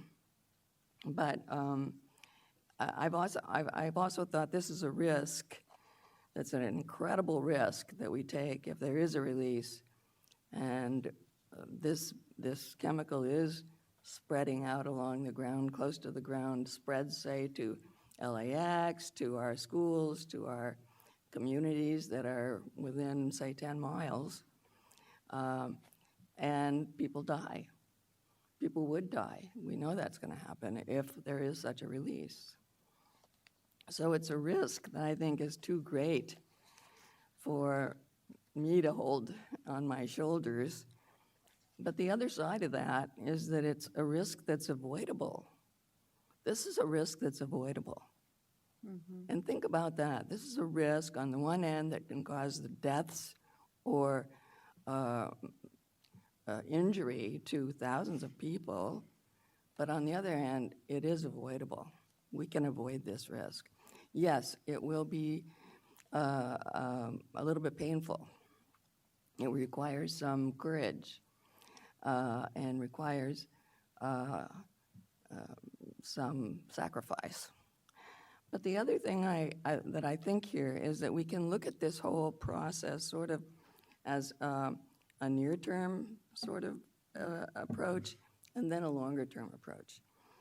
Near-term, I think, is what we are looking at when we think about mitigation, because we need to mitigate, and we need to make it safer, and everybody that was here today and testified indicated that they thought they could make it safer.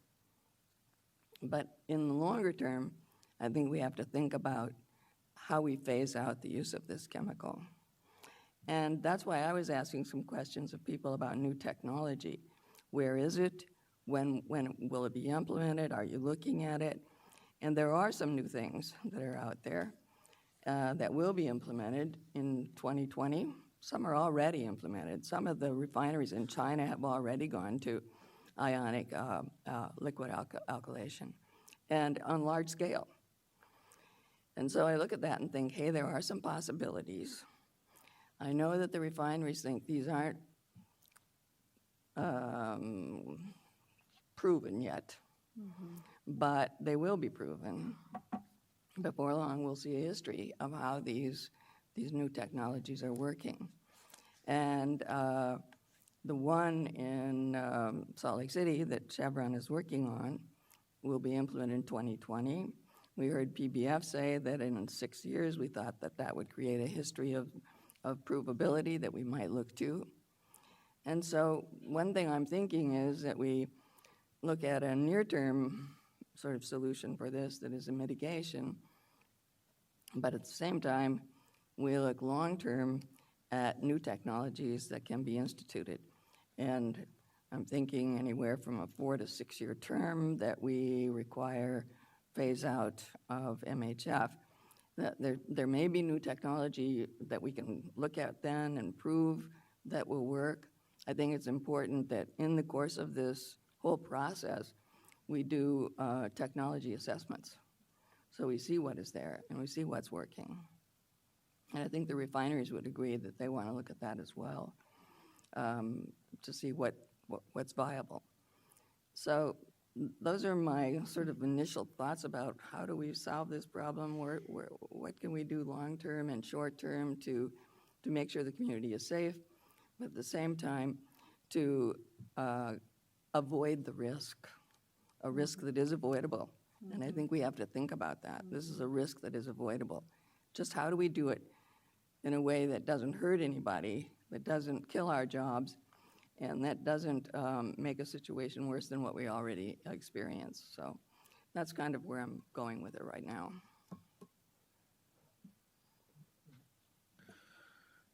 So this is probably, I think I've been to every one of the refinery committee meetings. A couple of my colleagues asked me when we were passing in the hallway, why haven't you said anything? Well, I've heard most of these questions. I've asked a lot of them, and I've heard a lot of testimony on this item on both sides. I've gone out to both refineries. I've gone out with the community groups and toured around the refineries. I have delved into this quite a bit. I too would love to see a safer alternative. If that was commercially viable today, I don't think I would sit here for more than a second before I'd make that motion. I don't believe, though, today that they have enough commercial history, and I don't, when you say it's large scale, yes, it's 5,000 barrels, but they're telling us they need something to do 25 to 30,000 barrels a day, and that's where we run into the problem of, is it available for what we have right now? So with that, it's frustrating to me that after coming to these meetings for almost 2 years, for refinery committee meetings, that we don't have an MOU in place yet, that we haven't added other measures, that we haven't taken the practices that we've seen and have been shown, the designs I've seen, and I think they're wonderful designs from both refineries of different mitigation measures that they're willing to put in. I would have hoped we could have at least gotten to that a year ago. So where I sit is I want to see us move forward with an MOU as soon as possible. Do I want us to look at what's the next best thing? Sure, I'm a futurist guy. I drive an electric car, I have solar, I have a battery pack in my house. I'm probably the worst refinery consumer that you might know in the city of Wildomar. But anyhow, what's more important to me, though, is that's a personal choice. And that's a choice I think a lot of people could look at. How do we get away from this someday? Well, someday we're all maybe not driving a gas-powered car, but we're still probably going to want to fly to Washington, D.C., because we all have to go to Congress. Yeah, none of us want to do that, but we're all going to want to fly maybe to Hawaii or other places, and that's where this unit comes really into play. This will be there for a long time to support our airline industry and other high-octane uses. So we've got to move in the right direction. I also am extremely worried about the community, but also extremely worried about the jobs, and so somehow we have to keep finding this middle ground and move forward. But my biggest thing is that we start moving forward, and I hope that we can at least make that direction today and work towards at least getting the MOU in place and work towards these protective measures because, yeah, it's not the best chemical in the world, but we can mitigate. People bring up Chernobyl. We've learned a lot of stuff since Chernobyl. We keep wanting to move towards a cleaner electrical grid, but we keep shutting down nuclear power plants. Well, probably the best thing out there still for the air quality would be a nuclear power plant. So I know I'm a crazy guy that looks at that stuff too, but it's just something that I think we need to keep moving forward on. There is no silver bullet. I wish there was. And I look forward to just moving this down and getting us to an MOU as fast as we can. Thank you. So I'm relatively new on AQMD, and this is my first refinery meeting. I want to thank the staff. I know we've been working on this for an extended period of time now, and it's been a very long, drawn-out process. I also want to thank all of the community members and the organizations, the refineries, everyone who came and spoke today and taking time on your Saturday to come out. This is a really important topic for a lot of folks. And I've met with a number of the community organizations and folks in the industry to gather as much information as possible. I'm a real policy wonk, and I want to gather all the details and take a deep dive into research and analysis when I take a look at a matter as important as what we're dealing with today. Public safety is always a top priority for all of our elected leaders. And looking at ensuring that we take appropriate mitigation measures to avoid the risk of releasing MHF. It's a balancing act. There are a lot of competing factors, a lot of stakeholders, and we all have varying degrees of interest in wanting to get to the right solution. As I indicated, it's a balancing act. I think there might be some significant potential economic impacts relative to doing a complete phase out. And then again, you've got so many innovative alternatives that are in progress right now. They're not fully tested. They're not perhaps used on a large scale at the moment, but over the next 5 to 6 years, that could change dramatically. Technology moves very quickly. You know, when you think about what we were using yesterday and how it's obsolete today. So I think over the next 3, 4, 5, 6 years, we're going to have some of these innovative technologies that are going to be proven on a much larger scale. And I think we do need to move forward on an MOU. We need to have some certainty for everyone involved as to what we're going to do on a moving forward basis. We've been in a kind of this in-between zone for a while now without any certainty. And I think for all of the stakeholders involved here, for the residents in the community, for the refineries, we need to have some certainty today moving forward in what we can produce from our committee and move to the full board. I have some concerns about going just from a complete phase out and going from the HF to sulfuric, because there are some, it's not a perfect solution. And then if we make a move from point A to point B today, really to sulfuric, then you're looking at these other innovative solutions, and there's an expense to go from one to the other, and then innovative solutions are coming online, and then what do? Switch to yet a third solution in the very near future. So I think the best approach today would be to enter into an MOU, get as many of the mitigation risks and those items taken care of, documented, and move this to the full board. In the meantime, also take a look at all of those innovative solutions, keep track of everything that's out there, figure out what we want to do moving forward, and when something is a proven technology, then to make that move certainly for the much longer term. So that's sort of where I am at this point. Thank you.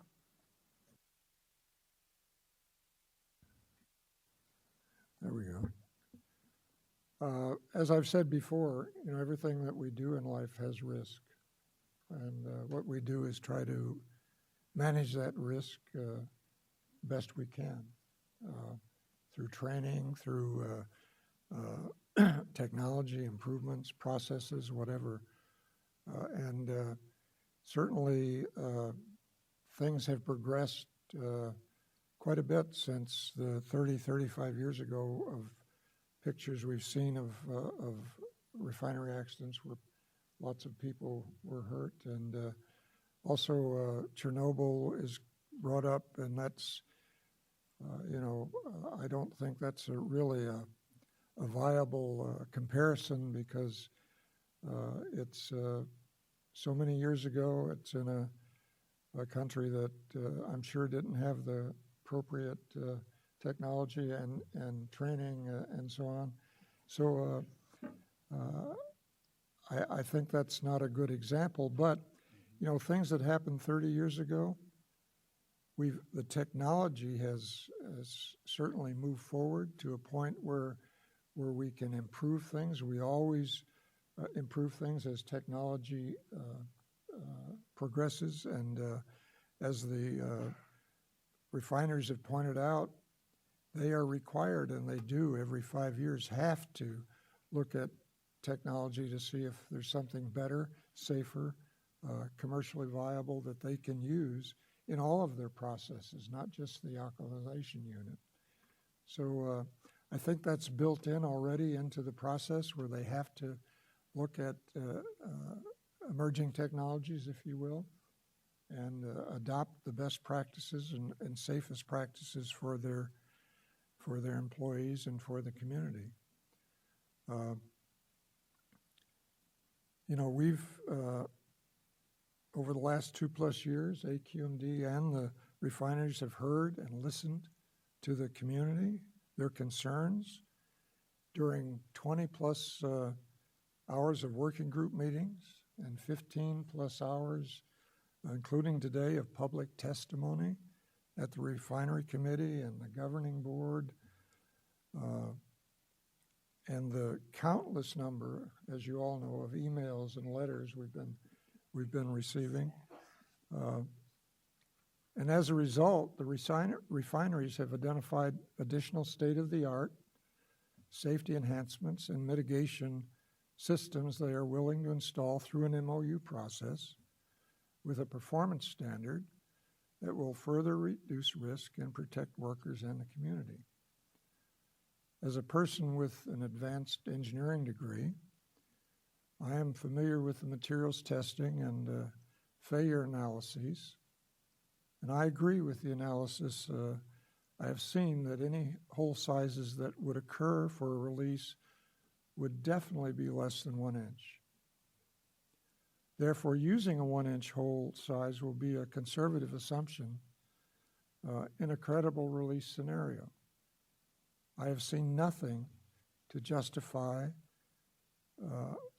using a 2-inch hole size in any analysis. I do believe it's important to have a health protective performance standard, and that standard be applied at the nearest permanent residence, as we do with our other rules rather than the fence line. All that being said, I'm not in favor of having a rule or MOU that phases out the use of MHF. I am in favor of having an MOU for each refinery that has a performance standard that must be demonstrated through the modeling of credible release scenarios and identifies the passive and active mitigation measures required to be in place to meet that performance standard. Go ahead. Yeah, thank you, Mr. Chairman. And again, we all have perspectives. I think I will just say the only reason I think the Chernobyl example was brought out was the point was it was safe until it wasn't. And no one thought that that would happen. I think that was the context. And, you know, I was just in New York City and looking, 18 years after 9/11, and at that point, no one ever thought that someone would use a commercial airplane to fly into a tower and kill 3,000 people. So I think the most compelling argument to me, Mr. Chairman, is yes, we can mitigate the risk or we can eliminate it.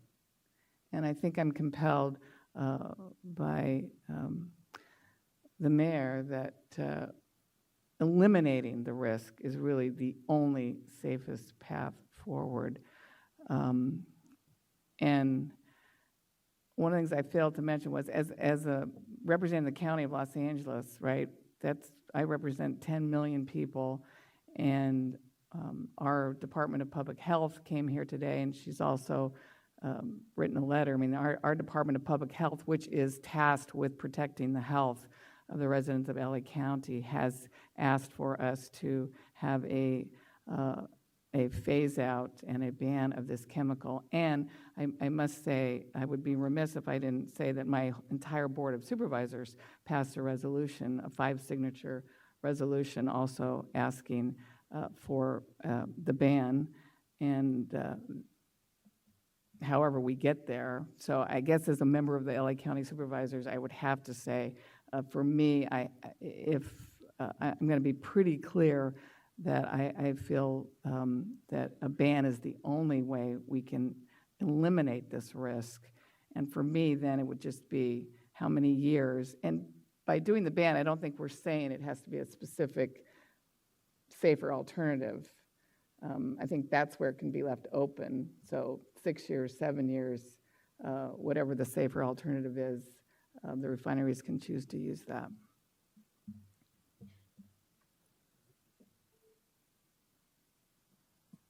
And I agree with that. I think we have to consider a ban on MHF. The question is, how many years out do we look at that? And in the interim, what do we do? There could be a possibility of a near-term MOU where we work out the mitigation methods, and an alternate path where we begin working on a rule that requires a ban in a certain number of years out, maybe 6 years out, when we think there will be enough history with technology assessments along the way. And with our rules, as you do technology assessments, you can push it out further if it looks like we don't have the verified, provable technology that will work. As for mitigation methods, I would not want to put on the mitigation a limitation on the type of release to 1 inch or 2 inches. I mean, we almost had the whole tank on February 2015. We almost had the whole tank get crushed. Right. And so I think that would be a mistake. You need to look at various types of scenarios and prepare for that. I do believe that you should have both active and passive mitigation. It seems to me that you don't want to eliminate certain possibilities because that makes it less safe, in my opinion. You need to look at all possibilities in both active and passive mitigation. And the threshold fence line. I live in this area, some of you know, and I drive on Del Amo Boulevard, which is one of the fence lines, Crenshaw Boulevard, the other fence line, 190th Street, the other fence line, and Prairie Avenue. I mean, all of these, and there's some even on the east side of Crenshaw where there's some areas of the refinery on that side. They may be mostly storage tanks. But I would say definitely fence line should be the area that we would consider for the threshold. And I know you talked about AGIL, but AGIL 2 would be acceptable. AGIL 1 would be preferable, because even in AGIL 2 you're going to have some impacts, but they are reversible.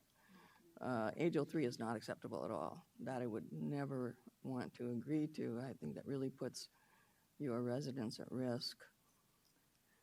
So those are kind of my initial thoughts about the mitigations that are being considered now. And I want that layered with my opinion that we do need to ban MHF. That needs to be in the process somewhere, that we need to think about banning it. And the idea of doing a rule that bans it and putting in a timeline gives the refineries some certainty about where we are going. I know that industry always says the worst thing you can do to us is uncertainty. So giving that direction should be a benefit to industry. Also, I think when you do something like that and you say this is what we want to do, we want to ban MHF, we want these newer technologies by X date, it incentivizes industry to go out and find those alternatives. And we've seen that in electric vehicles and electric buses, all the things that are being done to require industry to move in a certain direction. So I'm just throwing those ideas out there as direction. And also, I think what we're doing here today is all of this needs to go to our board for review. So I would say these are ideas that we should put out there and then forward on to our board for consideration.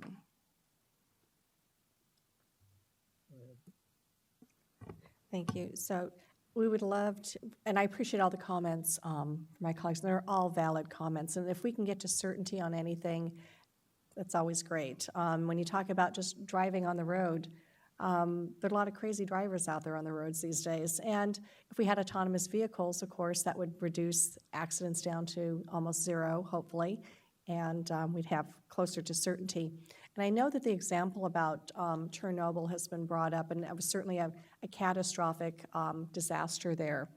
But I think like nuclear power plants and with refineries, they're perhaps not all created equal. And I know with Chernobyl, there were some infrastructure issues. They had a catastrophic event there. When you're talking about what happened at Fukushima relative to what happened there, they had all of the electronics in the Fukushima plant on the first level, so on the ground floor. So when the water came in, it created a catastrophic disaster. Now, I have a nuclear power plant just south of my supervisorial district. It's the Songs Nuclear Power Plant. And the electronics there are 5 stories up.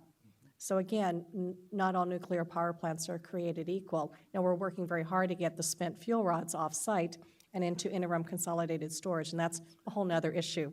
But like refineries, and when they're built out, certain refineries are proactive, and they look to take advantage of new technology and are willing to take the time and effort and cost to put in whatever mitigation measures are available that make sense to further reduce the risk to the community at large. And I really believe that that's what we have here with our 2 refineries. They're being very proactive. They are aware of concerns in the community, and they are willing to take the time and effort and put the money into risk reduction by putting in every new available technology and risk reduction measure that really makes sense until we can get to a point of converting to something with a new innovative technology that we might be able to implement down the road. So those are my comments at this time. Thank you. Well, moving this forward, I would like to make a motion. I would move that we direct AQMD staff to continue to work to develop a separate MOU with the Torrance and Wilmington refineries with the goal of bringing them to the full governing board for approval at the November 2019 meeting. The MOUs shall include a demonstration of meeting a health protective performance standard of an average exposure concentration of 95 ppm over 10 minutes as measured at the nearest permanent residential receptor.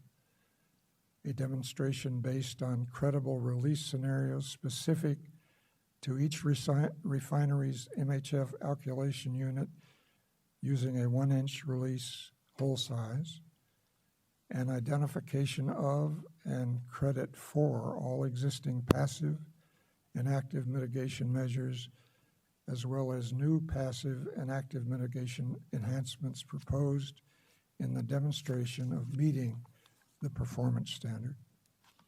And that's my motion. Mr. Chair, that's different than what the staff has said, that if it's you meet the performance standard or phase out. You're not even including the phase out in your MOU. No phase out language, that's correct. Okay. Because if they demonstrate that they meet the performance standard, there's no need to phase out. But what if they don't? Well, we would obviously, if they don't make a performance standard with additional mitigation, if they can't meet a performance standard, then we revert to a rule. So that's part of the MOU. I don't know if it needs to be in the MOU at all, but anyway, that's my motion if there's a second. I'll make a second to that.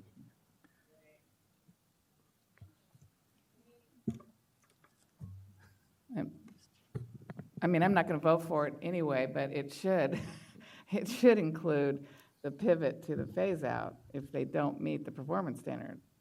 That language should be in the MOU. But like I said, I'm not going to vote for it anyway, so. Wayne, are you trying to say something? Mr. Chairman, if I may, I would just like to point out that if you're going to look at an average over 10 minutes, you could conceivably allow for a concentration of 950, for instance, let's say for a very short duration. And no, this is my motion as presented. Okay.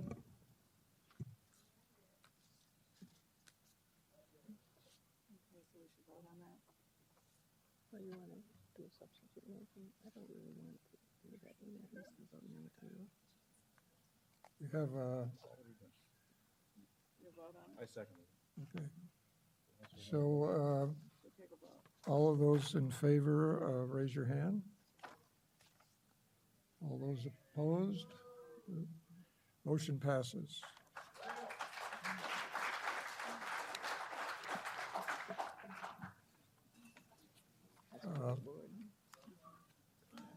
There's no, we have public comment. We have one public comment speaker on something that's not on the agenda. Harvey Etter. Mr. Etter. Harvey almost left us. Artie? Hold on, Paul. I was Mr. gonna Chair, go onto the one on the other side, on the right side. I said I'm on the wrong side. Mr. Chair, I wasn't sure if you were going to give the 1 minute that you were giving I- public I- commenters I for had the other. I had announced at the beginning it would be 1 minute. Thank you. So 1 minute on the clock, Paul. 1 minute on the clock, Paul. What was just said? I didn't hear. You have 1 minute, Harvey. 1 minute for Harvey. public Because it comment? went to That's 1 minute on everything. outrageous for general public comment. This is under protest. I guess the only recourse is litigation. Anyway, I'm Harvey Etter. I'm speaking for myself for the Public Solar Power Coalition and the 80–90% of the citizens, the voters, the population that want to see just, equitable, immediate total solar conversion, okay? We've been working on solar power and whatnot for over 45 years in the state. After the October War, we put a list off to ERDO, which preceded DOE, to get all research on solar and renewables in 1973 in December, all right? We got big problems, okay? I'm incorporating by reference. I put the thumb drives in here, and that stuff is copywritten. Also, there's stuff that's been purged from there. There was the publication of EPA's criticism of the plan, federal, on Monday, and we're trying to get stuff, and they purged everything about solar. It was in the 12 plan. We went against the 91 plan. Anyway. Thank you, Mr. Etter. Outrageous. With that, One more here. Public comment. yes, go ahead. So in Long Beach, a project has been approved now by the Coastal Commission, the Los Cerritos Wetlands and Oil Consolidation Project. The Coastal Commission admitted in passing it that it could not meet the Coastal Act in terms of public safety, just another irrelevant, apparently, issue. It will be admitting 70,000 tons of GHG emissions a year in that area, air quality, right? That's as many emissions, half as many emissions as the entire, all the oil drilling projects now currently in Long Beach, at least as of 2015 admitted. So we will have 1.5 times as many emissions from a single project. So there's a lawsuit. Maybe you might want to support that. Friend of the court brief in terms of air quality. Just think about it. Thank you very much for your comments. One more comment on an item not on the agenda. Go ahead. Yeah, this is a comment on legal information about MOUs in general, and not just this any, but the question is, in an MOU process, has the public been totally cut out of the AQMD, or is the public still going to be allowed through the any MOU to still have any input, or have we now just been cut out from because of the legalities of MOUs in general? I assume that the public community will be involved in working group meetings as the MOUs are developed. Thank you very much. Mr. Chair, the public would also have the opportunity to comment when it comes before the full board and or make written comments to present to the board or to staff as the process goes along, as they've been doing. Very good. With that, we will stand adjourned. Thank you.